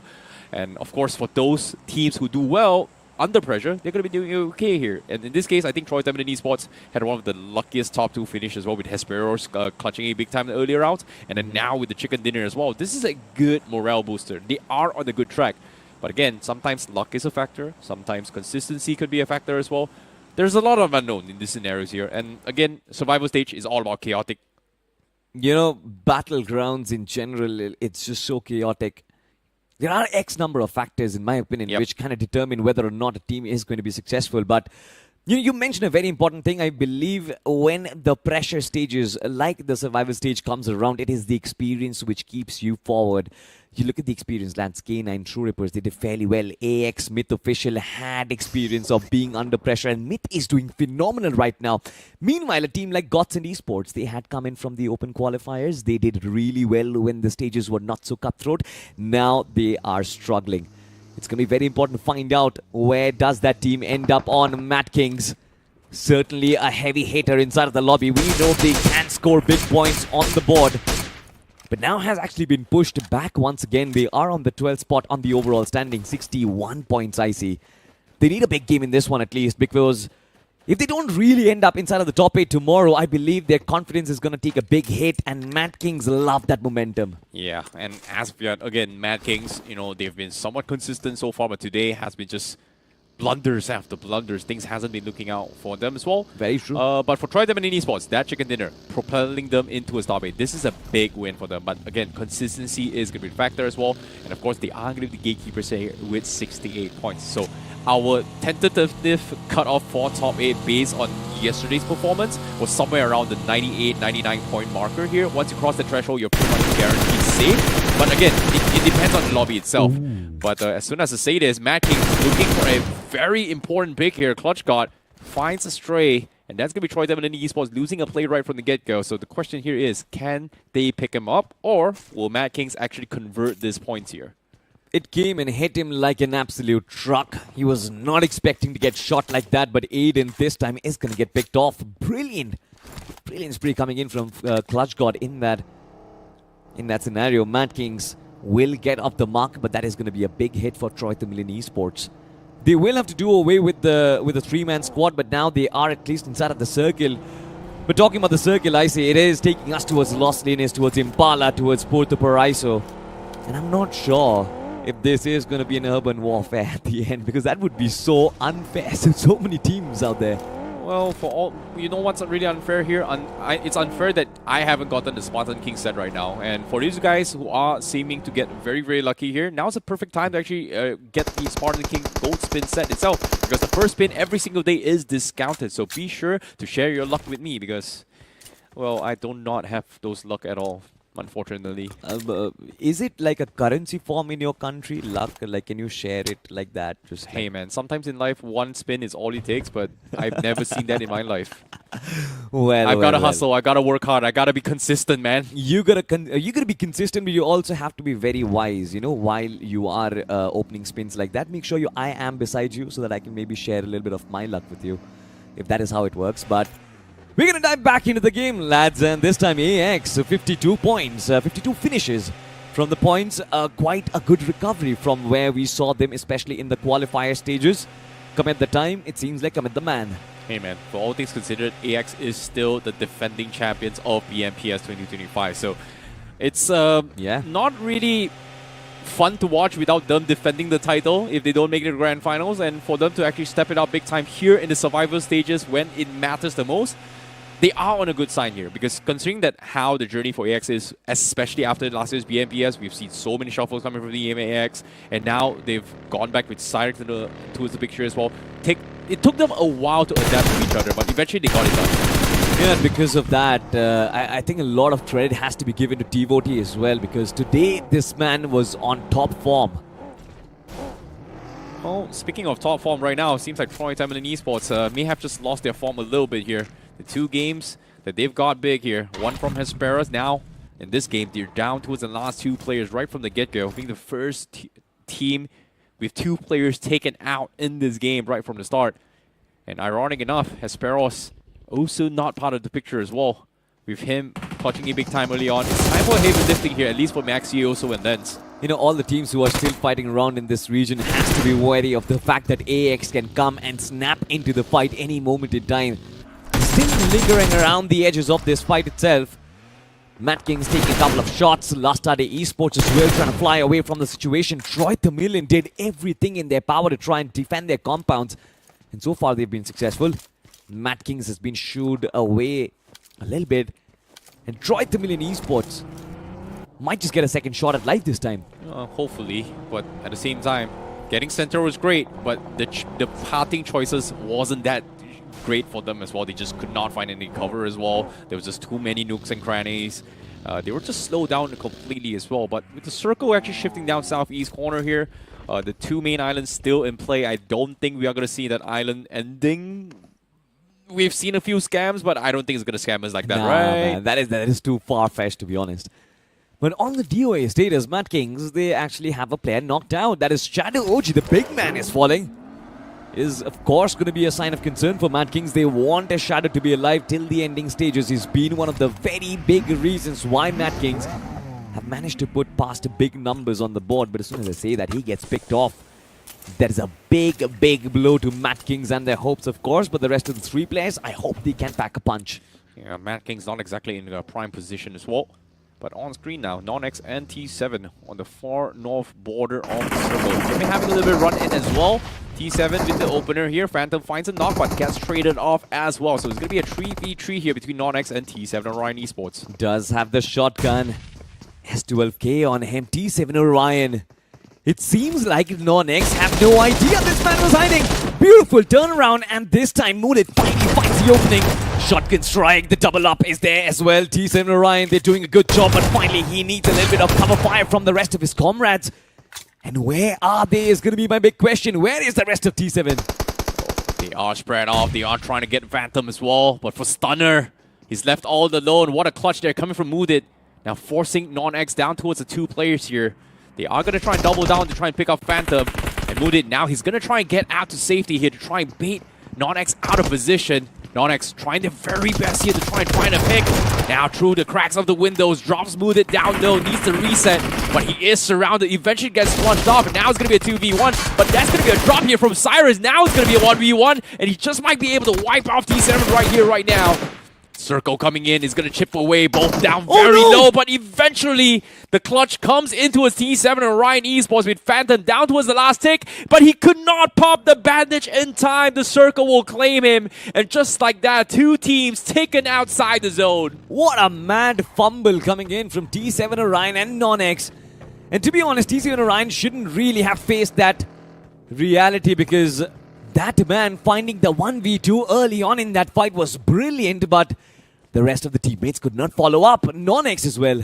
Oh, that was just so unlucky. Yeah, that was both teams getting caught up in the zone. Unfortunate coming from both of these teams.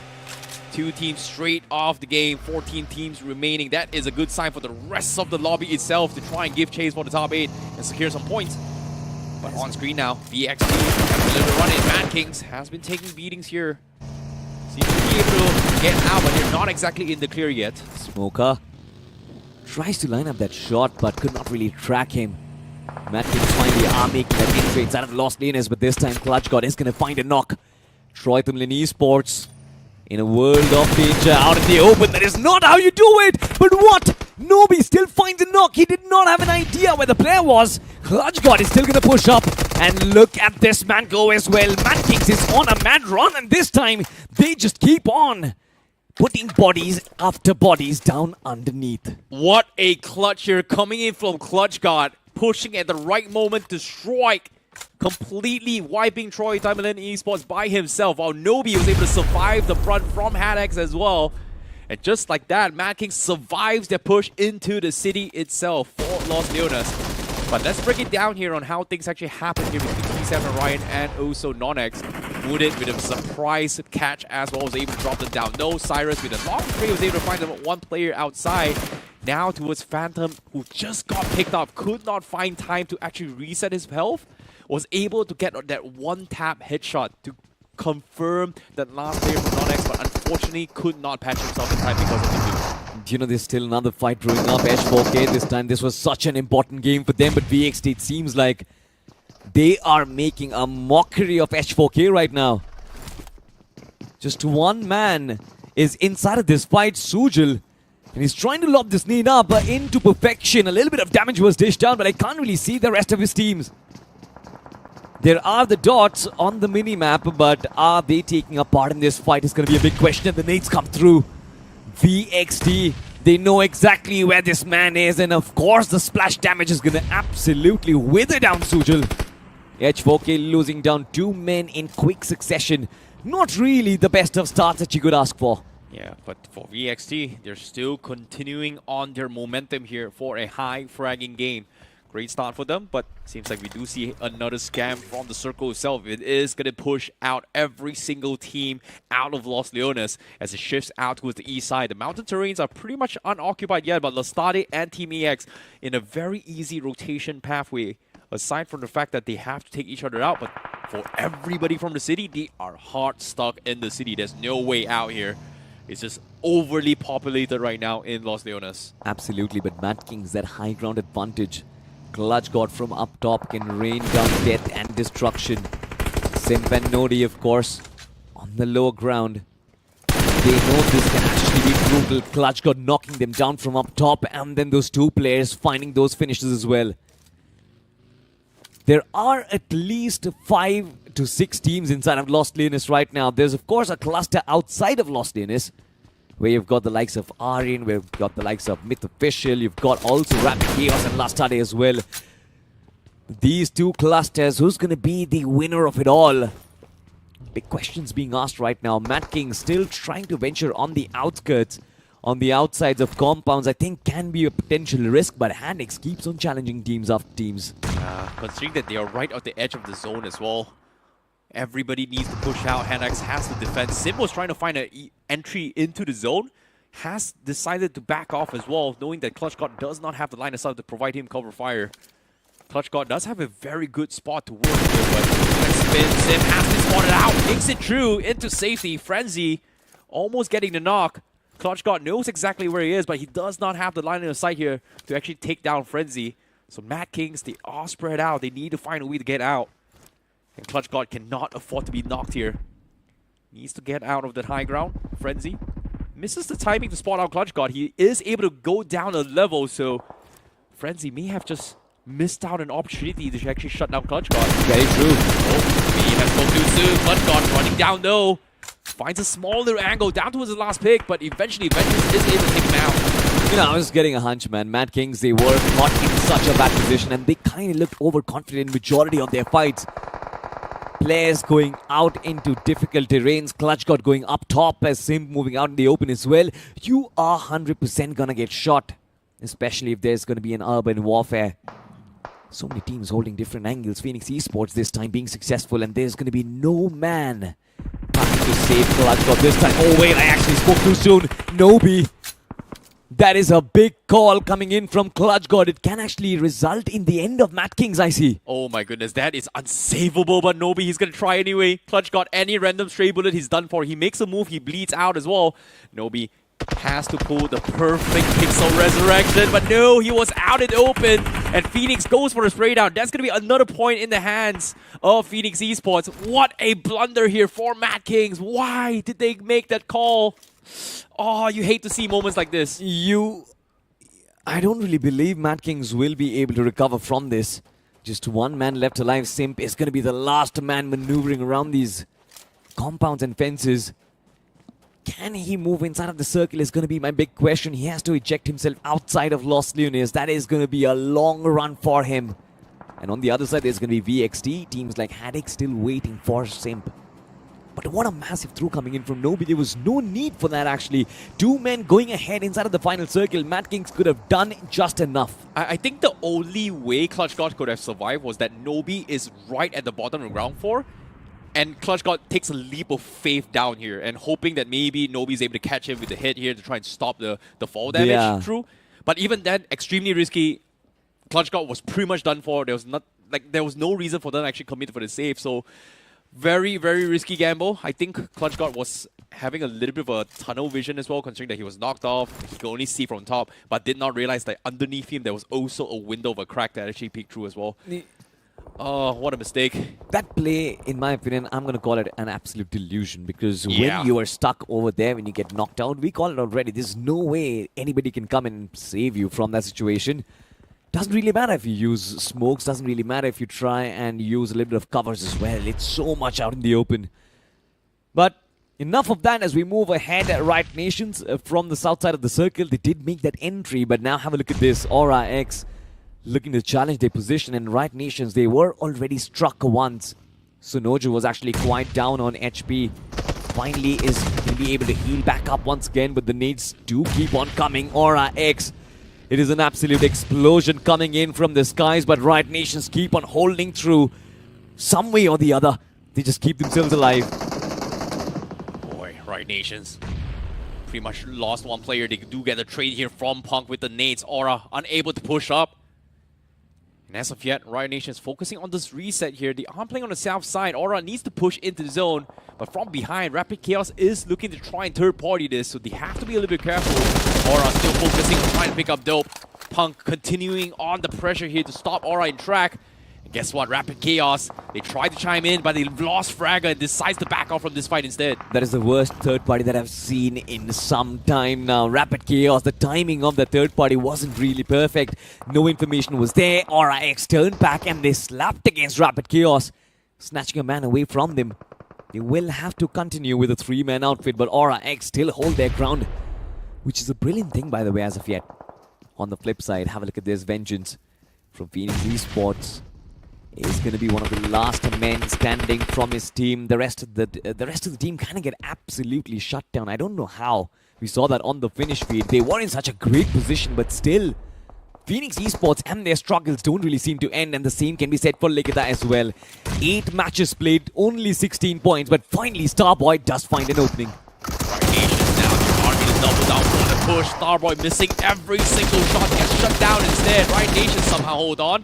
But this only Punk that remains. He is in a whirl of panic as the Likitha Esports is looking to try and clean him up. The nades comes through. Starboy still knocked by Likitha Esports. They will be on the chase. Daniel goes in for the push. Punk tries to sidestep his way through, but his health is just so low. Zamo tried to go in for the backup here, but Daniel, he gets dropped. Punk is able to survive this. Riot Nations, they still hold on.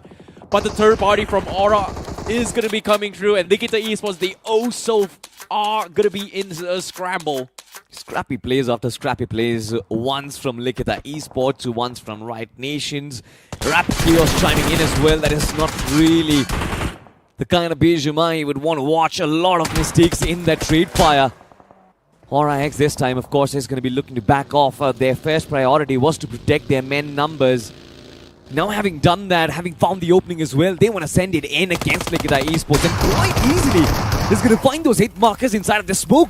Kalyuk is going to land a double for himself, gets to 3 finishes, 6 eliminations being found for Aura X. And can this be the start of a miraculous comeback? 39 points. I believe if they do get the chicken dinner, I'm going to start calling it a comeback of sorts, but for now, Aura X, they're still way off from the requirement. They definitely need a big game, 100%. They definitely need a chicken from this game here if they want to make things easier for tomorrow. Everybody in this lobby remaining here needs a big chicken dinner. Except for maybe Myth, AX, and VXT, who does have somewhat of a safety cushion to work with. But for the rest, from Rapid Chaos and below, they all need this big win. Yeah. And so far, only Aura has got the big finish numbers here. It seems like HADX, they are getting picked off here, getting completely bullied out. Versatile able to find the knock, but his position is exposed. Rage God from on top of the mountains here finds him out in the open. Drops him down low, but he is out of position here. Not really sure what H4K can do from this position. Nades come off flying. They are perfectly tossed, it seems. VXT have been trying to get Rage God out of that position for a while now. And it makes a lot of sense as well. As long as you don't take H4K from that high ground, VXT can't actually push inside of the circle. That is a massive problem for VXT, who's been eyeing yet another chicken dinner for themselves. But from the other side, it seems like Team AX, they've also been waiting for their opportunity, have actually lied very quiet in the entire duration so far of the game. Only 3 eliminations to show for, but now they can start showing their wrath. They have those 4 men standing, I see. Seems like Team AX is playing a very risky split as well. They're trying to spread out along the edges here, trying to chip away at a couple of teams here. And they are slowly trying to go for a couple of pickups here and there, but aside from that, I think it may just work out, considering that not a lot of teams have got for the full team. But let's take a look at this replay here, which is, I think, very questionable as well. I think from that perspective, you can see ClutchBot had no idea there's still a window at the bottom was when they kind of pick him off. He thought it was safe, but again, Nobi risking it all to try and go in for safe. Just had technically just did not have enough space to actually hide directly behind Clutch God to pick him off as well. The stairs is just good enough for one man to actually get the ball. And while we're talking about that, the circle did shift once again. Myth official right at the smack center. And I think Myth has been absolutely lucky. I wouldn't say lucky entirely, but the circles have been in their favor, especially when they needed them. This is such a massive advantage for Myth, unless, of course, they are exposed from all sides. If they aren't, I believe they can hold their position till the very end, I see. Well, Myth did came in from Group A, from the qualifiers itself. And then now in the survival stage.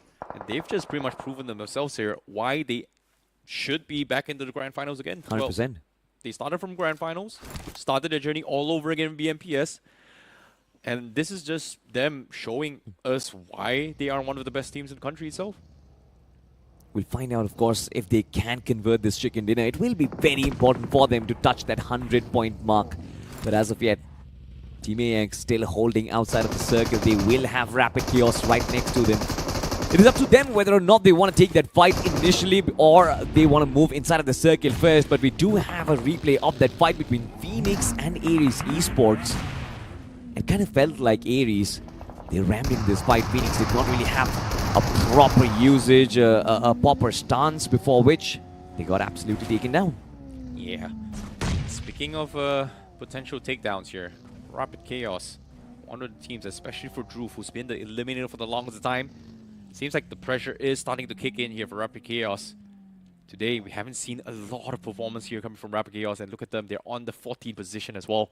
AX might just be in the situation where they can't actually take them out.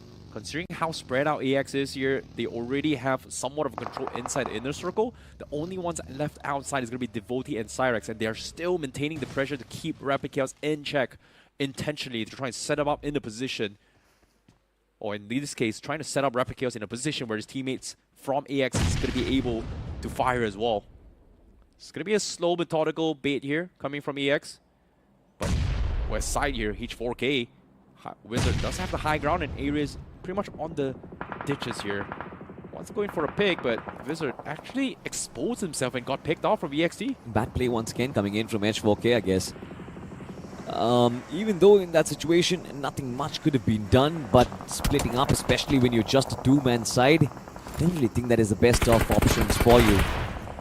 Same can't really be said for AX right now. We can see that 2-2 split being deployed just a wee while earlier. And I think they have understood the differences in their playstyles as well. Devotee and Cyrax in the front lines have been doing the job of trying to shut teams down. Meanwhile, Aryan and Raiden in the back lines being an absolute anchor, keeping the team alive in extreme stages of high risk. But for now, VXT, they do have the high ground, I see, but not for long. Yeah, I agree. I think the biggest nuisance has to be VST. Until they get down from those mountain terrains, everybody else is at the mercy of VXT. But on the contrary as well, now they are going to be the biggest threat. Myth still defending those top mountains really, really well. They found Cyrex on the far front. And AX, they are going to try to make an attempt here to try and save Cyrex. It seems to be a little bit risky, but while Myth was distracted by shooting off Cyrex, Aryan tried to make a play with a couple of lucky nades. But it seems like the distance to actually close up onto his Myth official is a little bit too far off for EX, so yeah, they have to wait, but they're not exactly in zone as well, so a very, very risky push for Team AX. It is very far off for AX to even try and think about it. Even if they try and close in the distance, I'm pretty sure Myth official, they're going to shoot them down in an instant. That is such a god compound inside of the circle. My word, Myth official, that is brilliant rotation to find that compound and to be the only team inside of the circle right now. They are dominating on the sand dunes, lads. But on the flip side, Ares, their struggles against Aura X has been going on for a while. We saw Aura X duking out against multiple teams. Rapid Chaos was also in them. And they're still holding the same position, by the way, after so long. They can't really get out just because of the high grounds that H4K and VXT had. And right now, all these four teams on our screen right now, in the far frame we have VXT, is the biggest annoyance here. And until VXT gets taken out, they can't move in. And guess what? VXT actually got taken out as well. They even took H4K down with them as well. So that is the space that both Aura and Ares needs to push up and then close the distance as well. But to actually try and take advantage of it, Rapid Chaos is actually the first one to try and move up. And Team AX is looking to punish that. Shots from Devotee, shots from Aryan.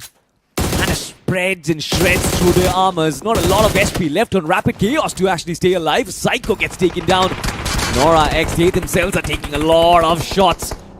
There's heavy beating from the high ground, and I'm wondering where is this coming from? Is it all AX or is it multiple teams at once? We will talk about that for now. Erangel though, close down the distance. Fragid Noob just moving up. There's that smoke wall that separates him from Dhruv, but I don't believe Dhruv is going to be able to hold on for long, but the nade strikes. Beautiful one though. Oh, nice nade there to stop the aggression. Aura, they're in shambles as well. But Fragadu, he has the perfect line of sight. He sees him and he will take him out. And Rapid Chaos gets eliminated from this game. And Aura, they keep the dream alive. They need the reset. But Myth and AX, they're looking to try and claim up all these points as well. We're down to Final Four team. Ares has somehow made it across from the south side, somewhat out of safety. And this is going to be a crucial turning point here for Ares. If they keep their heads down though and sneak in, they should be able to snatch a winner-winner chicken dinner because Myth is not in position yet. But I don't believe Ares Esports is looking to put their head down. In fact, their chin is up, but they want to broaden their shoulders and walk inside of the circle just the way they are playing right now. Look at the way they spread their wings. They have got the right flank taking care of Erangel. They've also got the left flank taking care of Official and AX in tandem together. In fact, for Erangel, it's in fact a tag team effort between them and Myth Official. Shots coming in from Harshil like a laser beam shooting down on those lads. Erangel can't seem to get away from trouble. Pushing inside the circle is going to be such a big job. Meanwhile, Team AX leapfrog all of the teams to be right at the smack center of the circle. This is great positioning from Aryan. Yeah. But at the same time, Myth, biggest nuisance from this game. VXT was the biggest nuisance just now. Now it's still Myth Official. Look at this. They've caused so much problem for each and every single team, but they've only got 2 eliminations. And now it's all about surviving. Again, Lucifer trying to take advantage of this off angle to try and go for the pick, but with the circle forcing them out, all that advantage is going to be forced out of them as they need to push through. As you can see, Harshil, they're still trying to find a couple of loose dragglers, but again, the numbers still favor Aura and Myth. This could have been such a big advantage for Myth Official right now. Look at AX, just one man is on his feet right now, and the other has been knocked out, Raiden. Can he put up a fight? Because if Myth Official has been, very attentive with the finish rate, I'm pretty sure they would have had a slight hint that AX is not really healthy.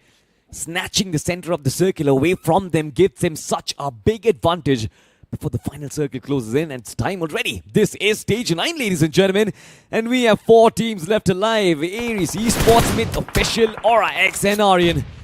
Finally, Raiden has been shut down. AX with just 1 man left alive. Not anymore, as Myth Official keep on moving strong, and even Erangel has been shut down. Oh boy, Myth, perfect timing as well. Ares could not capitalize. And Myth Official, they're raining death and destruction. Circle, somewhat favoring Myth. Aura right on the edges, they get completely dropped and only 1 player left. And Myth Official, they do not want to allow this denial. Knuckle is going to deny the point. It seems like Ares Esports, they will get away with it. They will finish top 2, but it will be Myth Official that claims the winner chicken dinner. What an ending here for Myth Official. And back-to-back chicken dinners for Myth Official. They got one in the last game as well. That was high flagging. It kind of set them up for success. And now this one, they kind of had a different approach, a very patient, a very calm and composed, did not want to lose bodies. The last one, they did commit a lot of errors, and I think this one, they worked upon them once again. Yes, not a lot of big numbers on border, but these 16 points is going to push them past that 100-point barrier, I see. Well, I think they should be able to do it as well. But considering how Myth played this as well, I think this is just them making a statement, the difference between a T1 team and a T2 lobby itself here. Pretty much. Yes, it's not a lot of finishers here, but the way they played this circle, the way they played those compounds was brilliant because every single team around them was at their mercy. Alongside with them is going to be VXT, who's on top of the mountain as well. But unfortunately, the circle forced VXT out. And then eventually, coming down to the end game here, Myth had the high ground. All they need to do is just pick everybody apart here. And I think the only thing that could have stopped Myth was Aura actually finding a jump or finding a small little timing to actually punish Myth while they were distracted, but they just could not. Again, they were stuck in a stalemate where do I go left or do I go right? If I go left, oh no, there's VXT. But I think the problem with Aura is that they did not realize that their left was pretty much clear. Yeah, and I think in the chaos, in the final stages, of course, it's very hard to decipher and differentiate between multiple teams at once as well. But one man who does not need a second introduction, it is, of course, going to be Fraga from Aura X. 5 eliminations and the MVP performance. 916 points of damage. I think that was brilliant. And, of course, the rest of the team, they did start what I would call a prologue of a comeback. It's still not done yet. I asked them to cross that 50-point mark. I think Aura X kind of missed out on that point. But I still believe tomorrow they are going to have a second shot at life. Can they do it in the next 3 games? It is going to be a hard ask. Yeah, we have to see the overall leaderboard itself, whether or not do they stand a chance here. Because if by the end of today you're still in the second page, the chances of you trying to break past the top 8 here is pretty much almost near impossible. Like, you need to have perfect scores in the last remaining 3 games in order to try and push out for top 8. So I would say bottom 8, you're pretty much done for. But at least if you are still in the top 8 of the bottom 16, maybe you still have a chance here. So it's going to be a little bit tricky here, but I think we have to recap a little bit here on how the highlights actually begin as well. We saw MADKINGS having a very, very early pick onto Troy Esports, which in this case, Troy already had a very, very good start. And as the game progresses as well, T7 and NoNx having this weird interaction here with T7 winning the fight, but eventually, because of the zone, got taken out as well. You know, that fight was, in my opinion, completely unnecessary between T7 Orion and NoNx, but they just kept on losing bodies after bodies. It seems like they were having fun. Let's talk about having fun. This fight was for sure fun for Aries Esports as well. Yeah, exactly. And Aries was able to survive this entire ordeal when a lot of us actually expected the circle to ship towards Los Leonas. And fortunately for Aries, they were the ones actually gatekeeping right on the edges where teams needed to exit through Los Leonas, which resulted in a lot of teams encountering against Aries Esports, which allowed them for that win. And for teams who stayed outside here, for example, H4K, VXT, completely dodged the biggest fiasco that happened in Los Leonas in general, which resulted in almost half the lobby getting taken out before this stage actually concluded this phase itself. And one of the teams who actually got taken out was Likitha Esports as well. Big expectations were there from that team itself. They had this one last game to try and maybe get something done on the overall standings, maybe put themselves at a believable spot that, you know what, we can still make it in the next 3 games. But now, I'm not really sure about that though. But the match rankings in front of our screens, Myth Official did fantastic, 16 points for them once again. And I'm pretty sure they are the second team after Team Apex Gaming to cross on that 100-point mark. Aura X with 15 points. They kind of needed around 20 to cross on that 50-point mark, but I think 15 is decent enough. Aries with 11, VXT with 8. I think they are going to be happy with their performance. So will be AX as well. But on the flip side, the mid-pack, you can't really see the vehicles moving forward or anything moving forward. For that example, Likitha Esports with 3 points, Likitha Esports with 3 points, NoNx with 3, Phoenix with 3, Right Nations with 1. It seems like even Troy Esports, I see, who had that chicken dinner in the last game, they found themselves into the top 8 and instantly next game they go out for null. Well, it's going to be close here, but let's see how the overall standings is going to be looking like here now with all the teams already completed 9 matches in total. And like you said, Myth crossing the triple-digit marker, the second team to pass the 100-point here with Myth sneaking in the top 2, AX also with the top 3, still maintaining a healthy lead. Troy defending on the 8th position here with 68 points, whereas the rest of the pack here in this first half, Learn for Pass 66, Esports Social 66, Raid X 55, but MADKINGS 65 points. This is going to be a close competition, I would say. I mean, you know what? The most unpredictable team inside of the lobby, inside of the current scene right now in the country has to be MADKINGS. Yesterday was such a big performance. They started the day inside of the top 8, by the way. They were in the 8th position with 60 points. And today, not with 60, I guess. It was a little lower. But today, I'm pretty sure they did not get a lot of points. 65 is all that you could find in the next 3 games. So at the start of the day, they got 49 points. Now they've got 65. So it's not exactly the MADKINGS standard, we would say here. They're doing pretty okay, but they need one big game. Like, they're still very close for the top 8 here. They're still in the race. So for the top 16 of this overall standings, is still viable. But now, second half, oh boy, this is the tough spot. Dragonclaw, Corner Spark, they still have a chance.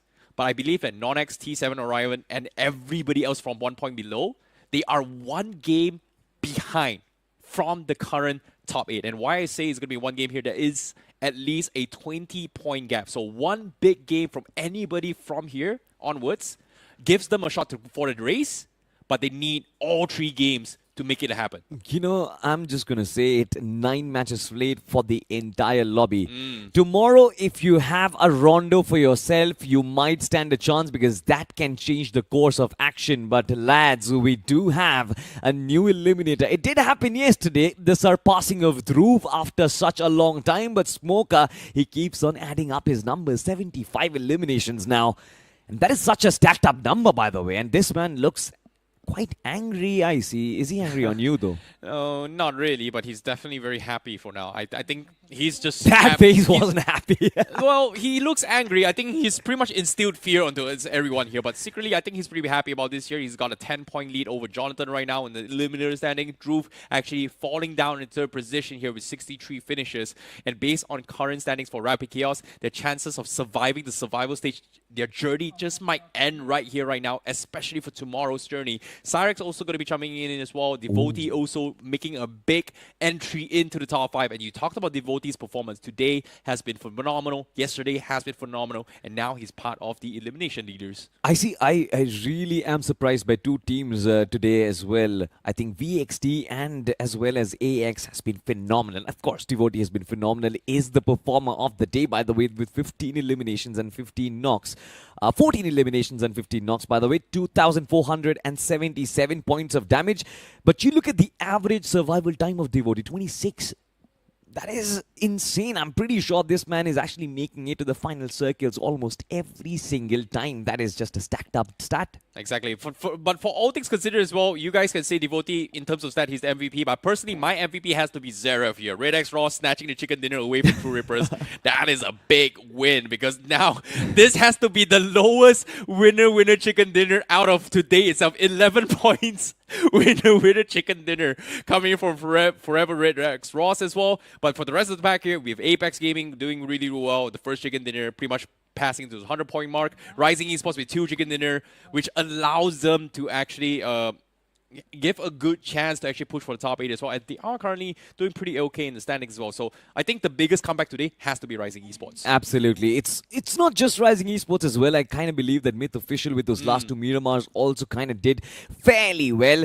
But tomorrow is going to be such a big drama, man. I mean, still around 24 teams in contention and only 8 are going to push through, ladies and gentlemen. The cutoff is sky high and matches remain only 3. You would need a lot of energy to actually stock up before, so make sure you actually use the Monster Energy drinks. But for now, it is time for us to say goodbye, and we'll be back tomorrow, same place, same time. For now, take care and bye-bye.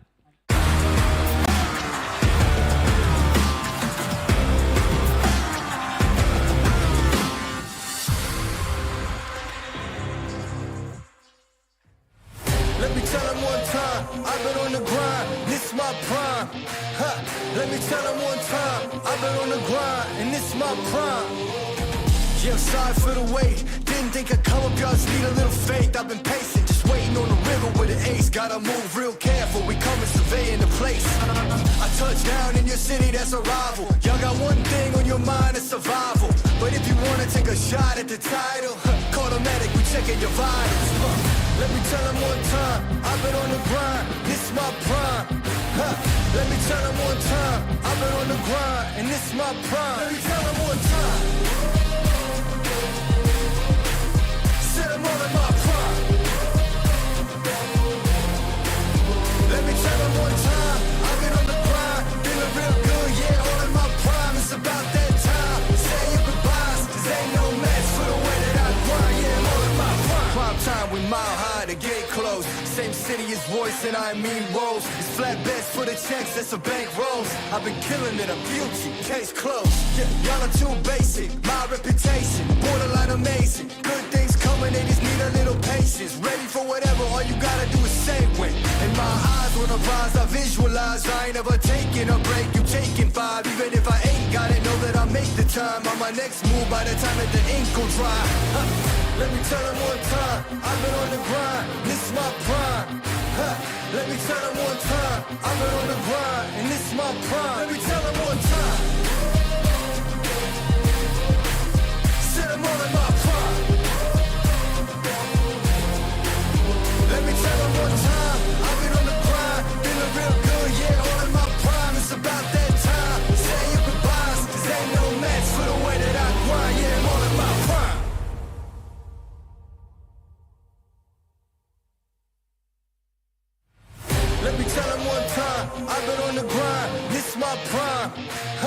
Let me tell them one time, I've been on the grind, and this my prime. Yeah, I'm sorry for the wait. Didn't think I'd come up, y'all just need a little faith. I've been patient, just waiting on the river with an ace. Gotta move real careful, we coming surveying the place. I touched down in your city, that's a rival. Y'all got one thing on your mind, it's survival. But if you wanna take a shot at the title, call the medic, we checking your vitals. Let me tell them one time, I've been on the grind, this my prime. Let me tell them one time, I've been on the grind, and this my prime. Let me tell them one time. Said I'm all in my prime. Let me tell them one time, I've been on the grind, feeling real good, yeah, all in my prime. It's about that time, say your goodbyes, cause ain't no match for the way that I grind, yeah, I'm all in my prime. Prime time, we mile high, the gate closed. Same city as Royce and I mean Rose. It's flat bets for the checks, that's a bank rolls. I've been killing it, I'm guilty, case closed. Yeah, y'all are too basic, my reputation, borderline amazing. Good things coming, they just need a little patience. Ready for whatever, all you gotta do is say when. In my eyes, when I rise, I visualize. I ain't ever taking a break, you taking five. Even if I ain't got it, know that I make the time. On my next move by the time that the ink will dry. Let me tell them one time, I've been on the grind, this my prime. Let me tell them one time, I've been on the grind, and this my prime. Let me tell them one time. Said I'm all in my prime. Let me tell them one time, I've been on the grind, feeling real good, yeah, all in my prime. It's about that time, say your goodbyes, cause ain't no match for the way that I grind, yeah, I'm all in my prime.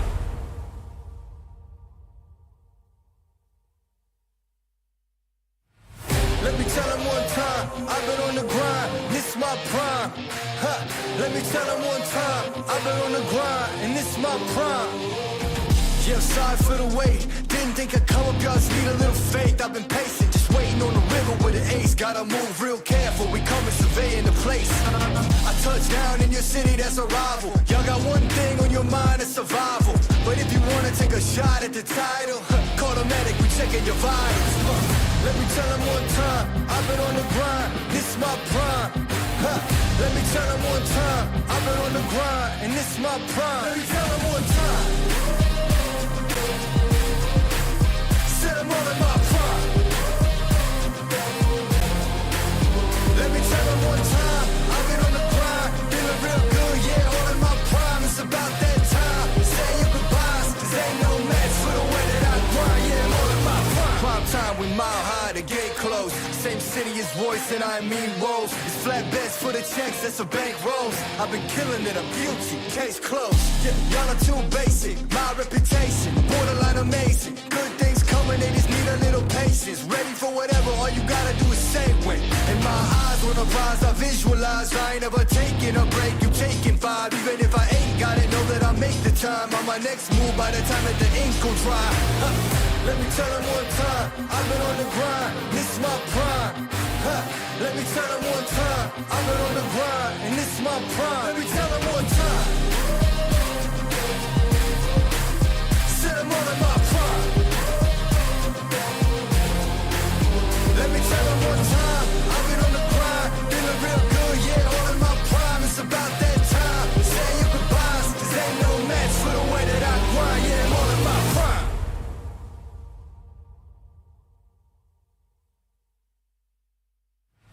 Let me tell them one time, I've been on the grind, this my prime. Let me tell them one time, I've been on the grind, and this my prime. Yeah, I'm sorry for the wait. Didn't think I'd come up, y'all just need a little faith. I've been patient, just waiting on the river with an ace. Gotta move real careful, we coming surveying the place. I touched down in your city, that's a rival. Y'all got one thing on your mind, it's survival. But if you wanna take a shot at the title, call the medic, we checking your vitals. Let me tell them one time, I've been on the grind, this my prime. Let me tell them one time, I've been on the grind, and this my prime. Let me tell them one time. Said I'm all in my prime. Let me tell them one time, I've been on the grind, feeling real good, yeah, all in my prime. It's about that time, say your goodbyes, cause ain't no match for the way that I grind, yeah, I'm all in my prime. Prime time, we mile high, the gate closed. Same city is voice and I mean woes. It's flatbeds for the checks, that's a bank rolls. I've been killing it, I'm guilty, case closed. Yeah, y'all are too basic, my reputation borderline amazing. Good things coming, they just need a little patience. Ready for whatever, all you gotta do is say when.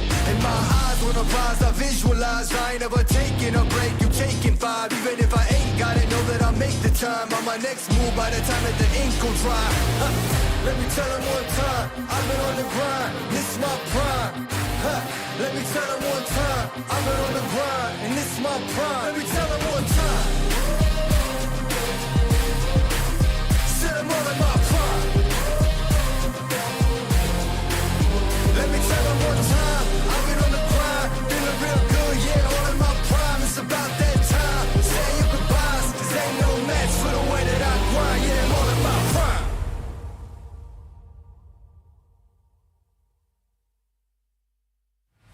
Let me tell them one time, I've been on the grind, this is my prime.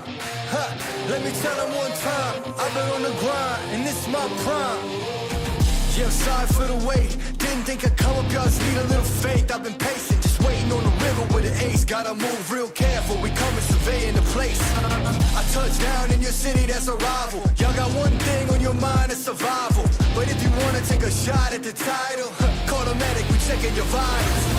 Let me tell them one time, I've been on the grind, this is my prime. Let me tell them one time, I've been on the grind, and this is my prime. Let me tell them one time. Said I'm all in my prime. Let me tell them one time, I've been on the grind, feeling real good, yeah, all in my prime. It's about that time, say your goodbyes, cause ain't no match for the way that I grind, yeah, I'm all in my prime. Prime time, we mile high, the gate closed. Same city is voice and I mean woes. It's flatbeds for the checks, that's a bank rolls. I've been killing it, I'm guilty, case closed. Yeah, y'all are too basic, my reputation borderline amazing. Good things coming, they just need a little patience. Ready for whatever, all you gotta do is say when. And my eyes wanna rise, I visualize. I ain't ever taking a break, you taking 5. Even if I ain't got it, know that I'll make the time. On my next move by the time that the ink will dry. Let me tell them one time, I've been on the grind, this is my prime. Let me tell them one time, I've been on the grind, and this is my prime. Let me tell them one time. Said I'm all in my prime. Let me tell them one time, I've been on the grind, feeling real good, yeah, all in my prime. It's about that time, say your goodbyes, cause ain't no match for the way that I grind, yeah, I'm all in my prime.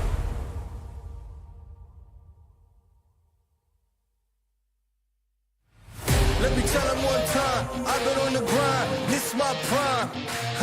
Let me tell them one time, I've been on the grind, and this is my prime.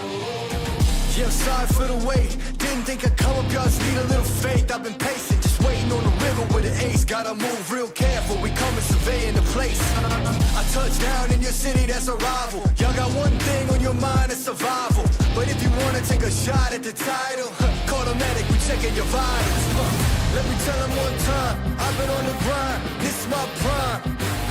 Let me tell them one time, I've been on the grind, and this is my prime. Let me tell them one time. Said I'm all in my prime.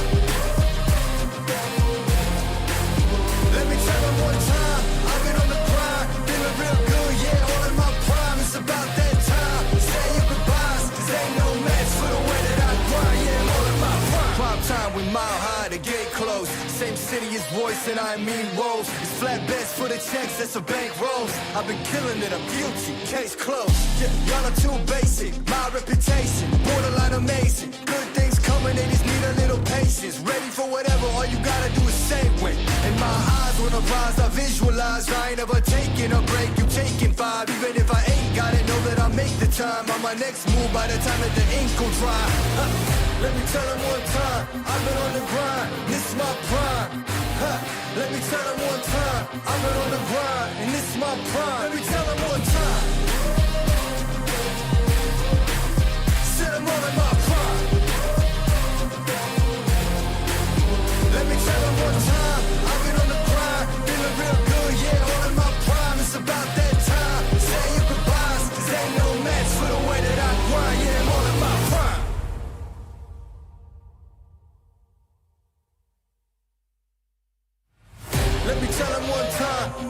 the grind, this my prime. Huh. Let me tell them one time, I've been on the grind, and this my prime. Yeah, sorry for the wait. Didn't think I'd come up, y'all just need a little faith. I've been patient, just waiting on the river with an ace. Gotta move real careful, we coming surveying the place. I touched down in your city, that's a rival. Y'all got one thing on your mind, it's survival. But if you wanna take a shot at the title, call the medic, we checking your vitals. Let me tell them one time, I've been on the grind, this my prime. Let me tell them one time, I've been on the grind, and this my prime. Let me tell them one time. Said I'm all in my prime. Let me tell them one time, I've been on the grind, feeling real good, yeah, all in my prime. It's about that time, say your goodbyes, cause ain't no match for the way that I grind, yeah, I'm all in my prime. Prime time, we mile high, the gate closed. Same city as voice and I mean rolls. It's flatbeds for the checks, that's a bank rolls. I've been killing it, I'm guilty, case closed. Yeah, y'all are too basic, my reputation, borderline amazing. Good things coming, they just need a little patience. Ready for whatever, all you gotta do is say when. In my eyes, when I rise, I visualize. I ain't ever taking a break, you taking five. Even if I ain't got it, know that I make the time. On my next move by the time that the ink will dry. Let me tell them one time, I've been on the grind, this my prime. Let me tell them one time, I've been on the grind, and this my prime. Let me tell them one time. Said I'm all in my prime. Let me tell them one time, I've been on the grind, feeling real good, yeah, all in my prime. It's about that time, say your goodbyes, cause ain't no match for the way that I grind, yeah, I'm all in my prime.